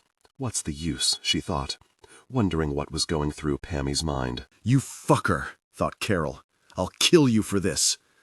She squirmed, trying to move farther along the floor. But instead, she lost her balance and rolled onto her back. She gasped, knowing what was coming. "No!" With a loud pop, her wrist snapped. She screamed through the gag, blacked out. When she came to a moment later, she was overwhelmed with nausea. No, no, no. If she vomited, she'd die. With the gag on, that would be it. Fight it down. Fight it. Come on. You can do it. Here I go. She retched once. Then again. No. Control it. Rising in her throat. Control it. And she did. Breathing through her nose, concentrating on Kate and Eddie and Pammy, on the yellow knapsack containing all her precious possessions, seeing it, picturing it from every angle. Her whole life was in there, her new life. "Ron, I don't want to blow it. I came here for you, honey." She closed her eyes, thought, breathed deep. In, out. Finally, the nausea subsided, and a moment later she was feeling better. And, though she was crying in pain from the snapped wrist, she managed to continue to caterpillar her way toward the table. 1 foot. 2. She felt a thump as her head collided with the table leg. She just managed to connect with it and couldn't move any farther. She swung her head back and forth and jostled the table hard. She heard the bottle slosh as it shifted on the tabletop. She looked up. A bit of the jug was showing beyond the edge of the table. Carol drew back her head and hit the table leg one last time. No! She'd knocked the leg out of reach. The jug teetered for a moment, but stayed upright. Carol strained to get more slack from the clothesline, but couldn't. Damn! Oh, damn! As she gazed hopelessly up at the filthy bottle, she realized it was filled with a liquid, and something floated inside. What is that? She scrunched her way back toward the wall a foot or two and looked up. It seemed like a light bulb inside. No, not a whole bulb, just the filament and the base, screwed into a socket. A wire ran from the socket out of the jug to one of those timers that turn the lights on and off when you're away on vacation. It looked like a bomb. Now she recognized the faintest whiff of gasoline. No, no! Carol began to squirm away from the table as fast as she could, sobbing in desperation. There was a filing cabinet by the wall. It'd give her some protection. She drew her legs up, then felt a chill of panic and unwound them furiously. The motion knocked her off balance. She realized, to her horror, that she was rolling onto her back once more. Oh, stop! Don't! She stayed poised, perfectly still, for a long moment, quivering as she tried to shift her weight forward. But then she continued to roll, collapsing onto her cuffed hand, her shattered wrist taking the weight of her body. There was a moment of incredible pain, and, mercifully, she fainted once more. 25. No way, Rhyme. You can't do it. Berger looked on uneasily. Rhyme supposed that in this line of work he'd seen all sorts of hysterical scenarios played out at moments like this. The biggest problem Berger'd have wasn't those wanting to die, but those who wanted everyone else to live. Thom pounded on the door. "Thom," Rhyme called, "it's all right, you can leave us." Then to Sachs, "We've said our farewells, you and me. It's bad form to ruin a perfect exit." "You can't do this!" Who'd blown the whistle? Pete Taylor, maybe? The doctor must have guessed that he and Thom are lying. Rhyme saw her eyes slip to the 3 items on the table. The gifts of the Magi, the brandy, the pills, and the plastic bag. Also, a rubber band, similar to the one Sachs still wore on her shoes. How many times had he come home from a crime scene to find Blaine staring at the bands on his shoes, horrified? "Everybody'll think my husband can't afford new shoes. He's keeping the soles on with rubber bands. Honestly, Lincoln." "Sachs, take the cuffs off the good doctor here. I'll have to ask you to leave one last time." She barked a fast laugh. "Excuse me, this a crime in New York? The DA could bootstrap it into murder he wanted to. Berger said, "I'm just having a conversation with a patient. That's why the charges only attempt, so far. Maybe we should run your name and prints through NCIC, see what we come up with." "Lincoln," Berger said quickly, alarmed. "I can't, get it worked out," Rhyme said. "Sachs, please." Feet apart, hands on trim hips, her gorgeous face imperious. "Let's go," she barked to the doctor. "Sachs, you have no idea how important this is. I won't let you kill yourself." "Let me?" Rhyme snapped. "Let me? And why exactly do I need your permission?" Berger said, "Miss Officer Sachs, it's his decision, and it's completely consensual. Lincoln's more informed than most of the patients I deal with." "Patients? Victims, you mean?" "Sachs," Rhyme blurted, trying to keep the desperation from his voice. "It's taken me a year to find someone to help me. Maybe because it's wrong. Ever consider that? Why now, Rhyme? Right in the middle of the case? If I have another attack and a stroke, I might lose all ability to communicate. I could be conscious for 40 years and completely unable to move. And if I'm not brain dead, nobody in the universe is going to pull the plug. At least now I'm still able to communicate my decisions. But why?" she blurted. "Why not?" Rhyme answered. "Tell me, why not?" Well, it seemed as if the arguments against suicide were so obvious she was having trouble articulating them. Because why, Sachs? For one thing, it's cowardly." Rhyme laughed. "Do you want to debate it, Sachs? Do you? Fair enough. Cowardly, you say. That leads us to Sir Thomas Browne. When life is more terrible than death, it's the truest valor to live. Courage in the face of insurmountable adversity. A classic argument in favor of living. But if that's true, then why anesthetize patients before surgery? Why sell aspirin? Why fix broken arms? Why is Prozac the most prescribed medicine in America? Sorry, but there's nothing intrinsically good about pain. But you're not in pain. And how do you define pain, Sachs? Maybe the absence of all feeling can be pain too. You can contribute so much. Look at all you know. All the forensics, all the history. The social contribution argument, that's a popular one." He glanced at Berger, but the medico remained silent.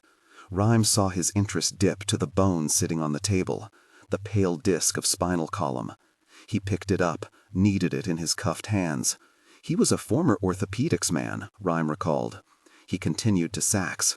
"But who says we should contribute anything to life? Besides, the corollary is I might contribute something bad. I might cause some harm, too. To myself or someone else. That's what life is."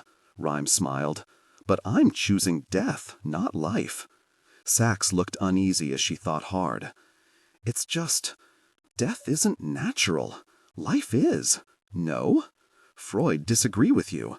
He gave up on the pleasure principle and came to feel that there was another force, a non-erotic primary aggression, he called it, working to unbind the connections we build in life. Our own destruction's a perfectly natural force. Everything dies. What's more natural than that?" Again, she worried a portion of her scalp. "All right," she said. "Life's more of a challenge to you than most people. But I thought, everything I've seen about you tells me you're somebody who likes challenges." "Challenges? Let me tell you about challenges. I was on a ventilator for a year. See the tracheostomy scar on my neck? Well, through positive pressure breathing exercises and the greatest willpower I could muster, I managed to get off the machine. In fact, I've got lungs like nobody's business. They're as strong as yours. In a C4 quad, that's one for the books, Sachs. It consumed my life for 8 months. Do you understand what I'm saying? 8 months just to handle a basic animal function. I'm not talking about painting the Sistine Chapel or playing the violin. I'm talking about fucking breathing. But you could get better.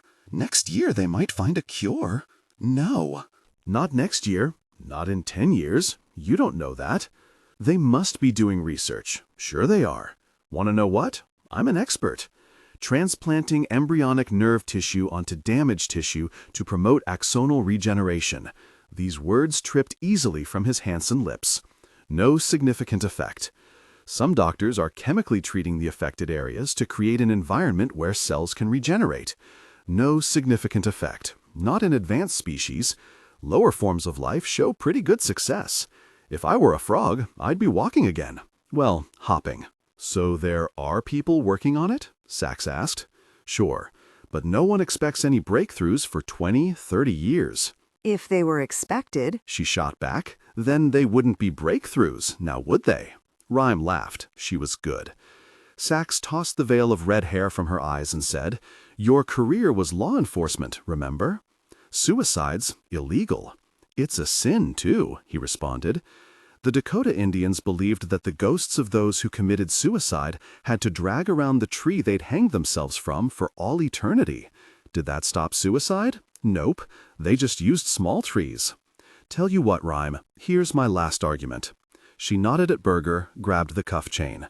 I'm taking him in and booking him. Refute that one. Lincoln, Berger said uneasily, panic in his eyes. Sachs took the doctor by the shoulder and led him to the door. No, he said, please, don't do this.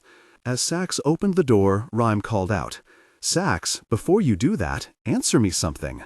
She paused, one hand on the knob. One question. She looked back. Have you ever wanted to? Kill yourself? She unlocked the door with a loud snap. He said, answer me. Sachs didn't open the door. She stood with her back to him. No, never. Are you happy with your life? As much as anybody. You're never depressed? I didn't say that. I said I've never wanted to kill myself. You like to drive, you were telling me. People who like to drive fast. You do, don't you? Yes, sometimes. What's the fastest you've done? I don't know. Over 80? A dismissing smile. Yes. Over 100? She gestured upward with her thumb. 110? 120? He asked, smiling in astonishment. Clocked at 168. My Sachs, you are impressive. Well, driving that fast, didn't you think that maybe, just maybe, something might happen? A rod or axle or something would break? A tire would blow? A spot of oil on the road? It was pretty safe. I'm not crazy. Pretty safe. But driving as fast as a small plane, well, that's not completely safe now, is it? You're leading the witness. No, I'm not. Stay with me. You drive that fast, you have to accept that you could have an accident and die, right? Maybe, she conceded. Berger, cuffed hands in front of him, looked on nervously as he kneaded the pale yellow disc of spinal column. So, you've moved close to that line, right? Ah, you know what I'm talking about. I know you do. The line between the risk of dying and the certainty of dying. See, Sachs, if you carry the dead around with you, it's a very short step over that line, a short step to joining them. She lowered her head and her face went completely still as the curtain of hair obscured her eyes. Giving up the dead, he whispered, praying she wouldn't leave with Berger, knowing he was so very close to pushing her over the edge. I touched a nerve there. How much of you wants to follow the dead? More than a little, Sachs. Oh, much more than a little. She was hesitating. He knew he was near her heart. She turned angrily to Berger, gripped him by the cuffs. Come on. Pushed through the door. Rhyme called, You know what I'm saying, don't you? Again she stopped. Sometimes things happen, Sachs. Sometimes you just can't be what you ought to be. You can't have what you ought to have. And life changes. Maybe just a little, maybe a lot. And at some point, it just isn't worth the fight to try to fix what went wrong. He watched them standing, motionless, in the doorway. The room was utterly silent. She turned and looked back at him. Death cures loneliness, Rhyme continued. It cures tension. It cures the itch. Just like she'd glanced at his legs earlier, he now gave a fast look at her torn fingers. She released Berger's cuffs and walked to the window. Tears glistened on her cheeks in the yellow radiance from the streetlights outside. Sachs, I'm tired, he said earnestly. I can't tell you how tired I am. You know how hard life is to start with. Pile on a whole mountain full of burdens. Washing, eating, crapping, making phone calls, buttoning shirts, scratching your nose. Then pile on 1,000 more, and more after that. He fell silent. After a long moment she said, I'll make a deal with you. What's that? She nodded toward the poster. 823's got that mother and her little girl. Help us save them. Just them. If you do that, I'll give him an hour alone with you. She glanced at Berger. Provided he gets the hell out of town afterwards. Rhyme shook his head. Sachs, if I have a stroke, if I can't communicate. If that happens, she said evenly, even if you can't say a word, the deal still holds. I'll make sure you have 1 hour together. She crossed her arms, spread her feet again, in what was now Rhyme's favorite image of Amelia Sachs. He wished he could have seen her on the railroad tracks that morning, stopping the train. She said, "That's the best I'll do." A moment passed. Rhyme nodded. "Okay, it's a deal." To Berger he said, "Monday? Okay, Lincoln, fair enough." Berger, still shaken, watched Sachs cautiously as she unlocked the cuffs, afraid, it seemed, that she might change her mind. When he was free, he walked quickly to the door. He realized he was still holding the vertebra, and returned, set it, almost reverently, next to Rhyme on the crime scene report for the first murder that morning. "Happier hogs in red Virginia mud," Sachs remarked, slouching in the squeaky rattan chair. Meaning Solido and Pauling, after she'd told them that Rhyme had agreed to remain on the case for another day. "Pauling particularly," she said. "I thought the little guy was going to hug me. Don't tell him I called him that. How are you feeling? You look better." She sipped some scotch and set the glass back on the bedside table, beside Rhyme's tumbler. "Not bad." Tom was changing the bedclothes. "You were sweating like a fountain," he said. "But only above my neck," Rhyme pointed out. "Sweating, I mean. That right?" Sachs asked. "Yep, that's how it works. Thermostat's busted below that. I never need any axial deodorant." "Axial?" "Pit," Rhyme snorted. "Armpit." "My first aid never said armpit. He'd say, 'I'm going to elevate you by your axials, Lincoln.' Oh, and if you feel like regurgitating, go right ahead, Lincoln." He called himself a caregiver. The word was actually on his resume. I have no idea why I hired him. "We're very superstitious, Sachs. We think calling something by a different name is going to change it. Unsub. Perpetrator. But that aide, he was just a nurse who was up to his own armpits in piss and puke, right, Thom? Nothing to be ashamed of. It's an honorable profession. Messy, but honorable. I thrive on mess. That's why I work for you. What are you, Thom? An aide or a caregiver? I'm a saint." Fast with the comebacks. And fast with the needle, too. He brought me back from the dead. Done it more than once. Rhyme was suddenly pierced with a fear that Sachs had seen him naked. Eyes fixed firmly on the unsub profile, he asked, "Say, do I owe you some thanks too, Sachs? Did you play Clara Barton here?" He uneasily waited for her answer. Didn't know how he could look at her again if she had. "Nup," Thom answered. "Saved you all been a lonesome. Didn't want any of these sensitive souls repulsed by the sight of your baggy rear end." "Thank you, Thom," he thought, then barked. "Now go away. We have to talk about the case, Sachs and me. You need some sleep." "Of course I do, but we still need to talk about the case. Good night, good night." After Thom left, Sachs poured some Macallan in a glass. She lowered her head and inhaled the smoky vapors. "Who snitched?" Rhyme asked. "Pete?" "Who?" she asked. "Dr. Taylor, the SCI man." She hesitated long enough for him to know that Taylor was the one. She said finally, "He cares about you." "Of course he does. That's the problem. I want him to care a little less. Does he know about Berger?" "He suspects." Rhyme grimaced. "Look, tell him that Berger's just an old friend. He—" "What?" Sachs exhaled slowly, as if shooting cigarette smoke through her pursed lips. "You not only want me to let you kill yourself, you want me to lie to the one person who could talk you out of it." "He couldn't talk me out of it," Rhyme responded. "Then why do you want me to lie?" He laughed. "Let's just keep Dr. Taylor in the dark for a few more days." "All right," she said. "Jesus, you're a tough person to deal with." He examined her closely. "Why don't you tell me about it?" "About what? Who's the dead?" "That you haven't given up? There's plenty of 'em. Such as, read the newspaper. Come on, Sachs." She shook her head, stared down at her scotch with a faint smile on her lips. "No, I don't think so." He put her silence down to reluctance about having an intimate conversation with someone she'd known only for one day. Which seemed ironic, considering she sat next to a dozen catheters, a tube of KY jelly, and a box of Depends. Still, he wasn't going to push it, and said nothing more.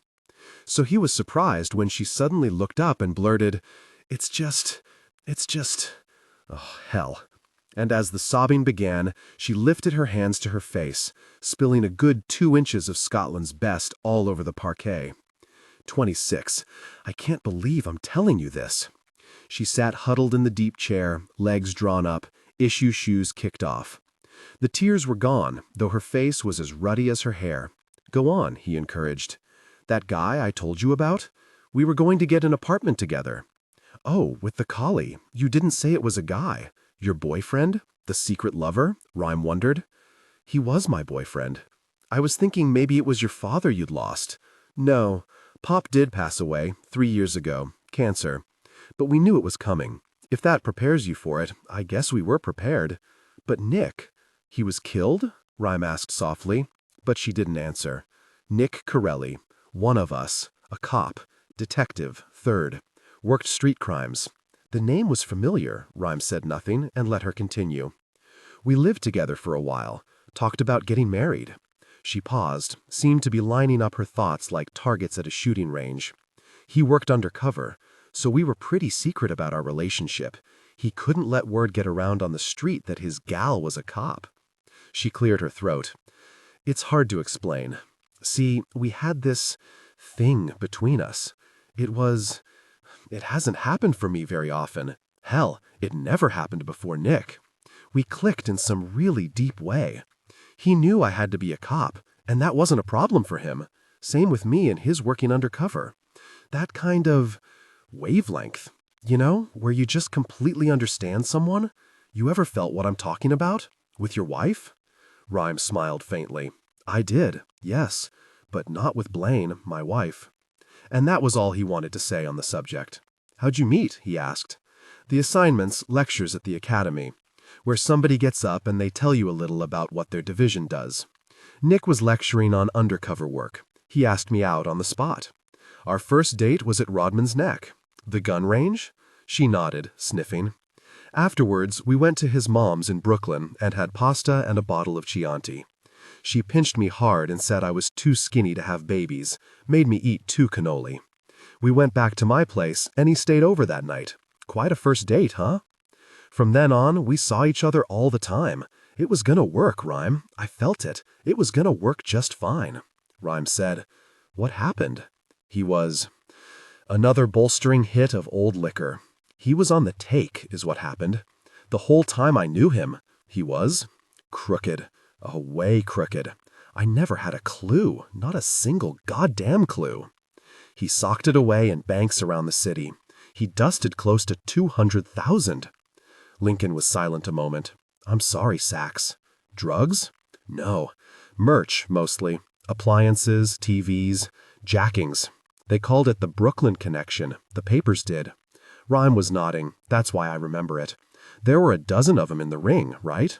All cops? Mostly. A few ICC people, too. What happened to him? Nick. You know what happens when cops bust cops. They beat the crap out of him. Said he resisted, but I know he didn't. Broke 3 ribs, a couple fingers, smashed his face all up. Pleaded guilty, but he still got 20 to 30. For hijacking? Rhyme was astonished. He worked a couple of the jobs himself. Pistol whipped one driver, took a shot at another one, just to scare him. I know it was just to scare him. But the judge threw him away. She closed her eyes, pressed her lips together hard. When he got collared, Internal Affairs went after him like they were in heat. They checked pen registers. We were real careful about calling each other. He said perps sometimes tapped his line. But there were some calls to my place. IA came after me too. So Nick just cut me off. I mean, he had to. Otherwise, I would have gone down with him. You know IA. It's always a goddamn witch hunt. What happened? To convince them that I wasn't anything to him. Well, he said some things about me. She swallowed, her eyes fixed on the floor. At the IA inquest, they wanted to know about me. Nick said, Oh, PD Sachs? I just fucked her a few times. Turned out she was lousy, so I dumped her. She tilted her head back and mopped tears with her sleeve. The nickname? PD, Lon told me. She frowned. Did he tell you what it means? The portable's daughter. After your father. She smiled wanly. That's how it started, but that's not how it ended up. At the inquest, Nick said I was such a lousy fuck. It really stood for pussy diver, 'cause I probably liked girls better. Guess how fast that went through the department. It's a low common denominator out there, Sachs. She took a deep breath. I saw him in court toward the end of the inquest. He looked at me once and I can't even describe what was in his eyes. Just pure heartbreak. Oh, he did it to protect me. But still, you were right, about the lonely stuff. I didn't... No, she said, unsmiling. I hit you, you hit me. That was fair. And you were right. I hate being alone. I want to go out. I want to meet somebody. But after Nick, I lost my taste for sex. Sachs gave a sour laugh. Everybody thinks looking like me's wonderful. I could have my pick of guys, right? Bullshit. The only ones with the balls to ask me out there are the ones who want to screw all the time. So I just gave up. It's easier by myself. I hate it, but it's easier. At last, Rhyme understood her reaction at seeing him for the first time. She was at ease with him, because here was a man who was no threat to her, no sexual come-ons, someone she wouldn't have to fend off. And perhaps a certain camaraderie, too, as if they were both missing the same crucial gene. He joked, you and me, we ought to get together and not have an affair. She laughed. So tell me about your wife. How long were you married? 7 years. 6 before the accident, 1 after. And she left you? Nope. I left her. I didn't want her to feel guilty about it. Good of you. I'd have driven her out eventually. I'm a prick. You've only seen my good side. After a moment, he asked, this thing with Nick, it have anything to do with why you're leaving patrol? No. Well, yes. Gun shy? Finally, she nodded. Life on the street's different now. That's what did it to Nick, What turned him. It's not like it was when Pop was walking his beat. Things were better then. You mean it's not like the stories your dad told you? Maybe, she conceded. Sachs slumped the chair. The arthritis? That's true, but it's not as serious as I pretend it is. I know, Rhyme said. You know? How? I just looked at the evidence and drew some conclusions. Is that why you've been on my case all day? You knew I was faking? I've been on your case, he said, because you're better than you think you are. She gave him a screwy look. Ah, Sachs, you remind me of me. I do? Let me tell you a story. I've been on crime scene detail maybe a year when we got a call from homicide. There was a guy found dead in an alley in Greenwich Village. All the sergeants were out, and so I got elected to run the scene. I was 26 years old, remember? I go up there and check it out, and it turns out the dead guy's the head of the City Health and Human Services. Now, what's he got all around him but a load of Polaroids? You should seen some of those snapshed. Been to one of those SM clubs off Washington Street. Oh, and I forgot to mention, when they found him, he was dressed in a stunning little black mini dress and fishnet stockings. So I secure the scene. All of a sudden, a captain shows up and starts to cross the tape. I know he's planning to have those pictures disappear on the way to the evidence room, but I was so naive, I didn't care much about the pictures. I was just worried about somebody walking through the scene. P is for protect the crime scene. Rhyme chuckled. So I didn't let him in. While he was standing at the tape screaming at me, a DEPCOM tried an end run. I told him no. He started screaming at me. The scene stays virgin till IRD's through with it, I told them. Guess who finally showed up? The mayor? Well, deputy mayor. And you held them all off? Nobody got into that scene except Layton's and photography. Of course, my payback was spending 6 months printing floaters. But we nailed the perp with some trace and a print off one of those Polaroids. Happened to be the same snap the Post used on page 1, as a matter of fact.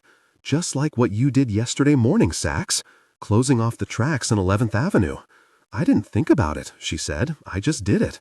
Why are you looking at me that way? Come on, Sachs. You know where you ought to be. On the street. Patrol, major crimes, IRD, doesn't matter. But public affairs? You'll rot there. It's a good job for some people, but not you. Don't give up so fast. Oh, and you're not giving up?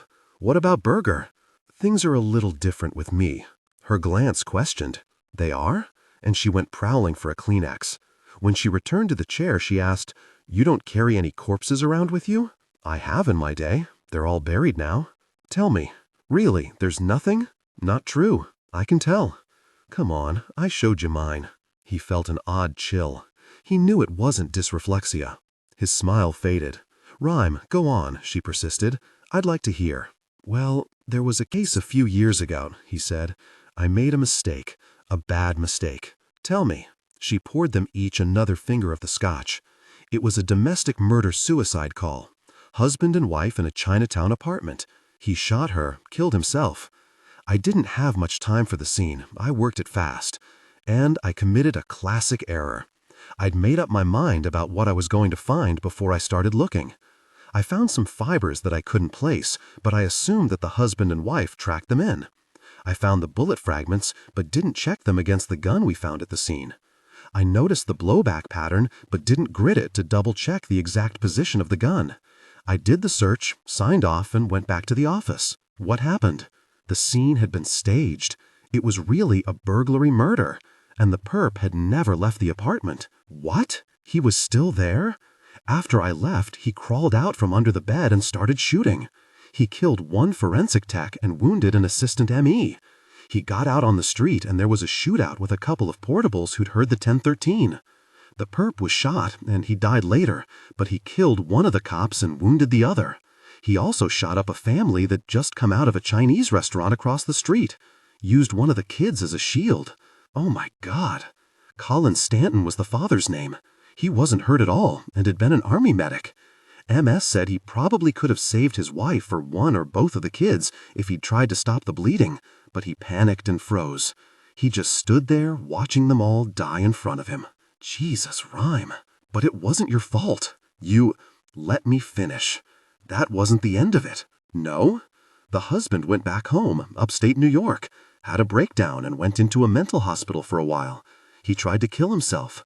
They put him under a suicide watch. First, he tried to cut his wrist with a piece of paper, a magazine cover. Then he sneaked into the library and found a water glass in the librarian's bathroom, shattered it, and slashed his wrists. They stitched him up okay and kept him in the mental hospital for another year or so. Finally, they released him. A month or so after he was out, he tried again. Used a knife. Rhyme added coolly. That time, it worked. He'd learned about Stanton's death in an obituary faxed from the Albany County coroner to NYPD Public Affairs. Someone there had sent it to Rhyme via interoffice mail with a post-it attached. FYI, thought you'd be interested, the officer had written. There was an IA investigation. Professional incompetence. They slacked my wrist. I think they should have fired me. She sighed and closed her eyes for a moment. And you're telling me you don't feel guilty about that? Not anymore. I don't believe you. I served my time, Sachs. I lived with those bodies for a while. But I gave 'em up. If I hadn't, how could I have kept on working? After a long moment, she said, When I was 18, I got a ticket. Speeding. I was doing 90 in a 40 zone. Well, Dad said he'd front me the money for the fine, but I have to pay him back, with interest. But you know what else he told me? He said he would have tanned my hide for running a red light or reckless driving. But going fast, he understood. He told me, I know how you feel, honey. When you move, they can't get you. Sachs said to Rhyme, if I couldn't drive, if I couldn't move, then maybe I'd do it too. Kill myself. I used to walk everywhere, Rhyme said. I never did drive much. Haven't owned a car in 20 years. What kind do you have? Nothing a snooty Manhattanite like you'd drive. A Chevy, Camaro. It was my father's. Who gave you the drill press? For working on cars, I assume? She nodded. And a torque wrench, and spark gap set, and my first set of ratcheting sockets, my 13th birthday present, laughing softly. That Chevy?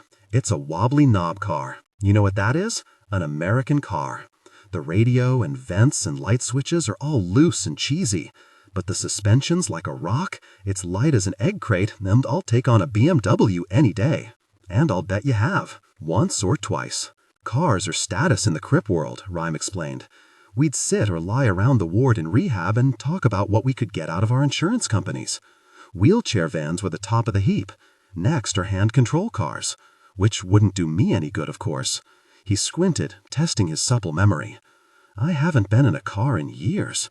I can't remember the last time. Got an idea, Sachs said suddenly. Before your friend Dr. Berger comes back, let me take you for a ride. Or is that a problem? Sitting up? You were saying that wheelchairs don't work for you.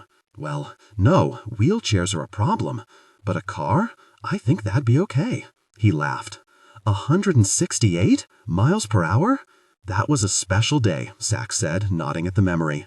Good conditions, and no highway patrol. The phone buzzed and Rhyme answered it himself. It was Lon Solito. We got SS on all the target churches in Harlem.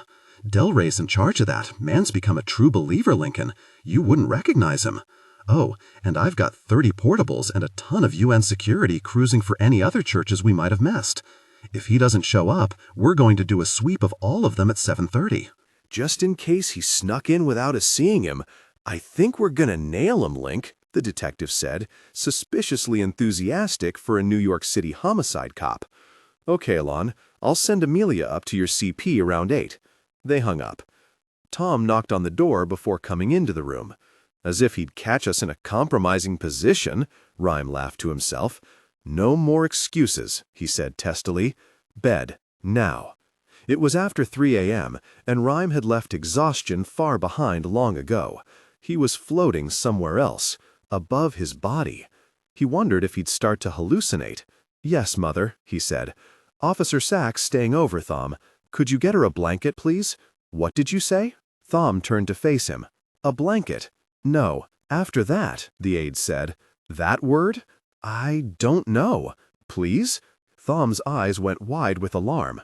Are you all right? You want me to get Pete Taylor back here? The head of Columbia Presbyterian? The Surgeon General? See how this son of a bitch torments me?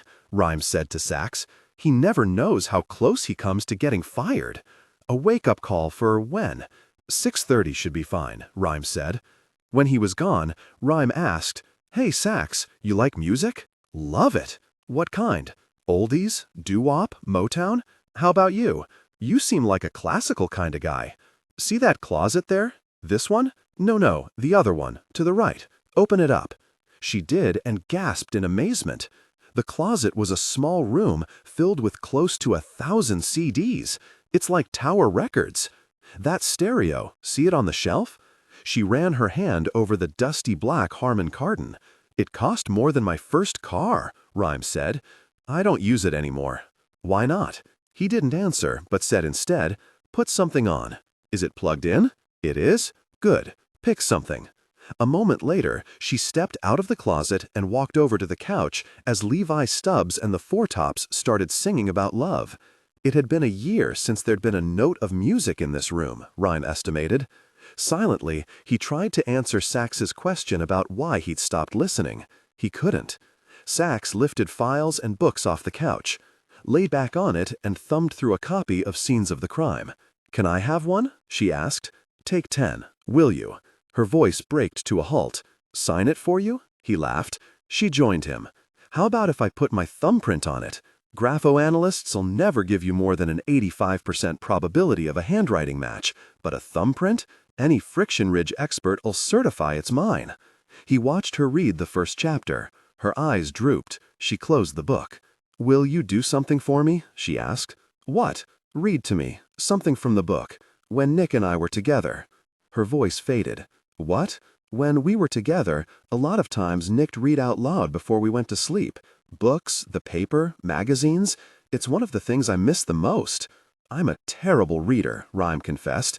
I sound like I'm reciting crime scene reports. But I've got this memory. It's pretty good.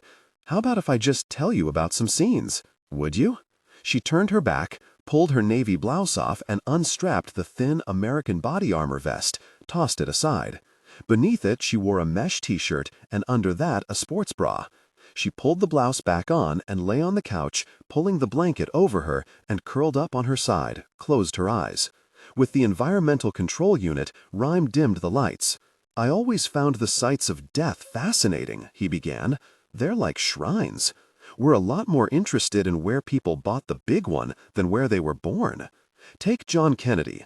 1,000 people a day visit the Texas Book Depository in Dallas. How many, you think, make pilgrimages to some obstetrics ward in Boston? Rhyme nestled his head in the luxurious softness of the pillow. Is this boring you? No, she said. Please don't stop. You know what I've always wondered about, Sachs? Tell me. It's fascinated me for years. Calvary. 2,000 years ago. Now that's a crime scene I'd like to have worked. I know what you're going to say, but we know the perps. Well, do we? All we really know is what the witnesses tell us. Remember what I say, never trust a wit. Maybe those Bible accounts aren't what happened at all. Where's the proof? The PE, the nails, blood, sweat, the spear, the cross, the vinegar, sandal prints and friction ridges. Rhyme turned his head slightly to the left, and he continued to talk about crime scenes and evidence until Sax's chest rose and fell steadily, and faint strands of her fiery red hair blew back and forth under her shallow breath. With his left index finger, he flipped through the ECU control and shut off the light. He, too, was soon asleep. A faint light of dawn was in the sky. Awakening, Carol Gons could see it through the chicken wire impregnated glass above her head. Pammy. Oh, baby. Then she thought of Ron, and all her possessions sitting in that terrible basement. The money, the yellow knapsack. Mostly, though, she was thinking about Pammy. Something had wakened her from a light, troubled sleep. What was it? The pain from her wrist? It throbbed horribly. She adjusted herself slightly. The tubular howl of a pipe organ and a rising chorus of voices filled the room again. That's what had wakened her. Music. A crashing wave of music. The church wasn't abandoned. There were people around. She laughed to herself. Somebody would. And that was when she remembered the bomb. Carol peered around the filing cabinet. It was still there, teetering on the edge of the table. It had the crude look of real bombs and murder weapons, not the slick, shiny gadgets you see in movies. Sloppy tape, badly stripped wires, dirty gasoline. Maybe it's a dud, she thought. In the daylight, it didn't look so dangerous. Another burst of music. It came from directly over her head, accompanied by a shuffling of footsteps. A door closed, creaks and groans as people moved around the old dry wood floors. Plumes of dust fell from the joists. The soaring voices were cut off in mid-passage. A moment later, they started singing again. Carol banged with her feet, but the floor was concrete, the walls brick. She tried to scream, but the sound was swallowed by the gag. The rehearsal continued, the solemn, vigorous music rattling through the basement. After 10 minutes, Carol collapsed on the floor in exhaustion. Her eyes were drawn back to the bomb again. Now the light was better, and she could see the timer clearly. Carol squinted. The timer! It wasn't a dud at all. The arrow was set for 6:15 a.m. The dial showed the time was now 5:30. Squirming her way farther behind the filing cabinet, Carol began to kick the metal sides with her knee. But whatever faint noises the blows made immediately vanished in the booming, mournful rendition of Swing Low, Sweet Chariot filling the church basement from above. IV down to the bone. This only is denied the gods. The power to remake the past. Aristotle. 27. Sunday, 5:45 a.m. to Monday, 7 p.m. He awoke to a scent, as he often did, and as on many mornings, he didn't at first open his eyes, but just remained in his half-seated position, trying to figure out what the unfamiliar smell might be. The gassy scent of dawn air? The dew on the oil-slick streets? Damp plaster? He tried to detect the scent of Amelia Sachs, but could not. His thoughts skipped over her and continued. What was it? Cleanser? No. A chemical from Cooper's impromptu lab? No, he recognized all of those. It was, yes, marking pen. Now he could open his eyes and, after a glance at sleeping Sachs to make certain she hadn't deserted him, found himself gazing at the Monet poster on the wall. That's where the smell was coming from. The hot, humid air of this August morning had wilted the paper and brought the scent out. Nose, C.S. Proc. Possibly has record. Nose, F.R. prints. Gun, .32 Colt. Ties Vicks with unusual knots. Old appeals to him. Called one Vic, Hanna. Knows basic German. Underground appeals to him. The wall clock's pale numbers glowed. 5:45 a.m. His eyes returned to the poster. He couldn't see it clearly, just a ghostly pattern of pure white against a lesser white. But there was enough light from the dawn sky to make out most of the words. Dual personalities? Maybe priest, social worker, counselor? Unusual wear on shoes. Reads a lot. Listened as he broke Vic's finger. Left snake as slap at investigators. The falcons were waking. He was aware of a flutter at the window. Rhyme's eyes skipped over the chart again. In his office at IRD, he'd nailed up a dozen erasable marker boards, and on them he'd keep a tally of the characteristics of the unsubs in major cases. He remembered. Pacing, staring at them, wondering about the people they described. Molecules of paint, mud, pollen, leaf. Old building, pink marble, thinking about a clever jewel thief he and Lon had collared 10 years ago. At central booking, the perp had coyly said they'd never find the loot from the prior jobs, but if they'd consider a plea, he'd tell them where he'd hidden it. Rhyme had responded, "Well, we have been having some trouble figuring out where it is." "I'm sure you have," the snide crook said. "See," Rhyme continued, "we've narrowed it down to the stone wall in the coal bin of a colonial farmhouse on the Connecticut River, about 5 miles north of Long Island Sound. I just can't tell whether the house is on the east bank or the west bank of the river."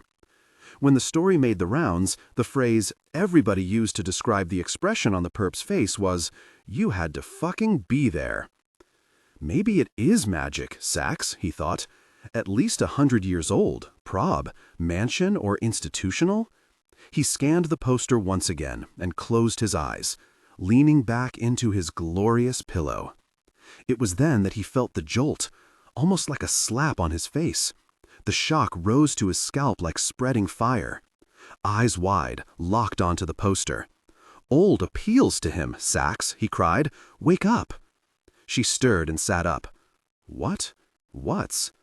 "Old, old, old. I made a mistake," he said tersely. "There's a problem." She thought at first it was something medical, and she leapt from the couch, reaching for Tom's medical bag. "No, the clues, Sachs, the clues. I got it wrong." His breathing was rapid, and he ground his teeth together as he thought. She pulled her clothes on, sat back, her fingers disappearing automatically into her scalp, scratching. "What, Rhyme, what is it?" "The church. It might not be in Harlem," he repeated. "I made a mistake. Just like with the perp who killed Colin Stanton's family. In criminalistics, you can nail down 100 clues perfectly, and it's the one you miss that gets people killed." "What time is it?" she asked. 6:45, a little after. "Get the newspaper, the church services schedule." Sachs found the paper, thumbed through it, then looked up. "What are you thinking?" 8:23s, obsessed with what's old. If he's after an old black church, then he might not mean uptown. Philip Payton started the Afro-American Realty Company in Harlem in 1900. There were 2 other black settlements in the city, downtown where the courthouses are now, and San Juan Hill. They're mostly white now, but, what the hell was I thinking of? Where's San Juan Hill? Just north of Hell's Kitchen, on the west side. It was named in honor of all the black soldiers who fought in the Spanish-American War. She read through the paper. "Downtown churches," she said. "Well, in Battery Park, there's the Seamen's Institute, a chapel there. They have services. Trinity, St. Paul's. That wasn't the black area. Farther north and east. A Presbyterian church in Chinatown. Any Baptist? Evangelical? No, nothing in that area at all. There's... Oh, hell." With resignation in her eyes, she sighed. "Oh, no." Rhyme understood. "Sunrise service." She was nodding. "Holy Tabernacle Baptist." "Oh, Rhyme, there's a gospel service starting at 6. 59th and 11th Avenue. That's San Juan Hill. Call them." She grabbed the phone and dialed the number. She stood, head down, fiercely plucking an eyebrow and shaking her head. Answer? Answer. Hell, it's a recording. The minister must be out of his office. She said into the receiver, "This is the New York Police Department. We have reason to believe there's a firebomb in your church. Evacuate as fast as possible." She hung up, pulled her shoes on. "Go, Sachs, you've got to get there. Now." "Me? We're closer than the nearest precinct. You can be there in 10 minutes. She jogged toward the door, slinging her utility belt around her waist. "I'll call the precinct," he yelled as she leapt down the stairs, hair a red cloud around her head. "And Sachs, if you ever wanted to drive fast, do it now."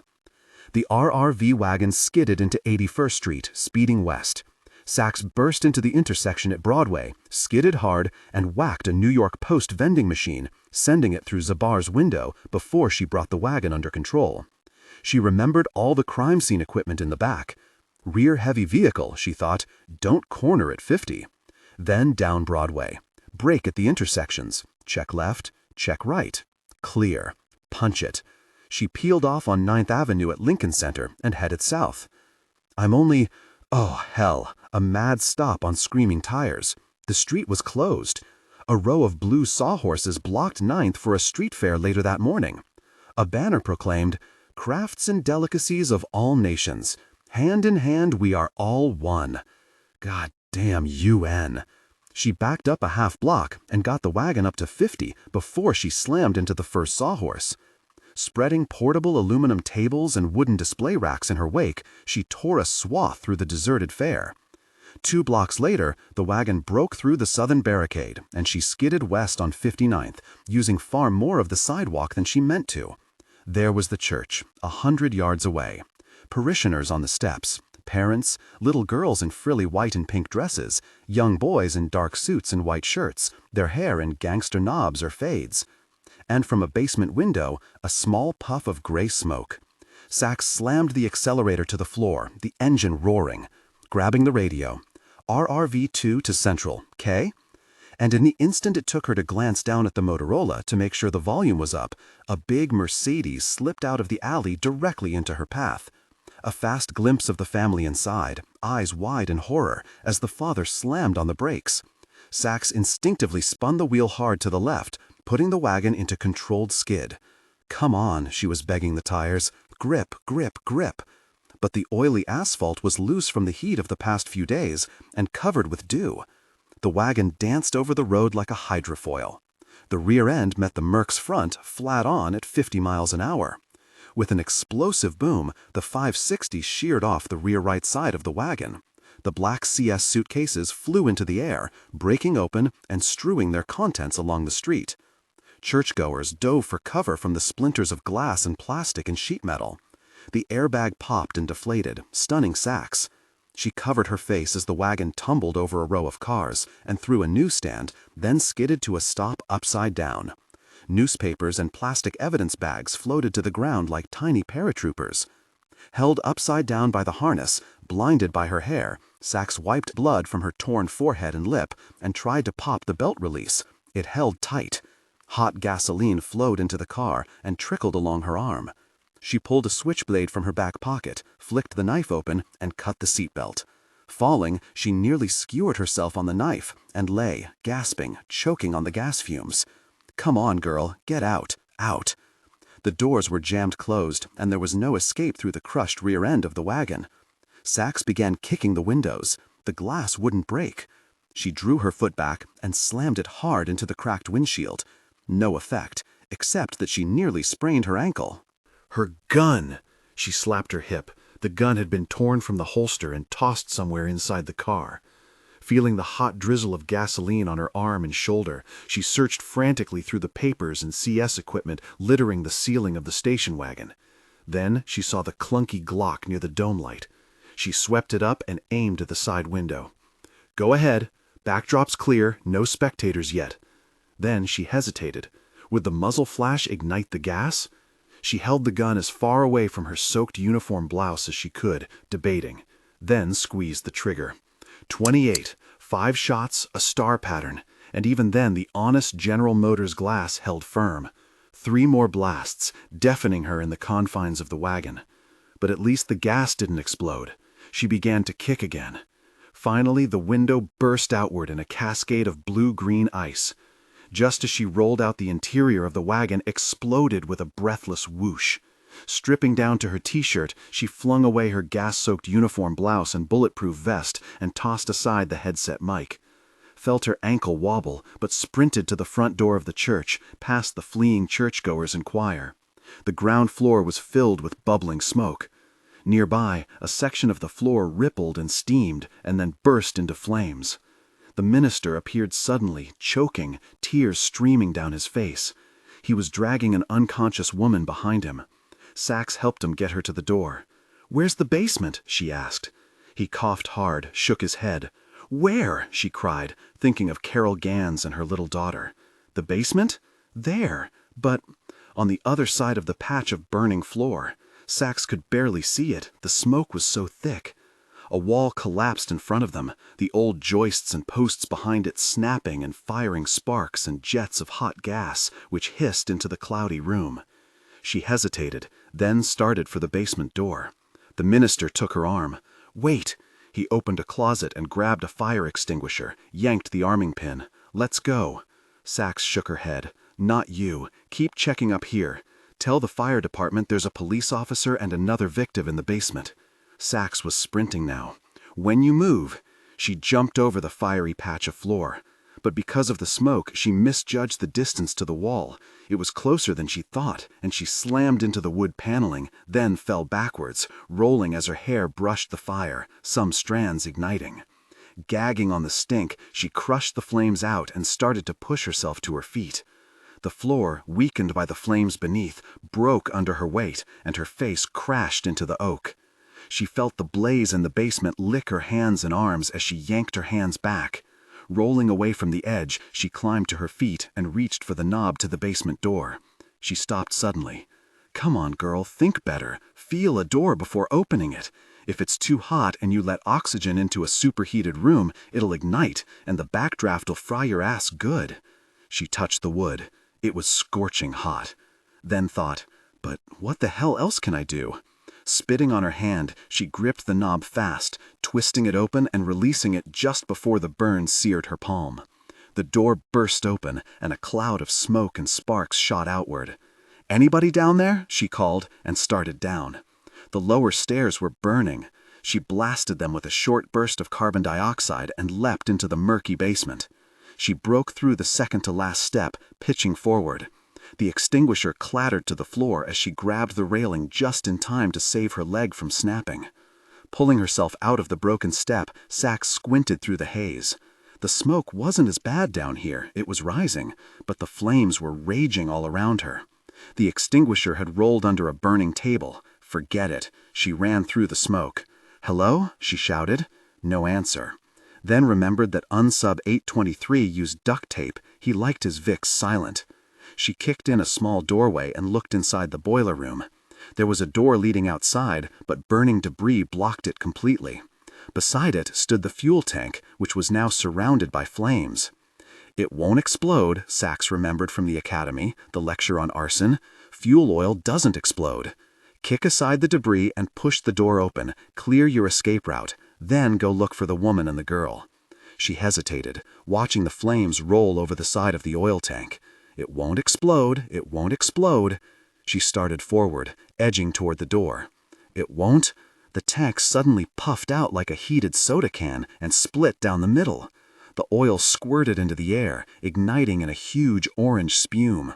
A fiery pool formed on the floor and flowed toward Sachs. "Won't explode. Okay, but it burns pretty fucking well." She leapt back through the door, slammed it shut. So much for her escape route. Backing toward the stairs, choking now, keeping low, looking for any signs of Carol and Pammy. Could 823 have changed the rules? Could he have given up on basements and put these Vicks in the church attic? Crack! A fast look upward. She saw a large oak beam rippling with flames start to fall. With a scream, Sachs leapt aside, but tripped and landed hard on her back, staring at the huge falling bar of wood streaking directly at her face and chest. Instinctively, she held her hands up. A huge bang as the beam landed on a child's Sunday school chair. It stopped inches from Sachs' head. She crawled out from underneath and rolled to her feet. Looking around the room, peering through the darkening smoke. Hell no, she thought suddenly. I'm not losing another one. Choking, Sachs turned back to the fire and staggered toward the one corner she hadn't checked. As she jogged forward, a leg shot out from behind a file cabinet and tripped her. Hands flying outward, Sachs landed face down inches from a pool of burning oil. She rolled to her side, drawing her weapon and swinging it into the panicked face of a blonde woman struggling to sit up. Sachs pulled the gag off her mouth and the woman spit black mucus. She gagged for a moment, a deep, dying sound. "Carol Gans?" She nodded. "Your daughter?" Sachs cried. "Not here. My hands. The cuffs." "No time. Come on." Sachs cut Carol's ankles free with her switchblade. It was then that she saw, against the wall by the window, a melting plastic bag. The planted clues, the ones that told where the little girl would be. She stepped toward it, but with a deafening bang, the door to the boiler room cracked in half, spewing a 6-inch tidal wave of burning oil over the floor, surrounding the bag, which disintegrated instantly. Sachs stared for a moment, and then heard the woman scream. All the stairs were blazing now. Sachs knocked the fire extinguisher out from under the smoldering table. The handle and nozzle had melted away, and the metal canister was too hot to grasp. With her knife, she cut a patch off her uniform blouse and lifted the crackling extinguisher by its neck, flung it to the top of the burning stairs. It staggered for a moment, like an uncertain bowling pin, and then started down.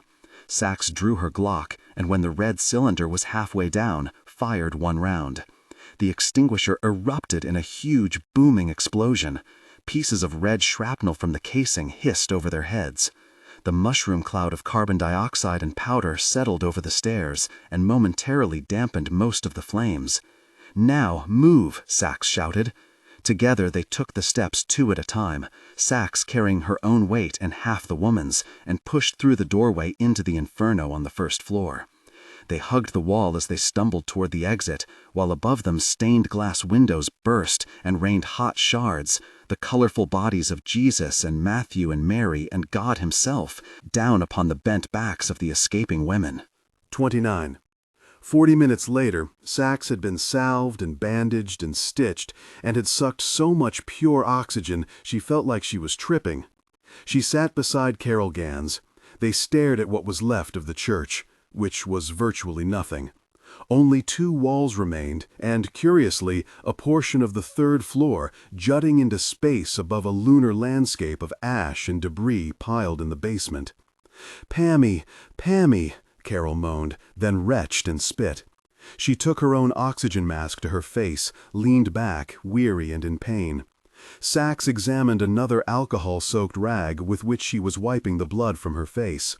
The rags had started out brown and were now merely pink. The wounds weren't serious, a cut on her forehead, swatches of 2nd-degree burns on her arm and hand. Her lips were no longer flawless, however.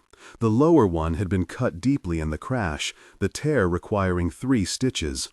Carol was suffering from smoke inhalation and a broken wrist. An impromptu cast covered her left wrist, and she cradled it, head down, speaking through clenched teeth. Every breath was an alarming wheeze. "That son of a bitch," coughing. "Why, Pammy, why on earth? A 3-year-old child?" She wiped angry tears with the back of her uninjured arm. "Maybe he doesn't want to hurt her, so he just brought you to the church." "No," she spat out angrily. "He doesn't care about her. He's sick. I saw the way he looked at her. I'm going to kill him. I'm going to fucking kill him." The harsh words dissolved into a harsher bout of coughing. Sachs winced in pain. She'd unconsciously dug a nail into a burned fingertip. She pulled out her watchbook. "Can you tell me what happened?" Between bouts of sobbing and throaty coughs, Carol told her the story of the kidnapping. "You want me to call anybody?" Sachs asked. "Your husband?" Carol didn't answer. She drew her knees up to her chin, hugged herself, wheezing roughly. With her scalded right hand, Sachs squeezed the woman's biceps and repeated the question. "My husband." She stared at Sachs with an eerie look.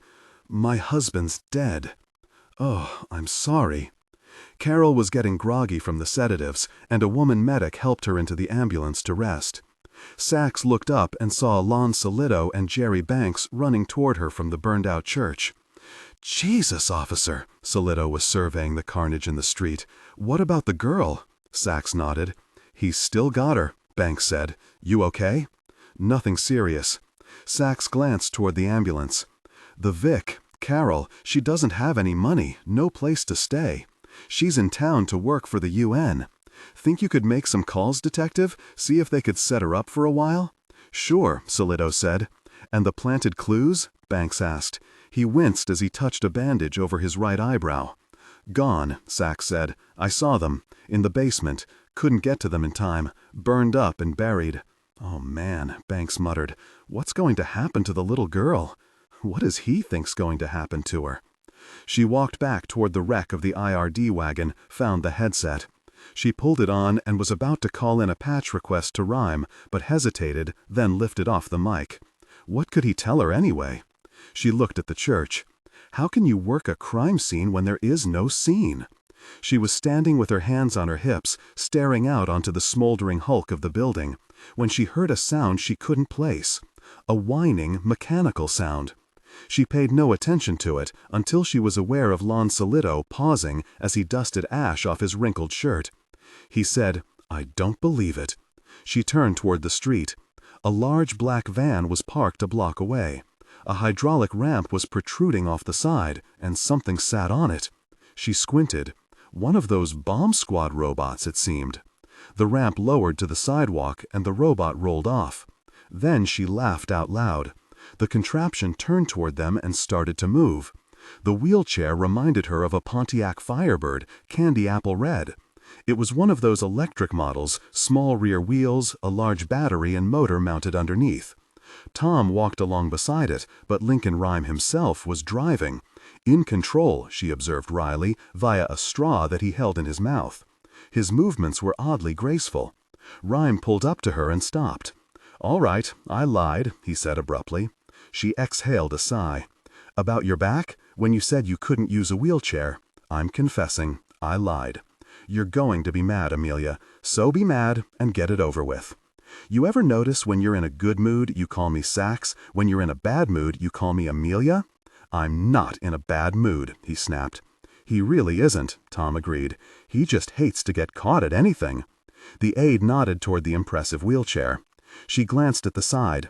It was made by the Action Company, a Storm Arrow model. He had this in the closet downstairs all the while he spun his pathetic little tale of woe. Oh, I let him have it for that. No annotations, Thom, thank you.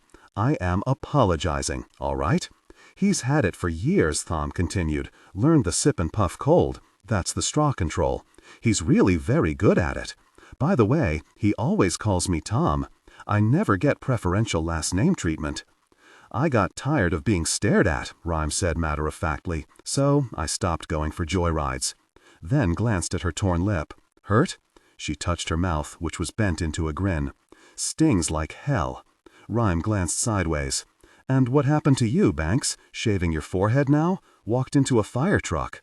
The young man grinned and touched the bandage again. Rhyme, Sachs began, smiling no longer. There's nothing here. He's got the little girl, and I couldn't get to the planted PE in time. Ah, Sachs, there's always something. Have faith in the teachings of Monsieur Lecard. I saw them burn up, the clues, and if there was anything left at all, it's all buried under tons of debris. Then we'll look for the clues he didn't mean to leave. We'll do this scene together. 29. 40 minutes later, Sachs had been salved and bandaged and stitched, and had sucked so much pure oxygen she felt like she was tripping. She sat beside Carol Gans. They stared at what was left of the church, which was virtually nothing. Only 2 walls remained, and, curiously, a portion of the 3rd floor, jutting into space above a lunar landscape of ash and debris piled in the basement. "Pammy, Pammy," Carol moaned, then retched and spit. She took her own oxygen mask to her face, leaned back, weary and in pain. Sachs examined another alcohol-soaked rag with which she was wiping the blood from her face. The rags had started out brown and were now merely pink. The wounds weren't serious. A cut on her forehead, swatches of second-degree burns on her arm and hand. Her lips were no longer flawless, however. The lower one had been cut deeply in the crash, the tear requiring 3 stitches. Carol was suffering from smoke inhalation and a broken wrist. An impromptu cast covered her left wrist, and she cradled it, head down, speaking through clenched teeth. Every breath was an alarming wheeze. "That son of a bitch," coughing. "Why? Pammy, why on earth? A 3-year-old child?" She wiped angry tears with the back of her uninjured arm. "Maybe he doesn't want to hurt her, so he just brought you to the church." "No," she spat out angrily. "He doesn't care about her. He's sick. I saw the way he looked at her. I'm going to kill him. I'm going to fucking kill him." The harsh words dissolved into a harsher bout of coughing. Sachs winced in pain. She'd unconsciously dug a nail into a burned fingertip. She pulled out her watchbook. "Can you tell me what happened?" Between bouts of sobbing and throaty coughs, Carol told her the story of the kidnapping. "You want me to call anybody?" Sachs asked. "Your husband?" Carol didn't answer. She drew her knees up to her chin, hugged herself, wheezing roughly. With her scalded right hand, Sachs squeezed the woman's biceps and repeated the question. "My husband." She stared at Sachs with an eerie look. "My husband's dead." "Oh, I'm sorry." Carol was getting groggy from the sedative, and a woman medic helped her into the ambulance to rest. Sachs looked up and saw Lon Soletto and Jerry Banks running toward her from the burned-out church. "Jesus, officer," Soletto was surveying the carnage in the street. "What about the girl?" Sachs nodded. "He's still got her," Banks said. "You okay?" "Nothing serious." Sachs glanced toward the ambulance. "The Vic, Carol, she doesn't have any money, no place to stay. She's in town to work for the UN. Think you could make some calls, detective? See if they could set her up for a while?" "Sure," Soletto said. "And the planted clues?" Banks asked. He winced as he touched a bandage over his right eyebrow. "Gone," Sachs said. "I saw them, in the basement. Couldn't get to 'em in time. Burned up and buried." "Oh, man," Banks muttered. "What's going to happen to the little girl? What does he think's going to happen to her?" She walked back toward the wreck of the IRD wagon, found the headset. She pulled it on and was about to call in a patch request to Rhyme, but hesitated, then lifted off the mic. What could he tell her anyway? She looked at the church. How can you work a crime scene when there is no scene? She was standing with her hands on her hips, staring out onto the smoldering hulk of the building, when she heard a sound she couldn't place. A whining, mechanical sound. She paid no attention to it until she was aware of Lon Soletto, pausing as he dusted ash off his wrinkled shirt. He said, "I don't believe it." She turned toward the street. A large black van was parked a block away. A hydraulic ramp was protruding off the side, and something sat on it. She squinted. One of those bomb squad robots, it seemed. The ramp lowered to the sidewalk, and the robot rolled off. Then she laughed out loud. The contraption turned toward them and started to move. The wheelchair reminded her of a Pontiac Firebird, candy apple red. It was one of those electric models, small rear wheels, a large battery and motor mounted underneath. Thom walked along beside it, but Lincoln Rhyme himself was driving, in control, she observed wryly, via a straw that he held in his mouth. His movements were oddly graceful. Rhyme pulled up to her and stopped. "All right, I lied," he said abruptly. Sachs climbed out of the basement, wiping her hands on her slacks, wincing. "Okay?" She nodded. "Now, let's work the alley," Rhyme ordered. "There's traffic at all hours around here, so he'd want the car off the street while he got her inside. That's where he parked. Use that door right there." "How do you know?" "There are two ways to open locked doors without explosives, that is. Locks and hinges. This one be deadbolted from the inside, so he took the pins out of the hinges. See, he didn't bother to put them in very far again when he left." They started at the door and worked their way to the back of the grim canyon, the smoldering building on their right. They moved a foot at a time, Sachs training the polylight on the cobblestones. "I want tire treads," Rhyme announced.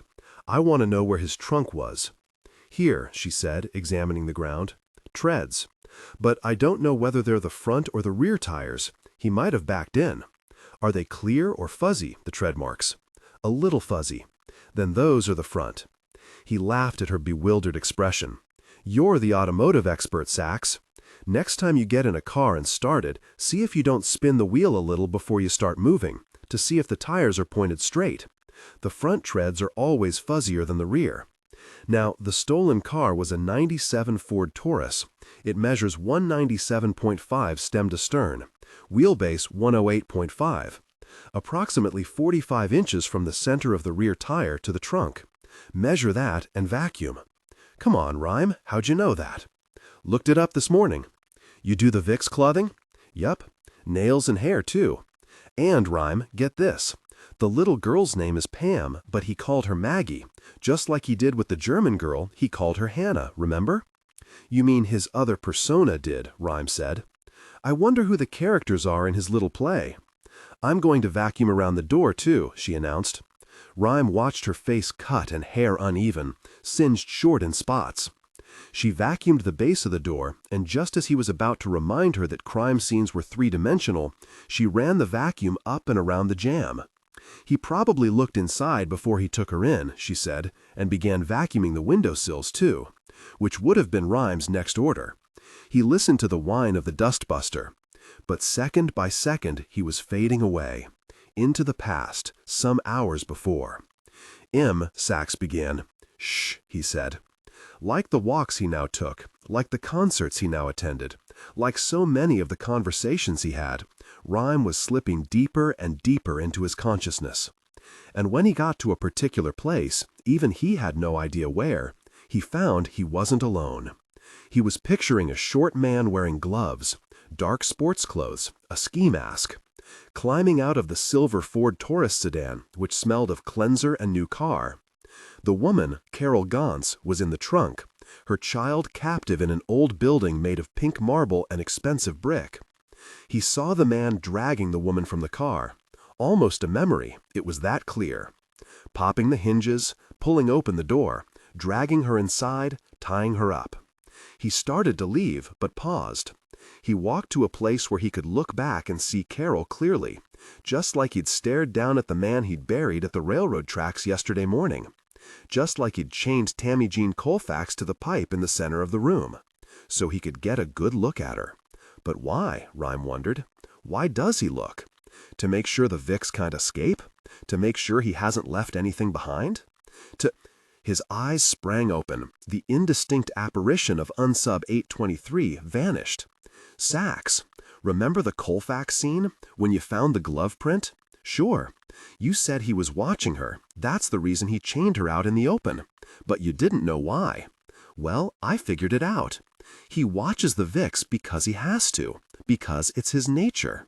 What do you mean? Come on. Rhyme sipped twice into the straw control, which turned the Aero wheelchair around. Then puffed hard, and he started forward. He wheeled to the sidewalk, sipped hard into the straw to stop. He squinted as he looked all around him. He wants to see his victims. And I'm betting he wanted to see the parishioners, too, from some place he thought was safe, where he didn't bother to sweep up afterwards. He was gazing across the street at the only secluded vantage point on the block, the outdoor patio of a restaurant opposite the church. There, sweep it clean, Sachs. She nodded, slipped a new clip into her Glock, grabbed evidence bags, a pair of pencils, and the dustbuster. He saw her run across the street and work her way up the steps carefully, examining them. "He was here," she shouted. "There's a glove print. And the shoe print, it's worn, just like the other ones." Yes, Rhyme thought. Oh, this felt good. The warm sun, the air, the spectators, and the excitement of the chase. When you move, they can't get you. Well, if we move faster, maybe we can. Rhyme happened to glance at the crowd and saw that some people were staring at him, but far more were watching Amelia Sachs. For 15 minutes she pored over the scene, and when she returned, she held up a small evidence bag. "What did you find, Sachs? His driver's license? His birth certificate?" "Gold," she said, smiling. "I found some gold."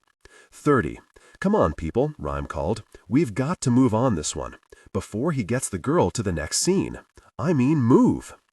Tom did a sitting transfer to get Rhyme from the Storm Arrow back into bed, perching him momentarily on a sliding board and then easing him back into the Clinitron. Sachs glanced at the wheelchair elevator that had been built into one of the bedroom closets.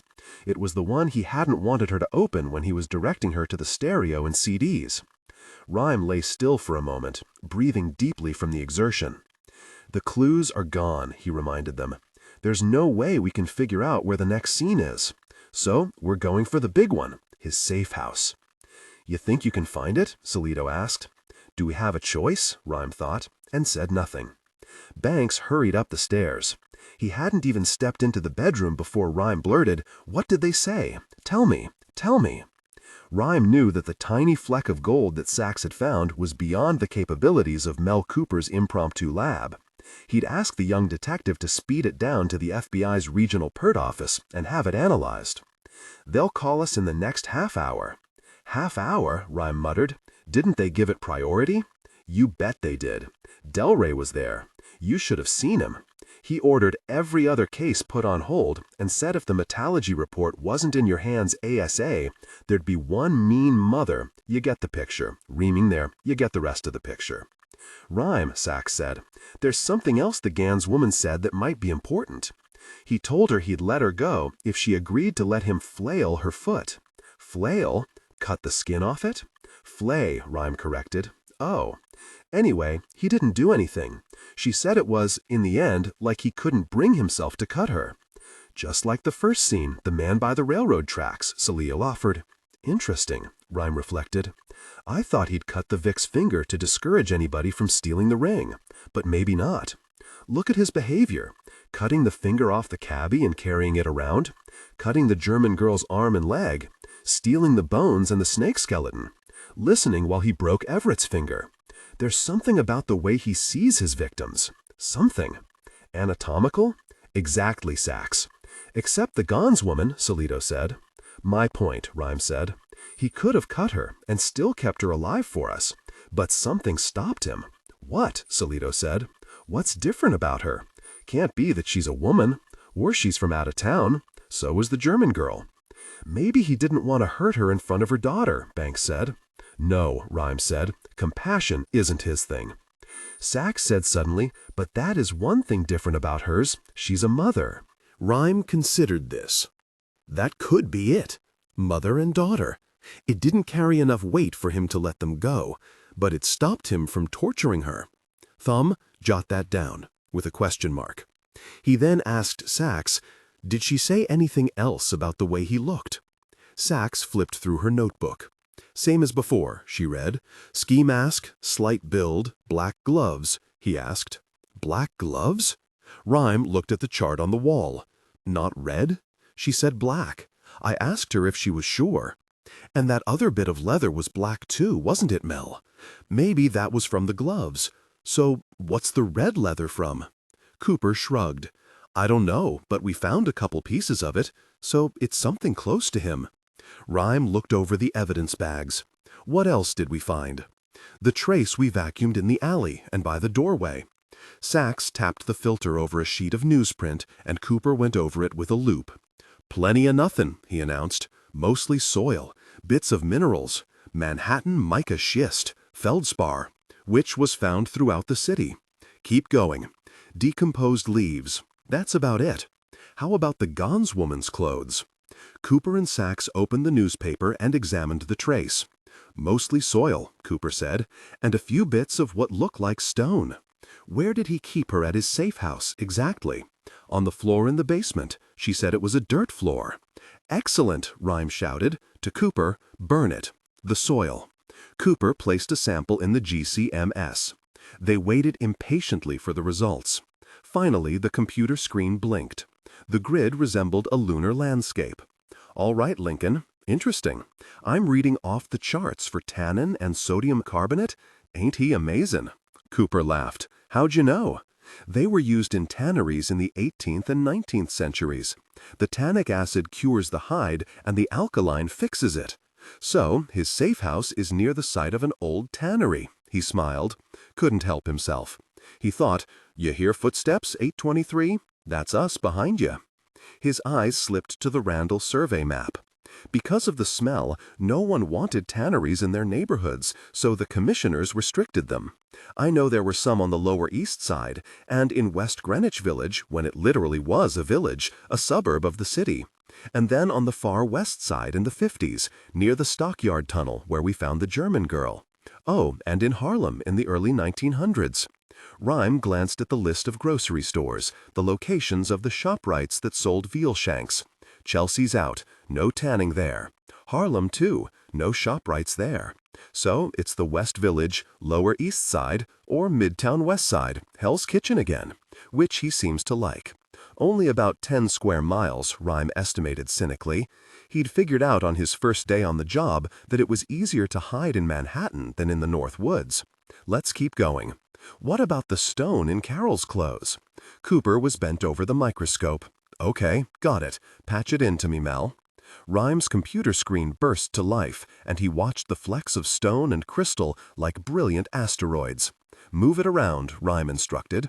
3 substances were bonded together. "The one on the left is marble, pinkish," Cooper said, "like what we found before. And in between, that gray stuff, it's mortar. And the other is brownstone," Rhyme announced. "It's from a federal-style building, like the 1812 City Hall. Only the front facade was marble, the rest was brownstone. They did it to save money. Well, they did it so the money appropriated for marble could find its way into various pockets. Now, what else do we have? The ash. Let's find the arson accelerant." Cooper ran the ash sample through the GCMS. He stared at the curve that appeared on the screen. Newly refined gasoline, containing its manufacturer's dyes and additives, was unique and could be traced back to a single source, as long as different batches of gas weren't mixed together at the service station where the perp bought it.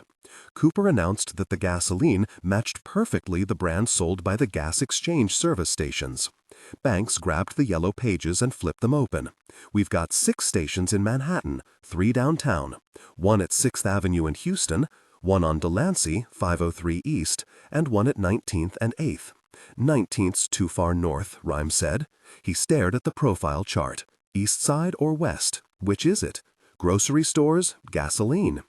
A lanky figure suddenly filled the doorway. "I still invited to this here party?" Frederick Delray asked. "Depends," Rhyme countered. "You bearin' gifts?" "Ah, got presents galore," the agent said, waving a folder emblazoned with the familiar disc of the FBI emblem. "You ever knock, Delray?" Salito asked. "Got out of the habit, you know." "Come on in," Rhyme said. "What have you got?" "Dunno for sure. Doesn't make any sense to this boy. But then, what do I know?" Delray read from the report for a moment, then said, "We had Tony Farco at PERT, said hey to you, by the way, Lincoln. Analyze that bit of PE you found.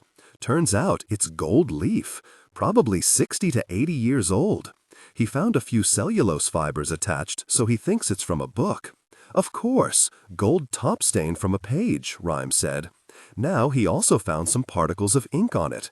He said, I'm quoting the boy now, 'It's not inconsistent with the type of ink the New York Public Library uses to stamp the ends of their books.' Don't he talk funny?" "A library book," Rhyme mused. Amelia Sachs said, "A red leather-bound library book." Rhyme stared at her. "Right," he shouted. "That's what the bits of red leather are from, not the glove. It's a book he carries around with him. Could be his Bible?" "Bible?" Delray asked. "You thinking he's some kind of religious nutso?" "Not the Bible, Fred. Call the library again, Banks. Maybe that's how he wore down his shoes, in the reading room. I know, it's a long shot, but we don't have a lot of options here. I want a list of all the antiquarian books stolen from Manhattan locations in the past year." "Will do." The young man rubbed a shaving scar as he called the mayor at home and bluntly asked his owner to contact the director of the public library and tell them what they needed. A half-hour later, the fax machine buzzed and spewed out 2 pages. Tom ripped the transmission out of the machine. "Whoa, readers sure have sticky fingers in this city," he said as he brought it to Rhyme. 84 books 50 years old or older had disappeared from the public library branches in the past 12 months, 35 of them in Manhattan. Rhyme scanned the list. Dickens, Austen, Hemingway, Dreiser. Books about music, philosophy, wine, literary criticism, fairy tales. Their value was surprisingly low, $20, $30. He supposed that none of them were first editions, but perhaps the thieves hadn't known that. He continued to scan the list. Nothing, nothing. Maybe, and then he saw it. Crime in Old New York by Richard Will Steffens, published by Bountiful Press in 1919. Its value was listed at $65, and it had been stolen from the Belenency Street branch of the New York Public Library 9 months earlier. It was described as 5 by 7 inches in size, bound in red kidskin, with marbleized end papers, gilded edges. "I want a copy of it. I don't care how. Get somebody to the Library of Congress if you have to." Delray said, "I'll take care of that one." Grocery stores, gasoline, the library.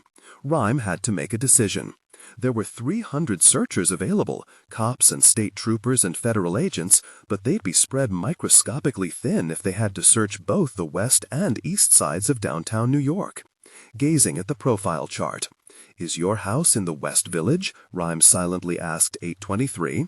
"Did you buy the gas and steal the book on the east side to fox us? Or is that your real neighborhood? How clever are you?" No, the question's not how clever you think you are. How confident were you that we'd never find those minuscule bits of yourself that Emma Lockhart assures us you'd leave behind? Finally, Rhyme ordered. Go with the Lower East. Forget the village. Get everybody down there. All of Bar's troops, all of yours, Fred. Here's what you're looking for. A large federal-style building, close to 200 years old, rose-colored marble front, brownstone sides and back. May have been a mansion or a public building at one time, with a garage or carriage house attached. A Taurus sedan and a yellow cab coming and going for the past few weeks, more often in the last few days. Rhyme glanced at Sachs, giving up the dead. Salito and Delray made their calls. Sachs said to Rhyme, "I'm going too." I hadn't expected anything else. When the door had closed downstairs, he whispered, "Godspeed, Sachs. Godspeed." 31. 3 squad cars cruised slowly through the streets of the Lower East Side, 2 constables in each, eyes searching. And a moment later, 2 black broughams appeared. 2 sedans, he meant. Unmarked, but their telltale searchlights next to the left side view mirrors left no doubt who they were. He'd known they were narrowing the search, of course, and that it was only a matter of time until they found his house. But he was shocked that they were this close. And he was particularly upset to see the cops get out and examine a silver Taurus parked on Canal Street. How the hell had they found out about his carriage? He'd known that stealing a car was a huge risk, but he thought it would take Hertz days to notice the missing vehicle. And even if they did, he was sure the constables would never connect him with the theft. Oh, they were good. One of the mean-eyed cops happened to glance at his cab. Staring forward, the bone collector turned slowly onto Houston Street, lost himself in a crowd of other cabs. A half-hour later, he ditched the taxi and the Hertz Taurus and had returned on foot to the mansion. Young Maggie looked up at him. She was scared, yes, but she'd stopped crying. He wondered if he should just keep her, take himself a daughter, raise her. The idea glowed within him for a moment or two, then it faded. No, there'd be too many questions. Also, there was something eerie about the way the girl was looking at him. She seemed older than her years. She'd always remember what he'd done. Oh, for a while she might think it had been a dream, but then, someday, the truth would come out. It always did. Repress what you will, someday the truth comes out. No, he couldn't trust her any more than he trusted anyone else. Every human soul would let you down in the end. You could trust hate. You could trust bone. Everything else was betrayal. He crouched beside Maggie and eased the tape off her mouth. "Mommy!" she howled. "I want my mommy!" He said nothing, just stood and looked down at her delicate skull, at her twigs of arms. She screamed like a siren. He took off his glove. His fingers hovered over her for a moment. Then he caressed the soft hair on her head. Fingerprints can be lifted from flesh if taken within 90 minutes of contact, but no one has as yet successfully lifted and reconstructed friction ridge prints from human hair. Lincoln Rhyme, Physical Evidence, 4th ed. The bone collector slowly rose and walked upstairs, into the large living room of the building, past the paintings on the wall, the workers, the staring women and children. He cocked his head at a faint noise outside. Then louder, a clatter of metal. He grabbed his weapon and hurried to the back of the building. Unbolting the door, he pushed it open suddenly, dropping into a two-handed shooting stance. The pack of wild dogs glanced at him. They returned quickly to the trash can they'd knocked over. He slipped the gun into his pocket and returned to the living room. He found himself next to the bottle-glass window again, looking out at the old graveyard. Oh yes, there. There was the man again, wearing black, standing in the cemetery. In the distance, the sky was spiked by the black masts of clipper ships and sloops docked in the East River along the outwards shore. The bone collector felt an overwhelming sense of sorrow. He wondered if some tragedy had just occurred. Maybe the Great Fire of 1776 had just destroyed most of the buildings along Broadway. Or the yellow fever epidemic of 1795 had decimated the Irish community. Or the General Slocum excursion boat fire in 1904 had killed over 1,000 women and children, destroying the Lower East Side's German neighborhood. Or maybe he was sensing tragedies soon to occur. After a few minutes, Maggie's screams grew quiet, replaced by the sounds of the old city, the roar of steam engines, the clang of bells, the pops of black powder gunshots, the clop of hooves on resonant cobblestones. He continued to stare, forgetting the constables who pursued him, forgetting Maggie, just watching the ghostly forms stroll down the street. Then and now. His eyes remained focused out the window for a long moment, lost in a different time. And so he didn't notice the wild dogs, who'd pushed through the back door he'd left ajar. They looked at him through the doorway of the living room, and paused only momentarily before turning around and loping quietly into the back of the building. Noses lifted at the smells, ears pricked at the sounds of the strange place, particularly the faint wailing that rose from somewhere beneath them. It was a sign of their desperation that even the Hardy Boys split up. Betting was working a half-dozen blocks around Delancey. Saul was farther south. Salito and Banks each had their search areas, and the hundreds of other officers, FBI agents and troopers made the door-to-door rounds, asking about a slight man, a young child crying, a silver Ford Taurus, a deserted Federal-style building fronted in rose marble, the rest of it dark brownstone. Huh? What the hell you mean, Federal? Seen a kid? You askin' if I ever seen a kid on the Lower East? Yo, Jimmy, you ever see any kids round here? Like, not in the last, 60 seconds? Amelia Sachs was flexing her muscle. She insisted that she be on Salito's crew, the one hitting the ShopRite on East Houston that had sold Unsub 823 the veal chop, and the gas station that had sold him the gasoline, the library from which he'd stolen Crime in Old New York. But they'd found no leads there, and scattered like wolves smelling a dozen different scents. Each picked a chunk of neighborhood to call his or her own. As Sachs gunned the engine of the new RRV and tried another block, she felt the same frustration she'd known when working the crime scenes over the past few days. Too damn much evidence, too much turf to cover. The hopelessness of it. Here, on the hot, damp streets, branching into 100 other streets and alleys running past 1,000 buildings, all old, finding the safe house seemed as impossible as finding that hair that Rhyme had told her about, pasted to the ceiling by the blowback from a .38 revolver. She'd intended to hit every street, but as time wore on and she thought of the child buried underground near death, she began to search more quickly, speeding down streets, glancing right and left for the rosy marble building. Doubt stabbed her. Had she missed the building in her haste, or should she drive like lightning and cover more streets? On and on, another block, another, and still nothing. After the villain's death, his effects were secured and perused by detectives. His diary showed that he had murdered 8 good citizens of the city. Nor was he above grave robbery, for it was ascertained from his pages, if his claims be true, that he had violated several holy resting places in cemeteries around the city. None of his victims had accorded him the least affront. Nay, most were upstanding citizens, industrious and innocent. And yet he felt not a modicum of guilt. Indeed, he seems to have labored under the mad delusion that he was doing his victims a favor.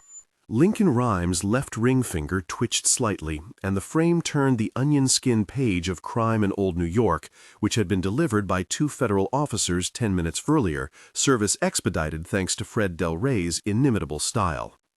"Flesh withers and can be weak," the villain wrote in his ruthless yet steady hand. "Bone is the strongest aspect of the body. As old as we may be in the flesh, we are always young in the bone. It is a noble goal I had, and it is beyond me why anyone might quarrel with it. I did a kindness to them all. They are immortal now.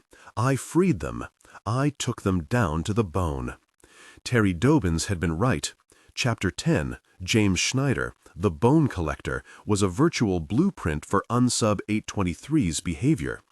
The MOs were the same: fire, animals, water, boiling alive. 823 prowled the same haunts Schneider had.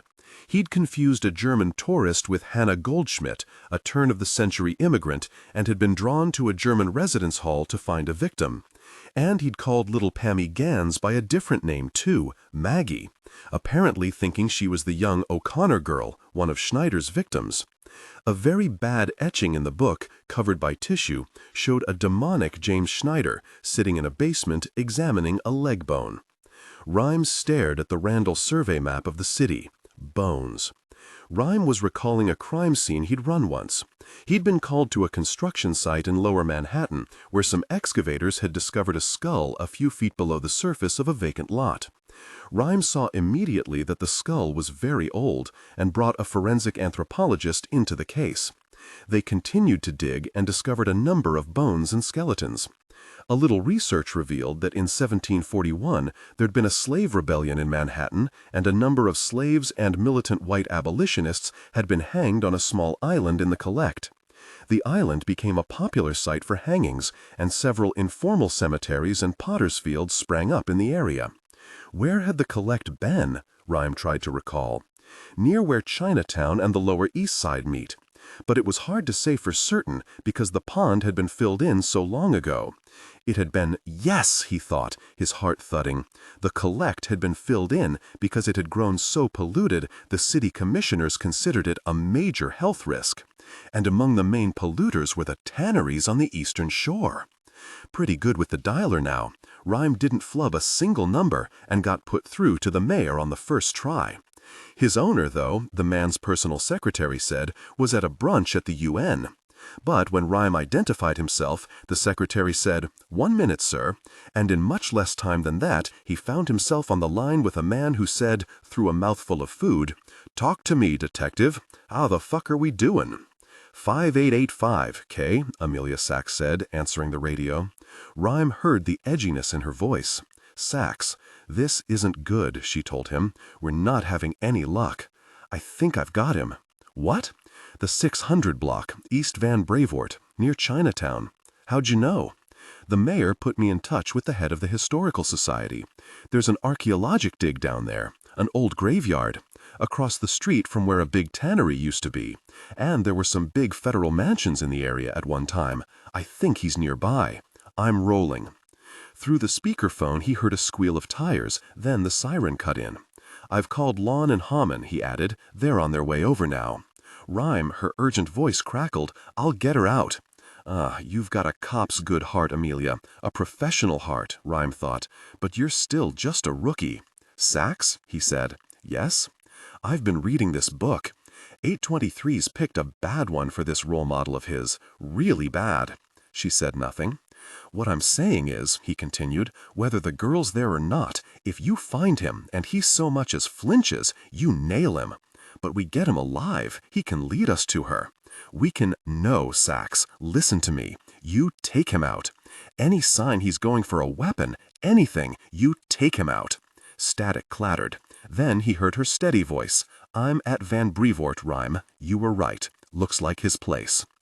18 unmarkeds, 2 ESU vans, and Amelia Sachs' RRV were clustered near a short, deserted street on the Lower East Side. East Van Brevoort looked like it was in Sarajevo. The buildings were abandoned, 2 of them burned to the ground. On the east side of the street was a dilapidated hospital of some kind, its roof caved in. Next to it was a large hole in the ground roped off with a no trespassing sign emblazoned with the county court seal, the archaeologic dig Rhyme had mentioned. A scrawny dog had died and lay in the gutter, its corpse picked over by rats. In the middle of the other side of the street was a marble-fronted townhouse, faintly pink, with an attached carriage house, marginally nicer than the other decrepit tenements along Van Brevoort. Solito, Banks, and Haman stood beside the ESU van as a dozen officers suited up in Kevlar and racked their M16s. Sachs joined them and, without asking, tucked her hair under a helmet and started to vest up. Solito said, "Sachs, you're not tactical." Slapping the Velcro strap down, she stared at the detective, eyebrow lifted high, until he relented and said, "Okay, but you're rear guard. That's an order." Haman said, "You'll be Team 2. "Yes, sir. I can live with that." One ESU cop offered her an MP5 machine gun. She thought about Nick, their date on the range at Rodman's Neck. They'd spent 2 hours practicing with automatic weapons, firing Z patterns through doors, flip reloading with taped banana clips, and field stripping M16s to clear the sand jams that plagued the Colts. Nick loved the staccato clutter, but Sachs didn't much like the messy firepower of the big weapons. She'd suggested a match between them with Glocks, and had whooped him 3 straight at 50 feet. He laughed and kissed her hard as the last of her empty casing spun, ringing onto the firing range. "I'll just use my sidearm," she told the ESU officer. The Hardy boys ran up, crouching as if they were mindful of snipers. "Here's what we've got. There's nobody around. Block is completely empty. The windows of his building are all barred. A back entrance leading into the alley. The doors open?" "Open?" Hamann asked, glancing at several of his officers. Saul confirmed, "Not just unlocked, but open. Booby traps?" "Not that we could see." "Which isn't to say there aren't any," Solito asked. "Any vehicles in the alley?" "Nope. 2 front entrances. Main front door, which looks painted shut. The second's the carriage house doors. Double, wide enough for 2 vehicles. There's a padlock and chain, but they're lying on the ground." Hamann nodded. "So maybe he's inside." "Maybe," Saul said, then added, "and tell him what we think we heard. Very faint. Could have been crying. Could have been screaming." Sachs asked, "The little girl?" "Maybe, but then it just stopped." "How'd Rhyme figure this place?" "You tell me how his mind works," Solito said. Hamann called one of his commanders and issued a series of orders. A moment later, 2 ESU vans pulled into the intersection and blocked the other end of the street. "Team 1, front door. Blow it with cutting charges. It's wood and it's old, so keep the plastic down, okay? Team 2, into the alley. On my 3, you go. Got it? Neutralize, but we're assuming the girl's in there, so check your backdrops before you squeeze. Officer Sachs, you're sure you want to do this?" A firm nod. "Okay, boys and girls, go get 'em." 32. Sachs and the 5 other officers of Team 2 ran into the torrid alley, which had been blocked off by ESU trucks. Renegade weeds grew profusely through the cobblestones and cracked foundations, and the desolation reminded Sachs of the train track grave yesterday morning. He hoped the victim was dead, for his sake. Hamann had ordered troopers onto the roofs of the surrounding buildings, and she saw the muzzles of their black Colts bristling like antennae. The team paused at the rear doorway. Her fellow cops glanced at Sachs as she checked the rubber bands over her shoes. Heard one of them whisper to another something about superstition. Then she heard through her earphone. "Team 1 leader at front door, charge mounted and armed. We are clear, K, roger, Team 1 leader. Team 2? Team 2 in position, K roger, Team 2 leader. Both teams, dynamic entry. On my 3. Checked her weapon one last time. 1. Her tongue touched a dot of sweat hanging from the swollen wound on her lip. 2. Okay, Rhyme, here we go. 3. The explosion was very sedate, a distant pop, and then the teams were moving, fast. She sprinted along behind the ESU troopers as they slipped inside and scattered, their muzzle-mounted flashlights crisscrossing the shafts of brilliant sunlight that streamed through the windows. Sachs found herself alone as the rest of the team dispersed, checking out armoires and closets and the shadows behind the grotesque statues the place was filled with. She turned the corner. A pale face loomed, a knife, a thud in her heart. Combat stance, gun up. She laid 5 pounds of pressure on the slick trigger before she realized she was staring at a painting on the wall. An eerie, moon-faced butcher, holding a knife in one hand, a slab of meat in the other. Brother, he picked a great place for home. The ESU troops clopped upstairs, searching the first and second floors. But Sachs was looking for something else.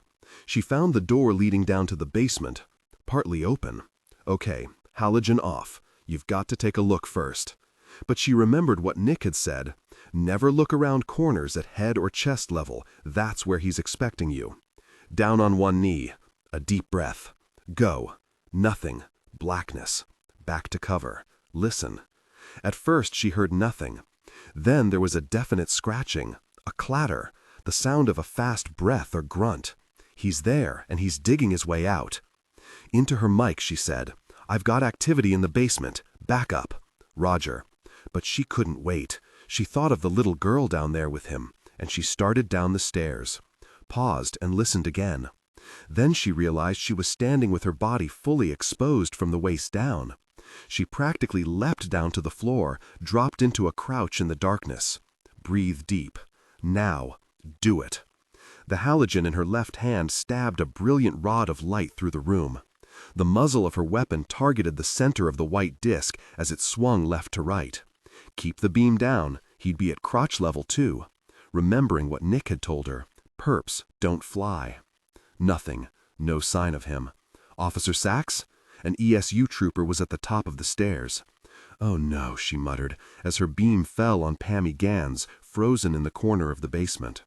Don't move, she called to the trooper. Inches away from the girl stood the pack of emaciated wild dogs, sniffing at her face, her fingers, her legs. The girl's wide eyes darted from one animal to the other. Her tiny chest rose and fell, and tears streamed down her face.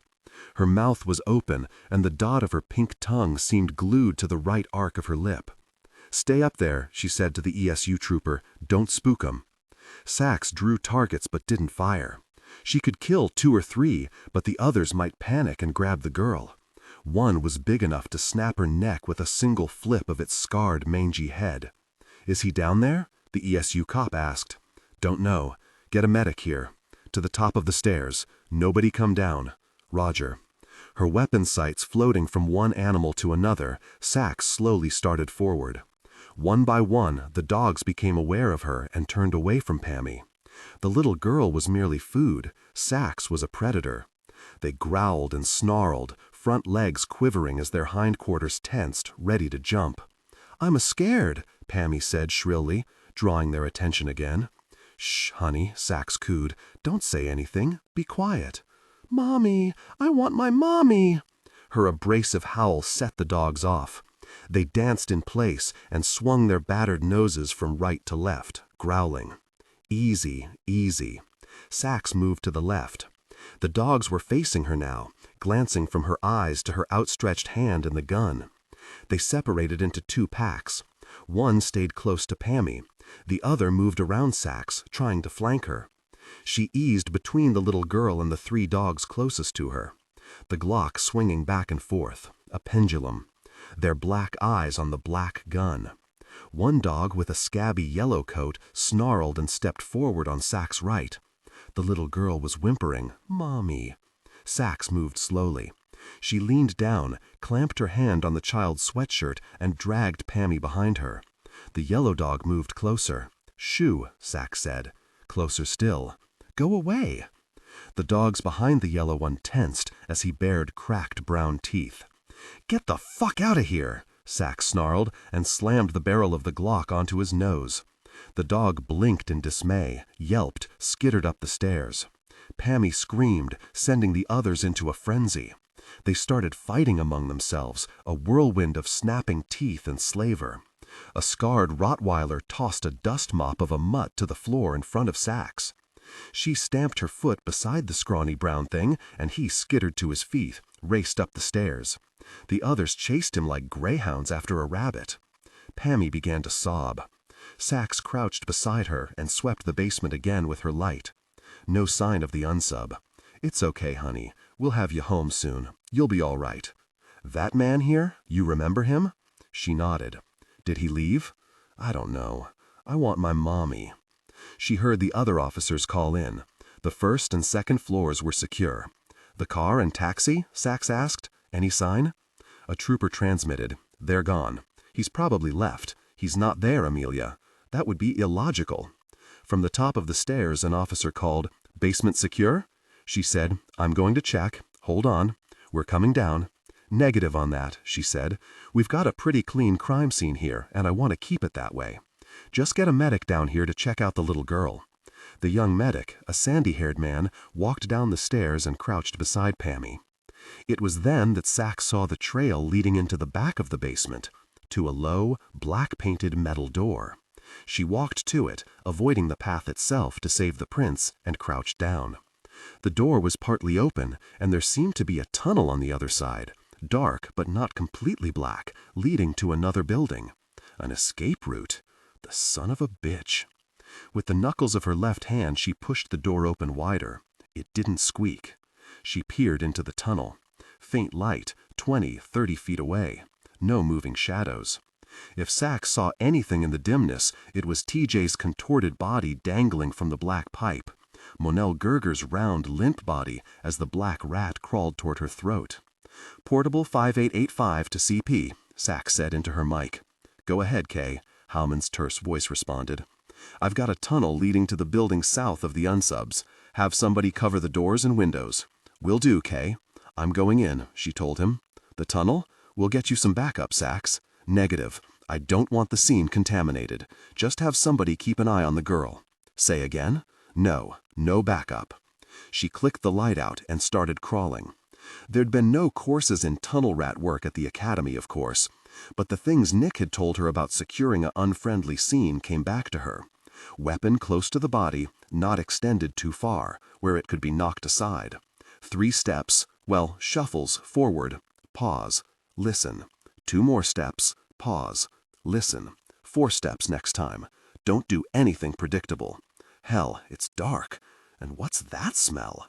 She shivered in disgust at the hot, foul stink. The claustrophobia wrapped around her like a cloud of oil smoke, and she had to stop for a moment, concentrating on anything but the closeness of the walls. The panic slipped away, but the smell was worse. She gagged. "Quiet, girl, quiet." Sachs controlled the reflex and kept going. And what's that noise? Something electrical, a buzzing, rising and falling. 10 feet from the end of the tunnel. Through the doorway she could see a second large basement, murky though not quite as dark as the one Pammy had been in. Light leached in through a greasy window. She saw motes of dust pedaling through the gloom. "No, no, girl, the gun's too far in front of you. One kick and it's gone. Close to your face. Keep your weight low and back. Use your arms to aim, ask for support." Then she was at the doorway. She gagged again, tried to stifle the sound. Is he waiting for me or not? Head out, a fast look. You've got a helmet. It'll deflect anything but a full metal or Teflon, and remember, he's shooting a .32, a girl gun. All right, think. Look, which way first? The patrolman's guide wasn't any help, and Nick wasn't offering any advice at the moment. Flip a coin. Left. She stuck her head out fast, glancing to the left. Back into the tunnel. She'd seen nothing. A blank wall, shadows. If he's the other way, he's seen me and's got good target positioning. Okay, fuck. Just go. Fast. When you move. Sachs leapt. They can't getcha. She hit the ground hard, rolling, twisting around. The figure was hidden in shadows against the wall to the right, under the window. Drawing a target, she started to fire. Then froze. Amelia Sachs gasped. Oh my God. Her eyes were inexorably drawn to the woman's body, propped up against the wall. From the waist up, she was thin, with dark brown hair, a gaunt face, small breasts, bony arms. Her skin was covered with swarms of flies, the buzzing Sachs had heard. From the waist down, she was nothing. Bloody hip bones, femur, the whip of her spine, feet. All the flesh had been dissolved in the repulsive bath she rested next to, a horrible stew, deep brown, chunks of flesh floating in it. Lye or acid of some sort. The fumes stung Sachs' eyes, while horror and fury boiled in her heart. Oh, you poor thing. Sachs waved pointlessly at the flies that strafed the new intruder. The woman's hands were relaxed, palms upward, as if she were meditating, eyes closed. A purple jogging outfit lay by her side. She wasn't the only victim. Another skeleton, completely stripped, lay beside a similar vat, older, empty of the terrible acid, but coated with a dark sludge of blood and melted muscle. Its forearm and hand were missing. And beyond that was another, this victim picked apart, the bones carefully scrubbed of all the flesh, cleaned, resting carefully on the floor. A stack of triple-aught sandpaper rested beside the skull. The elegant curve of the head shone like a trophy. And then she heard it behind her. A breath, faint but unmistakable. The snap of air deep in a throat. She spun around, furious at herself for her carelessness, but the emptiness of the basement gaped back at her. She swept the light over the floor, which was stone, and didn't show footprints as clearly as the dirt floor in 823's building next door. Another inhalation. Where was he? Where? Sachs crouched further, sending the light sideways, up and down. Nothing. Where the fuck is he? Another tunnel? An exit to the street? Looking at the floor again, she spotted what she thought was a faint trail, leading into the shadows of the room. She moved along beside it. Pause. Listen. Breathing? Yes. No. Stupidly, she spun around and looked at the dead woman once more. Come on. Eyes back again, moving along the floor. Nothing. How can I hear him and not see him? The wall ahead of her was solid, no doors or windows. She backed up, toward the skeletons. From somewhere, Lincoln Rhymes' words came back. Crime scenes are three-dimensional. Sachs looked up suddenly, flashing the light in front of her. The huge Doberman's teeth shone back, dangling bits of gray flesh. 2 feet away on a high ledge, he was waiting, like a wildcat, for her. Neither of them moved for a moment, absolutely frozen. Then Sachs instinctively dropped her head, and before she could bring her weapon up, he launched himself toward her face.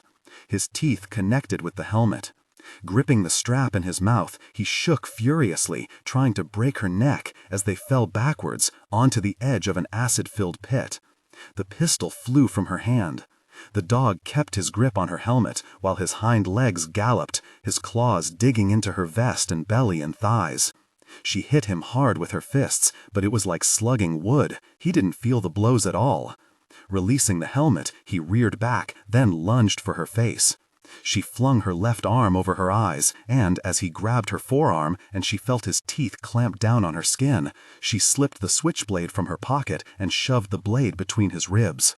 There was a yelp, a high sound, and he rolled off her, kept moving, speeding straight for the doorway. Sachs snagged her pistol and was after him in an instant, scrabbling through the tunnel. She burst out to see the wounded animal sprinting straight toward Pammy and the medic, who stood frozen as the Doberman leapt into the air. Sachs dropped into a crouch and squeezed off 2 rounds. One hit the back of the animal's head, and the other streaked into the brick wall. The dog collapsed in a quivering pile at the medic's feet. Shots fired, she heard in her radio, and a half-dozen troopers rushed down the stairs, pulled the dog away, and deployed around the girl. "It's all right," Sachs shouted. "It was me." The team rose from their defensive positions. Pammy was screaming, "Doggy dead! She made the doggy dead!"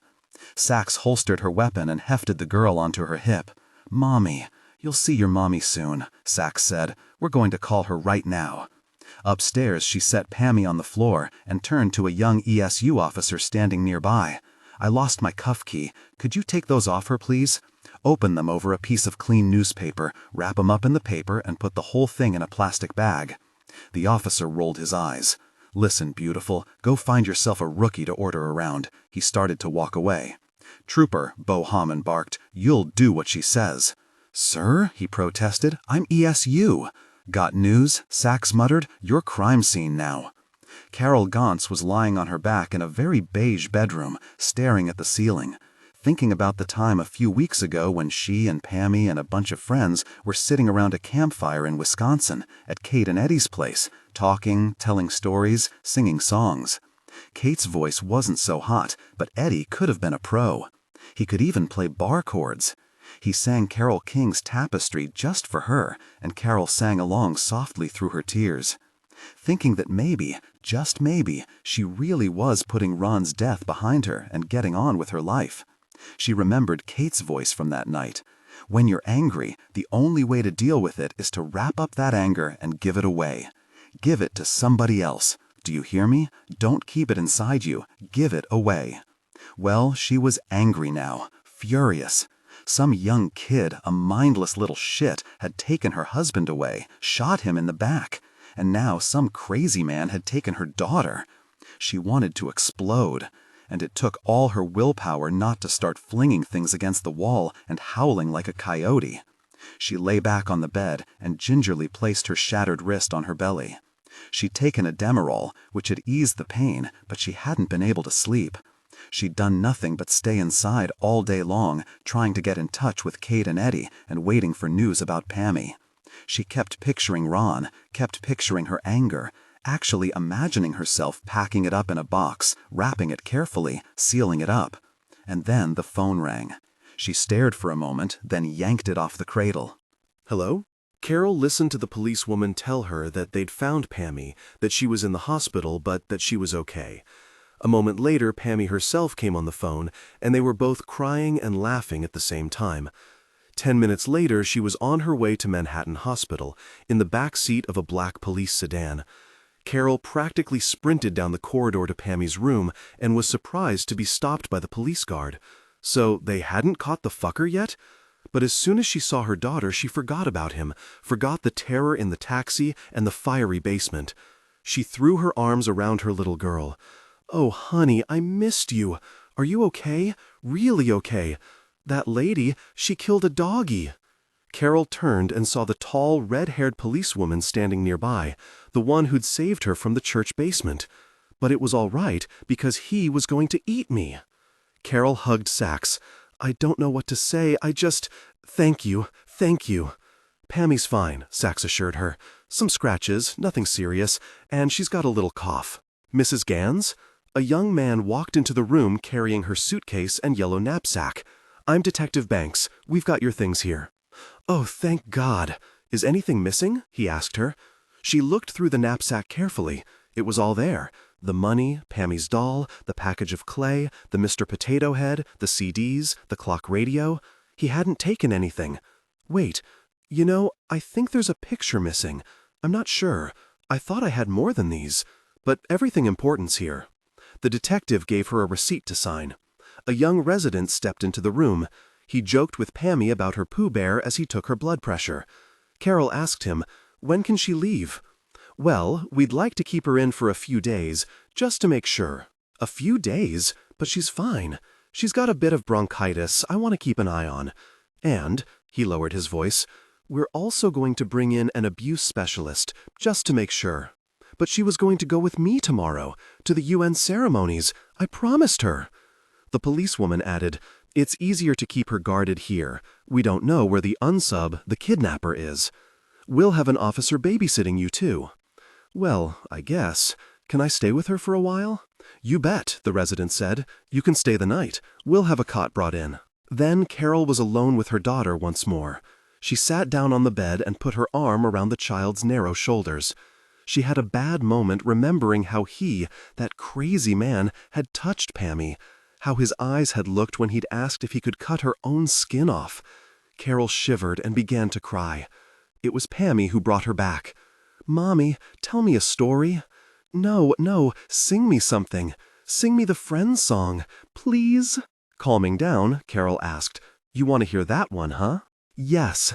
Carol hoisted the girl onto her lap and, in a reedy voice, started to sing, "You've Got a Friend." Pammy sang snatches of it along with her. It had been one of Ron's favorites, and in the past couple years, after he was gone, she hadn't been able to listen to more than a few bars without breaking into tears. Today, she and Pammy finished it together, pretty much on key, dry-eyed and laughing. 33. Amelia Sachs finally went home to her apartment in Carroll Gardens, Brooklyn, exactly 6 blocks from her parents' house, where her mother still lived. As soon as she walked in, she hit the first speed dial button on the kitchen phone. "Mom, I'm taking you to brunch at the plaza, Wednesday. That's my day off." "What for?" "To celebrate your new assignment." "How is public affairs? You didn't call." A fast laugh. Sachs realized her mother had no idea what she'd been doing for the past day and a half. "You been following the news, Mom?" "I'm Brokaw's secret admirer, you know that." "You hear about this kidnapper the last few days?" "Who hasn't?" "What are you telling me, honey? I've got the inside scoop." And she told her astonished mother the story, about saving the Vicks and about Lincoln Rhyme, and, with some editing, about the crime scenes. "Amy, your father'd be so proud. So, call in sick on Wednesday. The plaza, okay?" "Forget it, sweetheart. Save your money. I've got waffles and Bob Evans in the freezer. You can come here." "It's not that expensive, Mom." "Not that much? It's a fortune." "Well, hey," Sachs said, trying to sound spontaneous, "you like the Pink Teacup, don't you? A little place in the West Village that served up platters of the best pancakes and eggs on the East Coast for next to nothing." A pause. "That might be nice." This was a strategy Sachs had used successfully over the years. "I've got to get some rest, Mom. I'll call tomorrow." "You work too hard. Amy, this case of yours, it wasn't dangerous, was it? I was just doing the technical stuff, Mom. Crime scene. It doesn't get any safer than that. And they asked for you especially, the woman said. Then repeated, your father'd be so proud. They hung up, and Sachs wandered into the bedroom, flopped down on the bed. After she'd left Pammy's room, Sachs had paid visits to the other 2 surviving victims of Unsub 823. Manel Jerger, dotted with bandages and pumped full of anti-rabies serum, had been released and was returning to her family in Frankfurt, but just for rest of summer, she explained adamantly. Not, for good. And she'd pointed to her stereo and CD collection in the decrepit apartment in the Deutsche House by way of proving that no New World psycho was driving her permanently out of town. William Everett was still in the hospital. The shattered finger was not a serious problem, of course, but his heart had been acting up again. Sachs was astonished to find that he'd owned a shop in Hell's Kitchen years ago and thought he might have known her father. I knew all the beat cops, he said. She showed him her wallet picture of the man in his dress uniform. I think so. Not sure, but I think so. The calls had been social, but Sachs had gone armed with her watchbook. Neither of the Vics, though, had been able to tell her anything more about Unsub 823. In her apartment now, Sachs glanced out her window. She saw the ginkgos and maples shiver in the sharp wind. She stripped off her uniform, scratched under her boobs where it always itched like mad from being squished under the body armor. She pulled on a bathrobe. Unsub 823 hadn't had much warning, but it had been enough. The safe house on Van Brevoort had been hosed completely. Even though the landlord said he'd moved in a long time ago, last January, with a phony ID, no one was very surprised to learn, 823 had left with everything he brought, trash included. After Sachs had worked the scene, NYPD Layton's had descended and was dusting every surface in the place. So far, the preliminary reports weren't encouraging. Looks like he even wore gloves when he crapped, young Banks had reported to her. A mobile unit had found the taxi and the sedan. Unsub 823'd cleverly parked them near Avenue D and 9th Street. Salido guessed it probably took a local gang 7 or 8 minutes to strip them down to their chassis. Any physical evidence the vehicles might have yielded was now in a dozen chop shops around the city. Sachs turned on the tube and found the news. Nothing about the kidnappings. All the stories were about the opening ceremonies of the UN Peace Conference. She stared at Bryant Gumbel, stared at the UN Secretary General, stared at some ambassador from the Middle East, stared far more intently than her interest warranted. She even studied the ads as if she were memorizing them, because there was something she definitely didn't want to think about: her bargain with Lincoln Rhyme. The deal was clear. Now that Carol and Pammy were safe, it was her turn to come through, to let him have his hour alone with Dr. Berger. Now him, Berger, she hadn't liked the look of the doctor at all. You could see one big fucking ego in his compact, athletic frame, his evasive eyes, his black hair perfectly combed, expensive clothes. Why couldn't Rhyme have found someone like Kevorkian? He may have been quirky, but at least seemed like a wise old grandfather. Her lids closed. Giving up the dead. A bargain was a bargain. But God damn it, Rhyme. Well, she couldn't let him go without one last try. He'd caught her off guard in his bedroom. She was flustered, hadn't thought of any really good arguments. Monday. She had until tomorrow to try to convince him not to do it, or at least to wait a while. A month. Hell, a day. What could she say to him? She'd jot down her arguments, write a little speech. Opening her eyes, she climbed out of bed to find a pen and some paper. I could. Sachs froze, her breath whistling into her lungs like the wind outside. He wore dark clothes, the ski mask and gloves black as oil. Unsub 823 stood in the middle of her bedroom. Her hand instinctively went toward the bedside table, her Glock and knife. But he was ready. The shovel swung fast and caught her on the side of her head. A yellow light exploded in her eyes. She was on her hands and knees when the foot slammed into her rib cage and she collapsed to her stomach, struggling for breath. She felt her hands being cuffed behind her. A strip of duct tape slapped onto her mouth. Moving fast, efficiently. He rolled her onto her back, her robe fell open. Kicking furiously, struggling madly to pull the cuffs apart. Another blow to her stomach. She gagged and fell still as he reached for her, gripped her at the armpits, dragged her out the back door and into the large private garden behind the apartment. His eyes remained on her face, not even looking at her tits, her flat belly, her mound with its few red curls. She could easily have given that up to him if it would have saved her life. But no, Rhyme's diagnosis was right. It wasn't lust that drove 823. He had something else in mind. He dropped her willowy figure, face up, into a patch of black-eyed Susans and Pachysandra, out of sight of the neighbors. He looked around, catching his breath. He picked up the shovel and plunged the blade into the dirt. Amelia Sachs began to cry. Rubbing the back of his head into the pillow. Compulsive, a doctor had once told him after observing this behavior, an opinion Rhyme hadn't asked for, or wanted. His nestling, Rhyme reflected, was just a variation on Amelia Sacks's tearing her flesh with her own nails. He stretched his neck muscles, rolling his head around as he stared at the profile chart on the wall. Rhyme believed that the full story of the man's madness was here in front of him, in the black, swoopy handwriting and the gaps between the words. But he couldn't see the story's ending, not yet.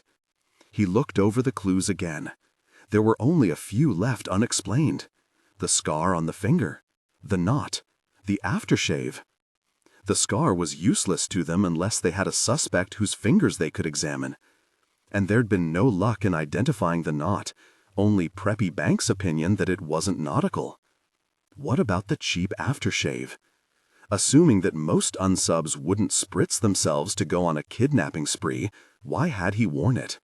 Rhyme could only conclude again that he was trying to obscure another, a telltale scent. He ran through the possibilities: food, liquor, chemicals, tobacco. He felt eyes on him and looked to his right. The black dots of the bony rattlesnake's eye sockets gazed toward the clinitron. This was the one clue that was out of place. It had no purpose except to taunt them. Something occurred to him. Using the painstaking turning frame, Rhyme slowly flipped back through Crime in Old New York to the chapter on James Schneider. He found the paragraphs he'd remembered. It has been suggested by a well-known physician of the mind, a practitioner of the discipline of psychology, which has been much in the news of late, that James Schneider's ultimate intent had little to do with harming his victims. Rather, this learned doctor has suggested, the villain was seeking revenge against those that did him what he perceived to be harm, the city's constabulary, if not society as a whole. Who can say where the source of this hate lay?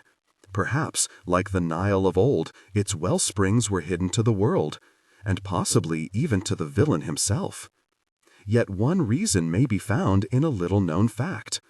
Young James Schneider, at the tender age of 10, saw his father dragged away by constables, only to die in prison for a robbery which, it was later ascertained, he did not commit. Following this unfortunate arrest, the boy's mother fell into life on the street and abandoned her son, who grew up a ward of the state. Did the madman perchance commit these crimes to fling derision into the face of the very constabulary which had inadvertently destroyed his family? We will undoubtedly never know. Yet what does seem clear is that by mocking the ineffectualness of the protectors of its citizenry, James Schneider, the bone collector, was wreaking his vengeance upon the city itself as much as upon his innocent victims. Lincoln Rhyme lay back in his pillow and looked at the profile chart again. Dirt is heavier than anything. It's the earth itself, the dust of an iron core. And it doesn't kill by strangling the air from the lungs, but by compressing the cells until they die from the panic of immobility. Sachs wished that she had died. She prayed that she would, fast, from fear or a heart attack, before the first shovelful hit her face. She prayed for this harder than Lincoln Rhyme had prayed for his pills and liquor. Lying in the grave the unsub had dug in her own backyard, Sachs felt the progress of the rich earth, dense and wormy, moving along her body. Sadistically, he was burying her slowly, casting only a shallow scoop at a time, scattering it carefully around her. He'd started with her feet. He was now up to her chest, the dirt slipping into her robe and around her breasts, like a lover's fingers. Heavier and heavier, compressing, binding her lungs. She could suck only an ounce or two of air at a time. He paused once or twice to look at her, then continued. He likes to watch. Hands beneath her, neck straining to keep her head above the tide. Then her chest was buried completely, her shoulders, her throat. The cold earth rose to the hot skin of her face, packing around her head so she couldn't move. Finally, he bent down and ripped the tape off her mouth. As Sachs tried to scream, he spilled a handful of dirt into her face. She shivered, choked on the black earth. Ears ringing, hearing, for some reason, an old song from her infancy, The Green Leaves of Summer, a song her father played over and over again on the hi-fi. Sorrowful, haunting. She closed her eyes. Everything was going black. Opened her mouth once and got another cup's worth of soil. Giving up the dead. And then she was under, completely quiet, not choking or gasping. The earth was a perfect seal. She had no air in her lungs, couldn't make any sounds. Silence, except for the haunting melody and the growing roar in her ears. Then the pressure on her face ceased as her body went numb as Lincoln Rhymes. Her mind began to shut down. Blackness, blackness. No words from her father. Nothing from Nick. No dreams of downshifting from 5 to 4 to goose the speedometer into 3 digits. Blackness. Giving up. The mass sinking down onto her, pushing, pushing. Seeing only one image. The hand rising out of the grave yesterday morning. Waving for mercy. When no mercy would be given. Waving for her to follow. Rhyme. I'll miss you. Giving up. 34. Something struck her forehead, hard, hard. She felt the thump, but no pain. What? His shovel? A brick? Maybe, in an instant of compassion, 823 decided that this slow death was more than anyone could bear, and was striking for her throat to sever her veins. Another blow, and another. She couldn't open her eyes, but she was aware of light growing around her, colors and air. She forced the mass of dirt from her mouth and sucked in tiny breaths, all she could manage. Began coughing in a loud bray, retching, spitting. Her lids sprang open, and through tearing eyes she found herself looking up at the muddy vision of Lon Soletto kneeling over her, beside 2 EMS medics, one of whom dug into her mouth with latex-clad fingers and pulled out more gunk, while the other readied an oxygen mask and green tank. Soletto and Banks continued to uncover her body, shoving the dirt away with their muscular hands. They pulled her up, leaving a robe behind like a shed skin. Soletto, old divorcee that he was, looked chastely away from her body as he put his jacket around her shoulders. Young Jerry Banks did look, of course, but she loved him anyway. "Tear!" she wheezed, then surrendered to a racking cough. Soletto glanced expectantly at Banks, who was the more breathless of the two. He must have done the most running after the unsub. The young detective shook his head. Got away. Sitting up, she inhaled oxygen for a moment. "How?" she wheezed. "How'd you know?" "Rhyme," he answered. "Don't ask me how." He called in 1013s for everybody on the team. When he heard we were okay, he sent us over here ASA. Then the numbness left, snap, in a flash. And for the first time she realized what had nearly happened. She dropped the oxygen mask, backed away in panic, tears streaming, her panicky keening growing louder and louder. "No! No!" Slapping her arms and thighs, frantic, trying to shake off the horror clinging to her like a teeming swarm of bees. Oh, God, no. "Sachs?" Banks asked, alarmed. "Hey, Sachs?" The older detective waved his partner away. "It's okay." He kept his arm around her shoulders as she dropped to all fours and vomited violently, sobbing, gripping the dirt desperately between her fingers as if she wanted to strangle it. Finally, Sachs calmed and sat back on her naked haunches. She began laughing, softly at first, then louder and louder, hysterical, astonished to find that the skies had opened and it had been raining huge hot summer drops, and she hadn't even realized it. Arm around his shoulders, face pressed against his. They stayed that way for a long moment. Sachs. Oh, Sachs.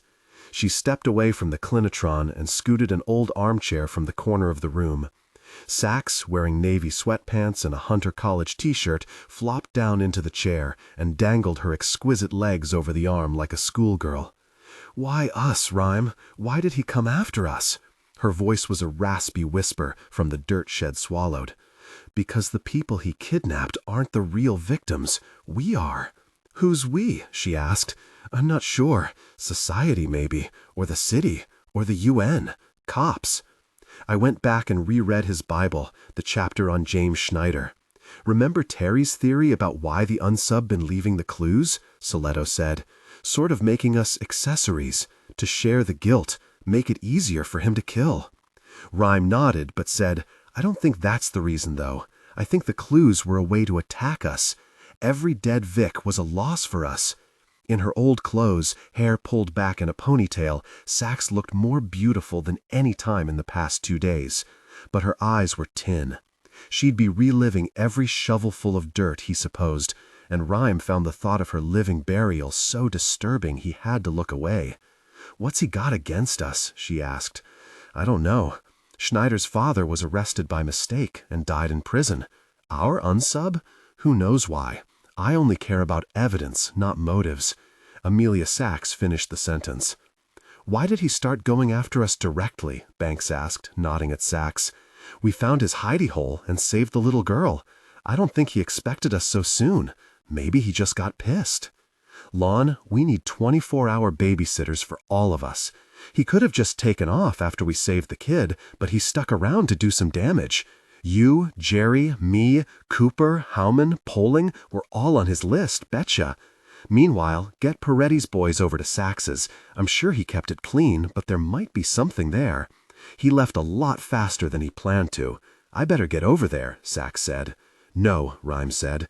"I have to work the scene. You have to get some rest," he ordered. "That's what you have to do, Sachs. You don't mind my saying, you look lousy."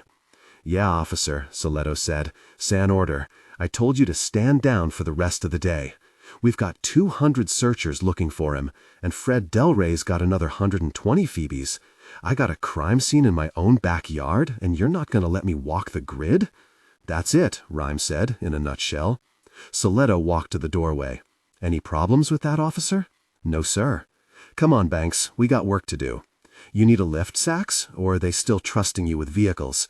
"No thanks, got wheels downstairs," she said. The 2 detectives left.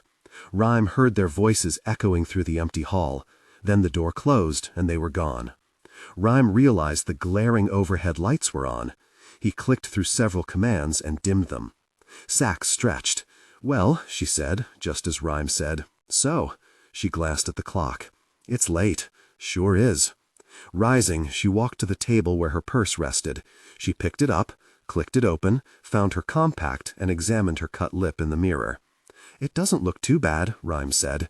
"Frankenstein," she said, prodding. "Why don't they use flesh-colored stitches?" She put the mirror away, slung the purse over her shoulder. "You moved the bed," she noticed. "It was closer to the window." "Tom did. I can look at the park, if I want to." "Well, that's good." She walked to the window, looked down. "Oh, for Christ's sake," Rhyme thought to himself. "Do it. What can happen?" he blurted quickly. "You want to stay here? I mean, it's getting late, and Layton'll be dusting your place for hours." He felt a mad bolt of anticipation deep within him. Well, kill that, he thought, furious with himself, until her face blossomed into a smile. "I'd like that." Good. His jaw shivered from the adrenaline. Wonderful. Tom. Listening to music, drinking some scotch. Maybe he'd tell her more about famous crime scenes. The historian in him was also curious about her father, about police work in the 60s and 70s. about the infamous Midtown South precinct in the old days. Rhyme shouted, "Tom, get some sheets and a blanket. Tom, I don't know what the hell he's doing. Tom." Sachs started to say something, but the aide appeared in the doorway and said testily, "One rude shout would have been enough, you know, Lincoln. Amelia's staying over again. Could you get some blankets and pillows for the couch?" "No, not the couch again," she said. "It's like sleeping on rocks." Rhyme was stabbed with a splinter of rejection. Thinking ruefully to himself, been a few years since he'd felt that emotion. Resigned, he nonetheless smiled and said, "There's a bedroom downstairs. Tom can make it up for you." But Sachs set down her purse. "That's okay, Tom. You don't have to. It's no bother. It's all right. Good night, Tom." She walked to the door. "Well, she smiled. But he began, looking from her to Rhyme, who frowned, shook his head. "Good night, Tom," she said firmly. "Watch your feet," and closed the door slowly as he stepped back out into the hall. It closed with a loud click. Sachs kicked off her shoes, pulled off the sweats and t-shirt. She wore a lace bra and baggy cotton panties. She climbed into the clinitron beside Rhyme, showing every bit of the authority beautiful women wield when it comes to climbing into bed with a man. She wriggled down into the pellets and laughed. "This is one hell of a bed," she said, stretching like a cat. Eyes closed, Sachs asked, "You don't mind, do you?" "I don't mind at all." "Rhyme?" "What?" "Tell me more about your book, okay? Some more crime scenes?" He started to describe a clever serial killer in Queens, but in less than 1 minute she was asleep. Rhyme glanced down and noted her breast against his chest, her knee resting on his thigh. A woman's hair was banked against his face for the first time in years. It tickled. He'd forgotten that this happened. For someone who lived so in the past, with such a good memory, he was surprised to find he couldn't exactly remember when he'd experienced this sensation last. What he could recall was an amalgam of evenings with Blaine, he supposed, before the accident. He did remember that he'd decided to endure the tickle, not push the strands away, so he wouldn't disturb his wife. Now, of course, he couldn't brush away Sax's hair if God himself had asked. But he wouldn't think of moving it aside. Just the opposite. He wanted to prolong the sensation until the end of the universe. 35. The next morning, Lincoln Rhyme was alone again. Tom had gone shopping, and Mel Cooper was at the IRD lab downtown. Vince Peretti had completed the CS work at the mansion on East Van Bravert and at Sax's.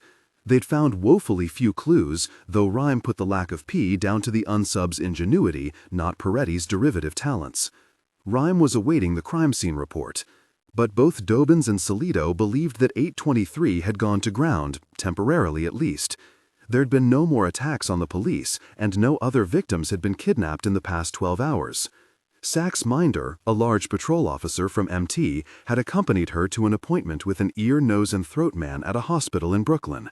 The dirt had done quite a number on her throat. Rhyme himself had a bodyguard, too, a uniform from the 20th Precinct, stationed in front of his townhouse, a friendly cop he'd known for years and with whom Rhyme enjoyed a running argument on the merits of Irish peat versus Scottish in the production of whiskey. Rhyme was in a great mood. He called downstairs on the intercom. "I'm expecting a doctor in a couple of hours. You can let him up." The cop said he would. Dr. William Berger had assured Rhyme that today he'd be on time. Rhyme leaned back in the pillow and realized he wasn't completely alone. On the windowsill, the falcons paced. Rarely skittish, they seemed uneasy. Another low front was approaching. Rhyme's window revealed a calm sky, but he trusted the birds. They were infallible barometers. He glanced at the clock on the wall. It was 11 a.m. Here he was, just like 2 days ago, awaiting Burgess' arrival. That's life, he thought, postponement upon postponement, but ultimately, with some luck, we get to where we're meant to be. He watched television for 20 minutes, trolling for stories about the kidnappings. But all the stations were doing specials on the opening day of the UN conference. Rhyme found it boring and turned to a rerun of Matlock, flipped back to a gorgeous CNN reporter standing outside UN headquarters, and then shut the damn set off. The telephone rang, and he went through the complicated gestures of answering it. "Hello?" There was a pause before a man's voice said, "Lincoln?" "Yes?" "Jim Pauling. How you doing?" Rhyme realized that he hadn't seen much of the captain since early yesterday, except for the news conference last night, where he'd whispered prompts to the mayor and Chief Wilson. "Okay. Any word on our unsub?" Rhyme asked. "Nothing yet, but we'll get 'em." Another pause. "Hey, you alone?" "Yep." A longer pause. "Okay if I stop by?" "Sure." "A half hour?" "I'll be here," Rhyme said jovially. He rested his head in the thick pillow, and his eyes slipped to the knotted clothesline hanging beside the profile poster. Still no answer about the knot. It was, he laughed aloud at the joke, a loose end. He hated the idea of leaving the case without finding out what kind of knot it was. Then he remembered that Pauling was a fisherman. Maybe he'd recognize Pauling, Rhyme reflected. James Pauling. Funny how the captain had insisted Rhyme handle the case. How he'd fought to keep him on it, rather than Peretti, who was the better choice politically for Pauling. Remembering, too, how he'd lost his temper at Delray when the Phoebe tried to strong-arm the investigation away from the NYPD. Now that he thought about it, Pauling's whole involvement in the case was a mystery. 823 wasn't the kind of perp you took on voluntarily, even if you were looking for juicy cases to hang on your collar record. Too many chances to lose Vicks, too many opportunities for the press and the brass to snipe at you for fucking up. Pauling. Recalling how he'd breeze into Rhyme's bedroom, check out their progress, and leave. Sure, he was reporting to the mayor and the chief. But the thought slipped unexpectedly into Rhyme's mind. Was there someone else Pauling was reporting back to? Someone who wanted to keep tabs on the investigation? The unsub himself? But how on earth could Pauling have any connection with 823? It seemed, and then it struck him. Could Pauling be the unsub? Of course not. It was ridiculous, laughable. Even apart from motive and means, there was the question of opportunity. The captain had been here, in Rhyme's room, when some of the kidnappings had occurred. Or had he? Rhyme looked up at the profile chart. Dark clothing and wrinkled cotton slacks. Pauling been wearing dark sports clothes over the past several days. But so what? So did a lot of. Downstairs, a door opened and closed. Tom? No answer. The aide wasn't due back for hours. Lincoln? Oh no, hell. He started to dial on the ECU. 1. With his chin, he bumped the cursor to 2. Footsteps on the stairs. He tried to redial, but he knocked the joystick out of reach in his desperation. And Jim Pauling walked into the room. Rhyme had counted on the babysitters calling upstairs first. But of course, a beat cop would let a police captain inside without thinking twice. Pauling's dark jacket was unbuttoned, and Rhyme got a look at the automatic on his hip. He couldn't see if it was his issue weapon, but he knew that 32 Colts were on the NYPD list of approved personal weapons. Lincoln, Pauling said. He was clearly uneasy, cautious. His eyes fell to the bleached pit of spinal cord. How you doing, Jim? Not bad. Pauling, the outdoorsman. Had the scar on the fingerprint been left by years of casting a fishing line, or an accident with a hunting knife? Rhyme tried to look, but Pauling kept his hands jammed into his pockets. Was he holding something in there? A knife? Pauling certainly knew forensics and crime scenes. She knew how not to leave evidence. The ski mask? If Pauling was the unsub, he'd have to wear the mask, of course, because one of the Vicks might see him later. And the aftershave. What if the unsub hadn't worn the scent at all, but had just carried a bottle with him and sprayed some at the scenes to make them believe he wore Brute? So when Pauling showed up here, not wearing any, no one would suspect him. You're alone? Pauling asked. My assistant. The cop downstairs said he wouldn't be back for a while. Rhyme hesitated. That's right. Pauling was slight, but strong, sandy-haired. Terry Dobin's words came back. Someone helpful, upstanding. A social worker, counselor, politician, somebody helping other people. Like a cop. Rhyme wondered now if he was about to die. And to his shock, he realized that he didn't want to. Not this way, not on somebody else's terms. Pauling walked to the bed. Yet there was nothing he could do. He was at this man's complete mercy. Lincoln, Pauling repeated gravely. Their eyes met, and the feeling of electrical connection went through them. Dry sparks. The captain looked quickly out the window. You've been wondering, haven't you? Wondering? Why I wanted you on the case. I figured it was my personality. This drew no smile from the captain. Why did you want me, Jim? The captain's fingers knitted together, thin but strong. the hands of a fisherman, a sport that, yes, may be genteel, but whose purpose is nonetheless to wrench a poor beast from his home and slice through its smooth belly with a thin knife. 4 years ago, the Shepherd case, we were on it together. Rhyme nodded. The workers found the body of that cop in the subway stop. A groan, Rhyme recalled, like the sound of the Titanic sinking in A Night to Remember. Then an explosion, loud as a gunshot, as the beam came down on his hapless neck, and dirt packed around his body. And you ran the scene, you yourself, like you always did. I did, yes. Did you know how we convicted Shepherd? We had a witness? Rhyme hadn't heard that. After the accident, he'd lost all track of the case, except for learning that Shepherd had been convicted and, 3 months later, stabbed to death on Rikers Island by an assailant who was never captured. An eyewitness, Pauline continued. He could place Shepherd at one of the victims' homes with the murder weapon. The captain stepped closer to the bed, crossed his arms. We had the wit a day before we found the last body, the one in the subway, before I put in the request that you run the scene. What are you saying, Jim? The captain's eyes rooted themselves to the floor. We didn't need you. We didn't need your report. Rhyme said nothing. Pauling nodded. You understand what I'm saying? I wanted to nail that fuck Shepherd so bad. I wanted an airtight case. And you know what a Lincoln Rhyme crime scene report does to defense lawyers? It scares the ever-loving shit out of them. But Shepherd would have been convicted even without my report from the subway scene. That's right, Lincoln, but it's worse than that. See, I got word from MTA Engineering that the site wasn't safe, the subway site, and you had me work the scene before they shored it up? Shepherd was a cop killer. Pauling's face twisted up in disgust. I wanted him so bad. I would have done anything to nail him. But he lowered his head to his hands. Rhyme said nothing. He heard the groan of the beam, the explosion of the breaking wood, then the rustle of the dirt nestling around him. A curious, warm peace in his body while his heart stuttered with terror. Jim, that's why I wanted you on this case, Lincoln. You see? A miserable look crossed the captain's tough face. He stared at the disc of spinal column on the table. I kept hearing these stories that your life was crap. You were wasting away here, talking about killing yourself. I felt so fucking guilty. I wanted to try to give you some of your life back, Rhyme said. And you've been living with this for the last 3.5 years? You know about me, Lincoln. Everybody knows about me. I collar somebody, he gives me any shit, he goes down. I get a hard-on for some perp, I don't stop till the prick's bagged and tagged. I can't control it. I know I fucked over people sometimes. But they were perps, or suspects at least. They weren't my own. They weren't cops. What happened to you?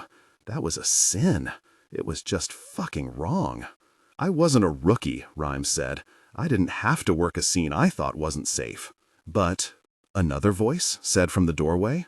Rhyme glanced up, expecting to see Berger, but it was Peter Taylor who'd come up the stairs. Rhyme recalled that he was coming by today to check on his patient after the dysreflexia attack. He supposed, too, that the doctor was planning to give him hell about Berger and the Letha Society. He wasn't in the mood for that. He wanted time alone to digest Pauling's confession. At the moment, it just sat there, numb as Rhyme's thigh. But he said, "Come on in, Peter. You've got a very funny security system, Lincoln. The guard asked if I was a doctor and he let me up." "What? Do lawyers and accountants get booted?" Rhyme laughed. "I'll only be a second." Rhyme turned back to Pauling. "Fate, Jim. That's what happened to me. I was in the wrong place at the wrong time. It happens. Thanks, Lincoln." Pauling put his hand on Rhyme's right shoulder and squeezed it gently. Rhyme nodded and, to deflect the uneasy gratitude, introduced the men. "Jim, this is Pete Taylor, one of my doctors. And this is Jim Pauling. We used to work together." "Nice to meet you," Taylor said, sticking out his right hand. It was a broad gesture, and Rhyme's eyes followed it, noticing for some reason the deep crescent scar on Taylor's right index finger. "No!" Rhyme shouted. "So you're a cop too?" Taylor gripped Pauling's hand tightly as he slid the knife, held firmly in his left hand, in and out of the captain's chest 3 times, navigating around the ribs with the delicacy of a surgeon, undoubtedly so he wouldn't nick the precious bone. 36. In 2 long steps, Taylor was beside the bed. He grabbed the ECU controller from beneath Rhyme's finger, flung it across the room. Rhyme took a breath to shout, but the doctor said, "He's dead too." The constable, nodding toward the door, meaning the bodyguard downstairs. Taylor stared with fascination as Pauling thrashed like a spine-cracked animal, spraying his blood on the floor and walls. "Jim!" Rhyme cried. "No. Oh no." The captain's hands curled over his ruined chest. A repugnant gurgling from his throat filled the room, accompanied by the mad thudding of his shoes on the floor as he died. Finally, he quivered once violently and lay still. His glazed eyes, dotted with blood, stared at the ceiling. Turning to the bed, he kept his eyes on Lincoln Rhyme as he walked around it, slowly circling, the knife in his hand. His breathing was hard. "Who are you?" Rhyme gasped. Silently, Taylor stepped forward, put his fingers around Rhyme's arm, squeezed the bone several times, perhaps hard, perhaps not. His hand strayed to Rhyme's left ring finger. He lifted it off the ECU and caressed it with the dripping blade of the knife, slipped the sharp point up under the nail. Rhyme felt faint pain, a queasy sensation, then harder. He gasped. Then Taylor noticed something and froze. He gasped, leaned forward, staring at the copy of Crime in Old New York on the turning frame. "That's how. You actually found it. Ugh, the constables should be proud to have you in their ranks, Lincoln Rhyme. I thought it'd be days before you got to the house. I thought Maggie'd be stripped down by the dogs by then." "Why are you doing this?" Rhyme asked. But Taylor didn't answer. He was examining Rhyme carefully, muttering, half to himself, "You didn't used to be this good, you know. In the old days. You missed a lot back then, didn't you? In the old days. The old days." What did he mean? He shook his balding head, gray hair, not brown, and glanced at a copy of Rhyme's forensic textbook. There was recognition in his eyes, and slowly Rhyme began to understand. "You read my book," the criminalist said. "You studied it. At the library, right? The public library branch near you?" 823 was, after all, a reader, so he knew Rhyme's CS procedures. That's why he'd swept up so carefully, why he'd worn gloves, touching even surfaces most criminals wouldn't have thought would retain prints, why he'd sprayed the aftershave at the scene. He'd known exactly what Sachs would be looking for. And, of course, the manual wasn't the only book he'd read. Scenes of the crime, too. That's what had given him the idea for the planted clues, old New York clues. Clues that only Lincoln Rhyme would be able to figure out. Taylor picked up the disc of spinal column he'd given to Rhyme 8 months ago. He kneaded it absently between his fingers. And Rhyme saw the gift, so touching back then, for the horrific preface that it was. His eyes were unfocused, distant. Rhyme recalled he'd seen this before, when Taylor'd examined him over the past months. He'd put it down to a doctor's concentration, but now knew it was madness. The control he'd been struggling to maintain was disappearing.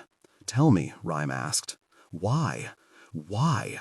Taylor whispered, moving his hand along Rhyme's leg, probing once more. Knee, shin, ankle. "Because you were something remarkable, Rhyme. Unique. You were invulnerable." "What do you mean? How can you punish a man who wants to die? If you kill him, you've done what he wants. So, I had to make you want to live." And the answer came to Rhyme finally. The old days. "It was fake, wasn't it?" he whispered. "That obituary from the Albany coroner. You wrote it yourself. Colin Stanton. Dr. Taylor was Colin Stanton. The man whose family had been butchered in front of him on the streets of Chinatown. The man who stood paralyzed in front of the bodies of his wife and 2 children as they bled to death and could not make the obscene choice about which of them to save. You missed things in the old days. Now, too late, the final pieces fell into place. His watching the victims, T.J. Colfax and Monell and Carol Gans. He'd risked capture to stand and stare at them, just as Stanton had stood over his family, watching as they died. He wanted revenge, but he was a doctor, sworn never to take a life. And so, in order to kill, he had to become his spiritual ancestor, the bone collector, James Schneider, a 19th-century madman whose family had been destroyed by the police. After I got out of the mental hospital, I came back to Manhattan. I read the inquest report about how you missed the killer at the crime scene, how he got out of the apartment. I knew I had to kill you, but I couldn't. I don't know why. I kept waiting and waiting for something to happen. And then I found the book. James Schneider. He'd been through exactly what I had. He'd done it. I could too. I took them down to the bone. The obituary, Rhymes said. Right. I wrote it myself on my computer, faxed it to NYPD so they wouldn't suspect me. Then I became someone else, Dr. Peter Taylor. I didn't realize until later why I picked that name. Can you figure it out? Stanton's eyes strayed to the chart. The answer's there. Rhymes scanned the profile. Knows basic German, Schneider said, sighing. It's German for Taylor. Stanton nodded.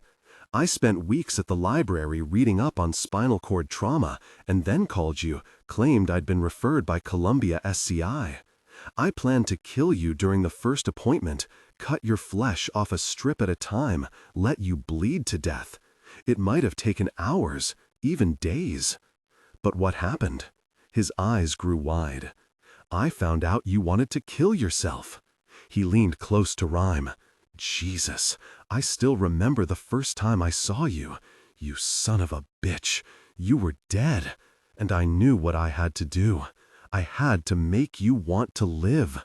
I had to give you purpose once more. So it didn't matter whom he kidnapped. Anyone would do. You didn't even care whether the victims lived or died. Of course not. All I wanted was to force you to try to save them. The knot, Rhyme asked, noticing the loop of clothesline hanging beside the poster. It was a surgical suture? He nodded. Of course. And the scar on your finger? My finger? He frowned. How did you? Her neck. You printed her neck, Hannes. I knew that was possible. I didn't think about it. Angry with himself. I broke a glass in the mental hospital library, Stanton continued, to cut my wrist. I squeezed it till it broke. He madly traced the scar with his left index finger. The deaths, Rhymes said evenly, your wife and children. It was an accident. A terrible accident. Horrible. But it didn't happen on purpose. It was a mistake. I'm so sorry for you and for them. In a sing-songy voice, Stanton chided. Remember what you wrote in the preface of your textbook? He recited perfectly. The criminalist knows that for every action, there's a consequence. The presence of a perpetrator alters every crime scene, however subtly. It is because of this that we can identify and locate criminals and achieve justice. Stanton grabbed Rhyme's hair and tugged his head forward. They were inches apart. Rhyme could smell the madman's breath, see the lenses of sweat on the gray skin. Well, I'm the consequence of your actions. What'll you accomplish? You kill me, and I'm no worse off than I would have been. Oh, but I'm not going to kill you. Not yet. Stanton released Rhyme's hair, backed away. You want to know what I'm going to do? He whispered. I'm going to kill your doctor, Berger, but not the way he's used to killing. Oh, no sleeping pills for him, no booze.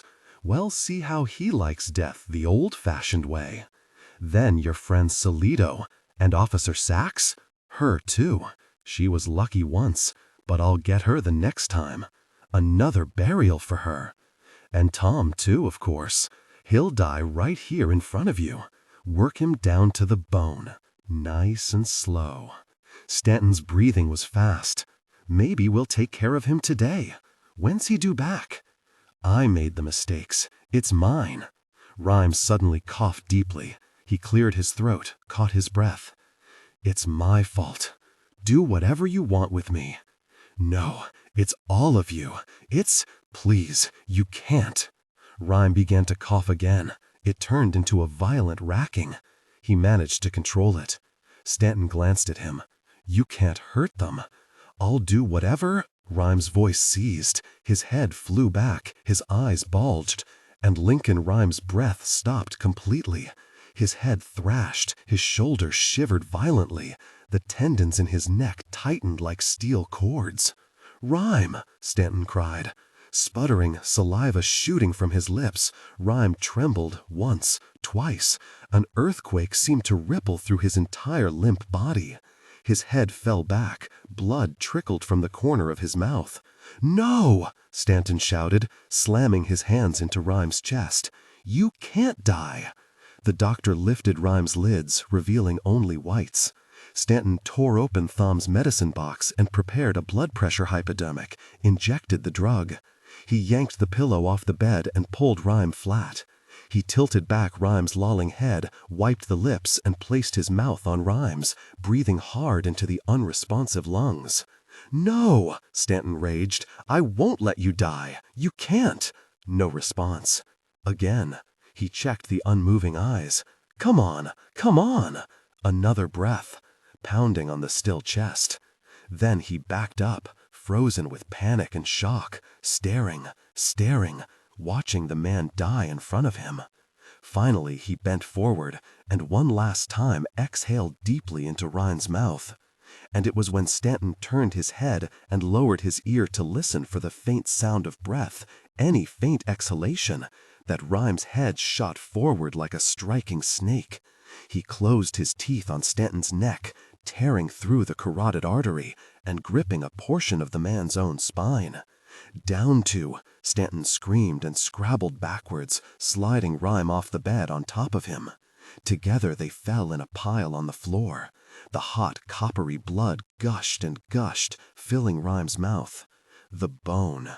His lungs, his killer lungs, had already gone for a minute without air, but he refused to loosen his grip now to gasp for breath, ignoring the searing pain from inside his cheek where he'd bit into the tender skin, bloodying it to give credence to his sham attack of dysreflexia. He growled in rage, seeing Amelia Sachs buried in dirt, seeing the steam spew over T.J. Colfax's body, and he shook his head, feeling the snap of bone and cartilage. Pummeling Rhyme's chest, Stanton screamed again, kicking to get away from the monster that had socketed itself to him. But Rhyme's grip was unbreakable. It was as if the spirits of all the dead muscles throughout his body had risen into his jaw. Stanton clawed his way to the bedside table and managed to grab his knife. He jabbed it into Rhyme, once, twice, but the only places he could reach were the criminalist's legs and arms. It's pain that incapacitates, and pain was one thing to which Lincoln Rhyme was immune. The vice of his jaws closed harder, and Stanton's scream was cut off as his windpipe went. He plunged the knife deep into Rhyme's arm. It stopped when it hit bone. He started to draw it out to strike again, but the madman's body froze, then spasmed violently once, then again, and suddenly went completely limp. Stanton collapsed to the floor, pulling Rhyme after him. The criminalist's head slammed onto the oak with a loud crack. Yet Rhyme wouldn't let go. He held tight and continued to crush the man's neck, shaking, tearing the flesh like a hungry lion, crazed by blood and by the immeasurable satisfaction of a lust fulfilled. When you move, they can't get you. A physician's duty is not just to extend life, it is to end suffering. Dr. Jack Kevorkian, 37, Monday, 7:15 p.m. to Monday, 10 p.m. It was nearly sunset when Amelia Sachs walked through his doorway. She was no longer in sweats or uniform. She wore jeans and a forest green blouse. Her beautiful face sported several scratches Rhyme didn't recognize, though given the events of the past 3 days, he guessed the wounds weren't self-inflicted. "Yuck," she said, walking around the portion of the floor where Stanton and Pauling had died. It had been mopped with bleach, with the perp body-bagged, forensics became moot, but the pink island of stain was huge. Rhyme watched Sachs pause and nod a cold greeting to Dr. William Berger, who stood by the Falcon window with his infamous briefcase at his side. "So you got him, did you?" she asked, nodding at the bloodstain. "Yeah," Rhymes said. "He's got." "All by yourself?" "It was hardly a fair fight," he offered. "I forced myself to hold back." Outside, the liquid, ruddy light of the low sun ignited treetops and the marching line of elegant buildings along Fifth Avenue across the park. Sachs glanced at Berger, who said, "Lincoln and I were just having a little talk." "Were you?" There was a long pause. "Amelia," he began, "I'm going to go through it. I've decided." "I see." Her gorgeous lips, marred by the black lines of tiny stitches, tightened slightly. It was her only visible reaction. "You know I hate it when you use my first name. I goddamn hate it." How could he explain to her that she was largely the reason he was going ahead with his death? Waking that morning, with her beside him, he realized with a piquant sorrow that she would soon climb from the bed and dress and walk out the door, to her own life, to a normal life. Why? They were as doomed as lovers twould be, if he dared even to think of them as lovers. It was only a matter of time until she met another Nick and fell in love. The 823 case was over, and, without that binding them together, their lives would have to drift apart. Inevitable. Oh, Stanton was smarter than he could have guessed. Rhyme had been drawn to the brink of the real world once again, and yes, he'd moved far over it. "Sachs, I lied. Sometimes you can't give up the dead. Sometimes you just have to go with them." Hands clenched, she walked to the window. "I tried to come up with a ball-buster of an argument to talk you out of it. You know, something real slick. But I couldn't. All I can say is, I just don't want you to do it." "A deal's a deal, Sachs." She looked at Berger. "Shit, Rhyme." Walking over to the bed, crouching down, she put her hand on his shoulder, brushed his hair off his forehead. "But will you do one thing for me?" "What?" "Give me a few hours." "I'm not changing my mind." "I understand. Just 2 hours. There's something you have to do first." Rhyme looked at Berger, who said, "I can't stay much longer, Lincoln. My plane." "If you want to wait a week, I can come back." "That's okay, doctor," Sachs said. "I'll help him do it." "You?" the doctor asked cautiously. Reluctantly, she nodded. Yes, this wasn't her nature. Rhyme could see that clearly. But he glanced into her blue eyes, which, though tearful, were remarkably clear. She said, When he was burying me, Rhyme, I couldn't move, not an inch. For an instant, I was desperate to die, not to live, just to have it over with. I understand how you feel." Rhyme nodded slowly, then said to Berger, "It's all right, doctor. Could you just leave what's the euphemism of the day? How's paraphernalia?" Berger suggested. "Could you just leave them there, on the table?" "You're sure?" he asked Sachs. She nodded again. The doctor set the pills, brandy, and plastic bag on the bedside table. Then he rummaged through his briefcase. "I don't have any rubber bands, I'm afraid." "For the bag." "That's all right," Sachs said, glancing down at her shoes. "I've got some." Then Berger stepped close to the bed, put his arm on Rhyme's shoulder. "I wish you a peaceful self-deliverance," he said.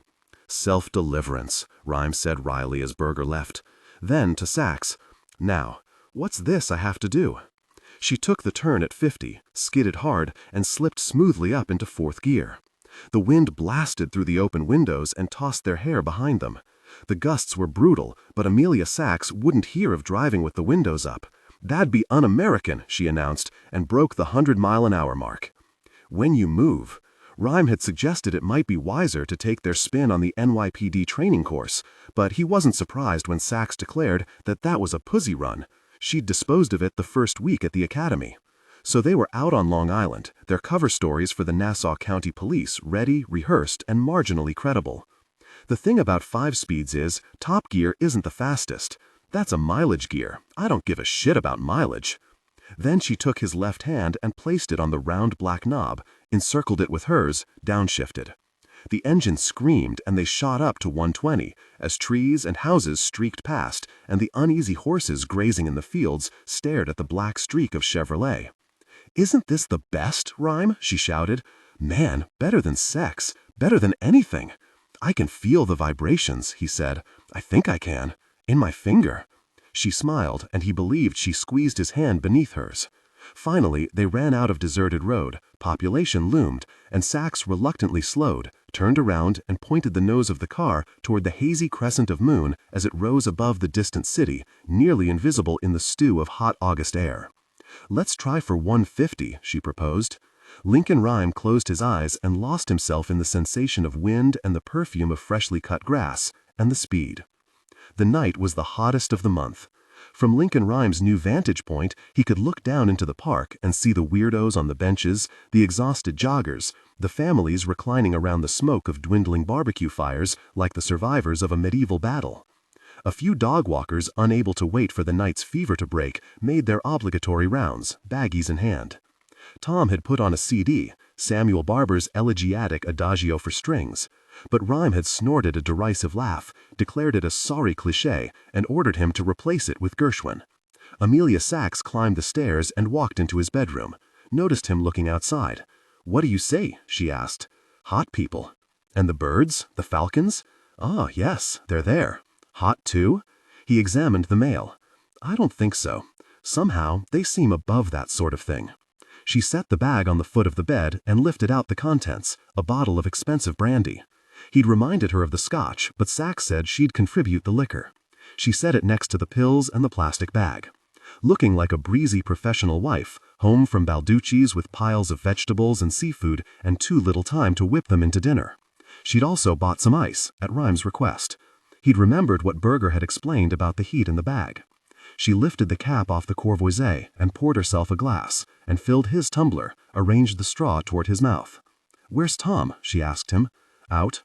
"Does he know?" "Yes." They sipped the brandy. "Do you want me to say anything to your wife?" Rhyme considered it for a long moment, thinking, "We have years to converse with someone, to blurt and rant, to explain our desires and anger and regrets, and oh, how we squander those moments.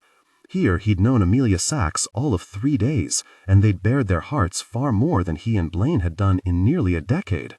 "No," he said. "I've emailed her." A chuckle. "That's a comment on our times, I'd say." More brandy?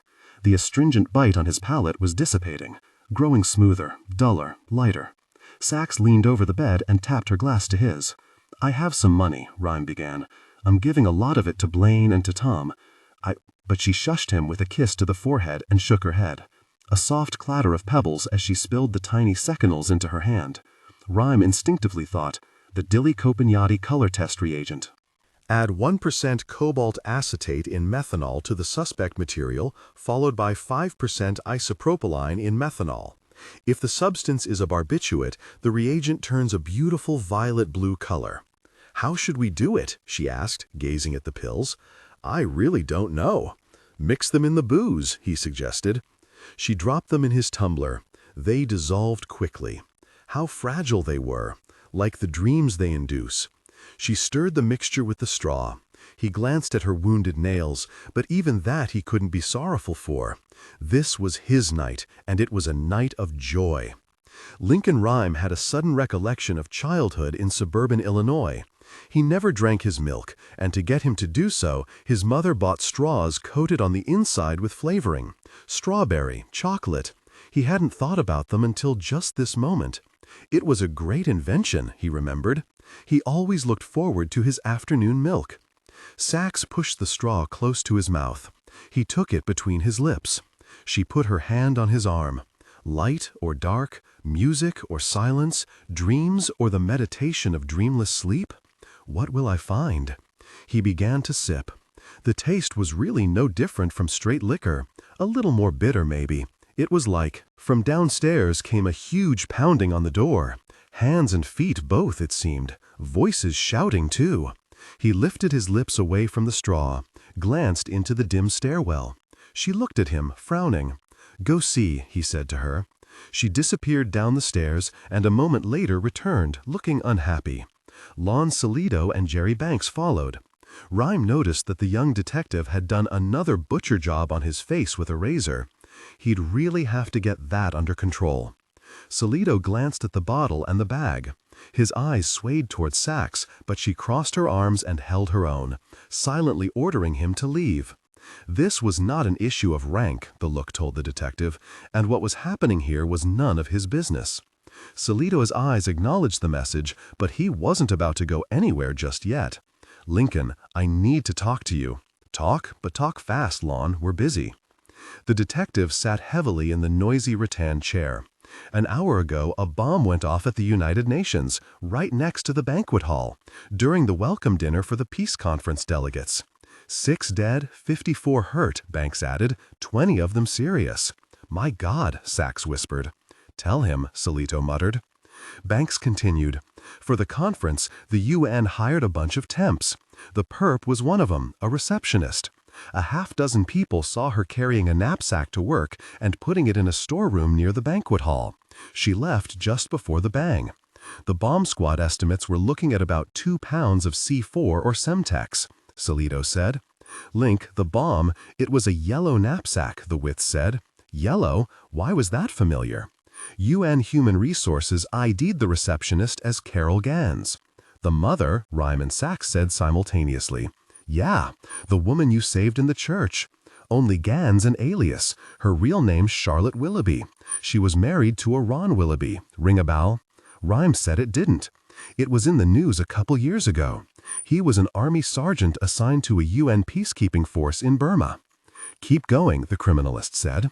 Willoughby didn't want to go, thought an American soldier shouldn't be wearing a UN uniform and taking orders from anybody except the US Army. It's a big right-wing issue nowadays. But he went anyway. Wasn't there a week before he's blown away by some little punk in Rangoon, got shot in the back, became a conservative martyr. Anti-terrorist says his widow got recruited by an extremist group out in the Chicago burbs. Some U of C grads gone underground. Edward and Catherine Stone. Banks took over the narrative. The explosive was in a package of kids' modeling clay, along with some other toys. We think she was going to take the little girl with her, so security at the banquet hall entrance wouldn't think anything of the clay. But with Pammy in the hospital, she didn't have her cover story, so she gave up on the hall and just planted it in the storeroom. Did enough damage as it was. Rabbited? Yup, not a trace. What about the little girl? Sachs asked. Pammy? Gone. The woman checked her out of the hospital around the time of the bang. No sign of either of them. Rhyme asked. The cell? The group in Chicago? They're gone too. Had a safe house in Wisconsin, but it's been hosed. We don't know where they are. So that was the rumored Delray snitch heard. Rhyme laughed. Carol was the one coming into the airport. Had nothing to do with Unsub 823. He found Banks and Salito staring at him. Oh, the old silent trick again. Forget it, Lon, Rhyme said, all too aware of the glass sitting inches from him, radiating a welcoming heat. Impossible. The older detective plucked his sweaty shirt away from his body, cringing. Goddamn cold in here, Lincoln. Jesus. Look, just think about it. What's the harm? I can't help you, Salito said. There was a note. Carol wrote it and sent it to the Secretary General by interoffice envelope. Harping on world government, taking away American liberties, some shit like that. Claimed credit for the UNESCO bombing in London too, and said there'd be more. We've gotta get 'em, Link. Feeling his oats, Scarface Banks said. The Secretary General and the Mayor both have asked for you. SAC Perkins too. And there'll be a call from the White House. You need any more persuading? We sure hope you don't, Detective. Rhyme didn't comment on the error regarding his rank. They've got the Bureau's PERT team ready to go. Fred Delray's running the case, and he asked respectfully, yeah, he used that word, he asked respectfully if you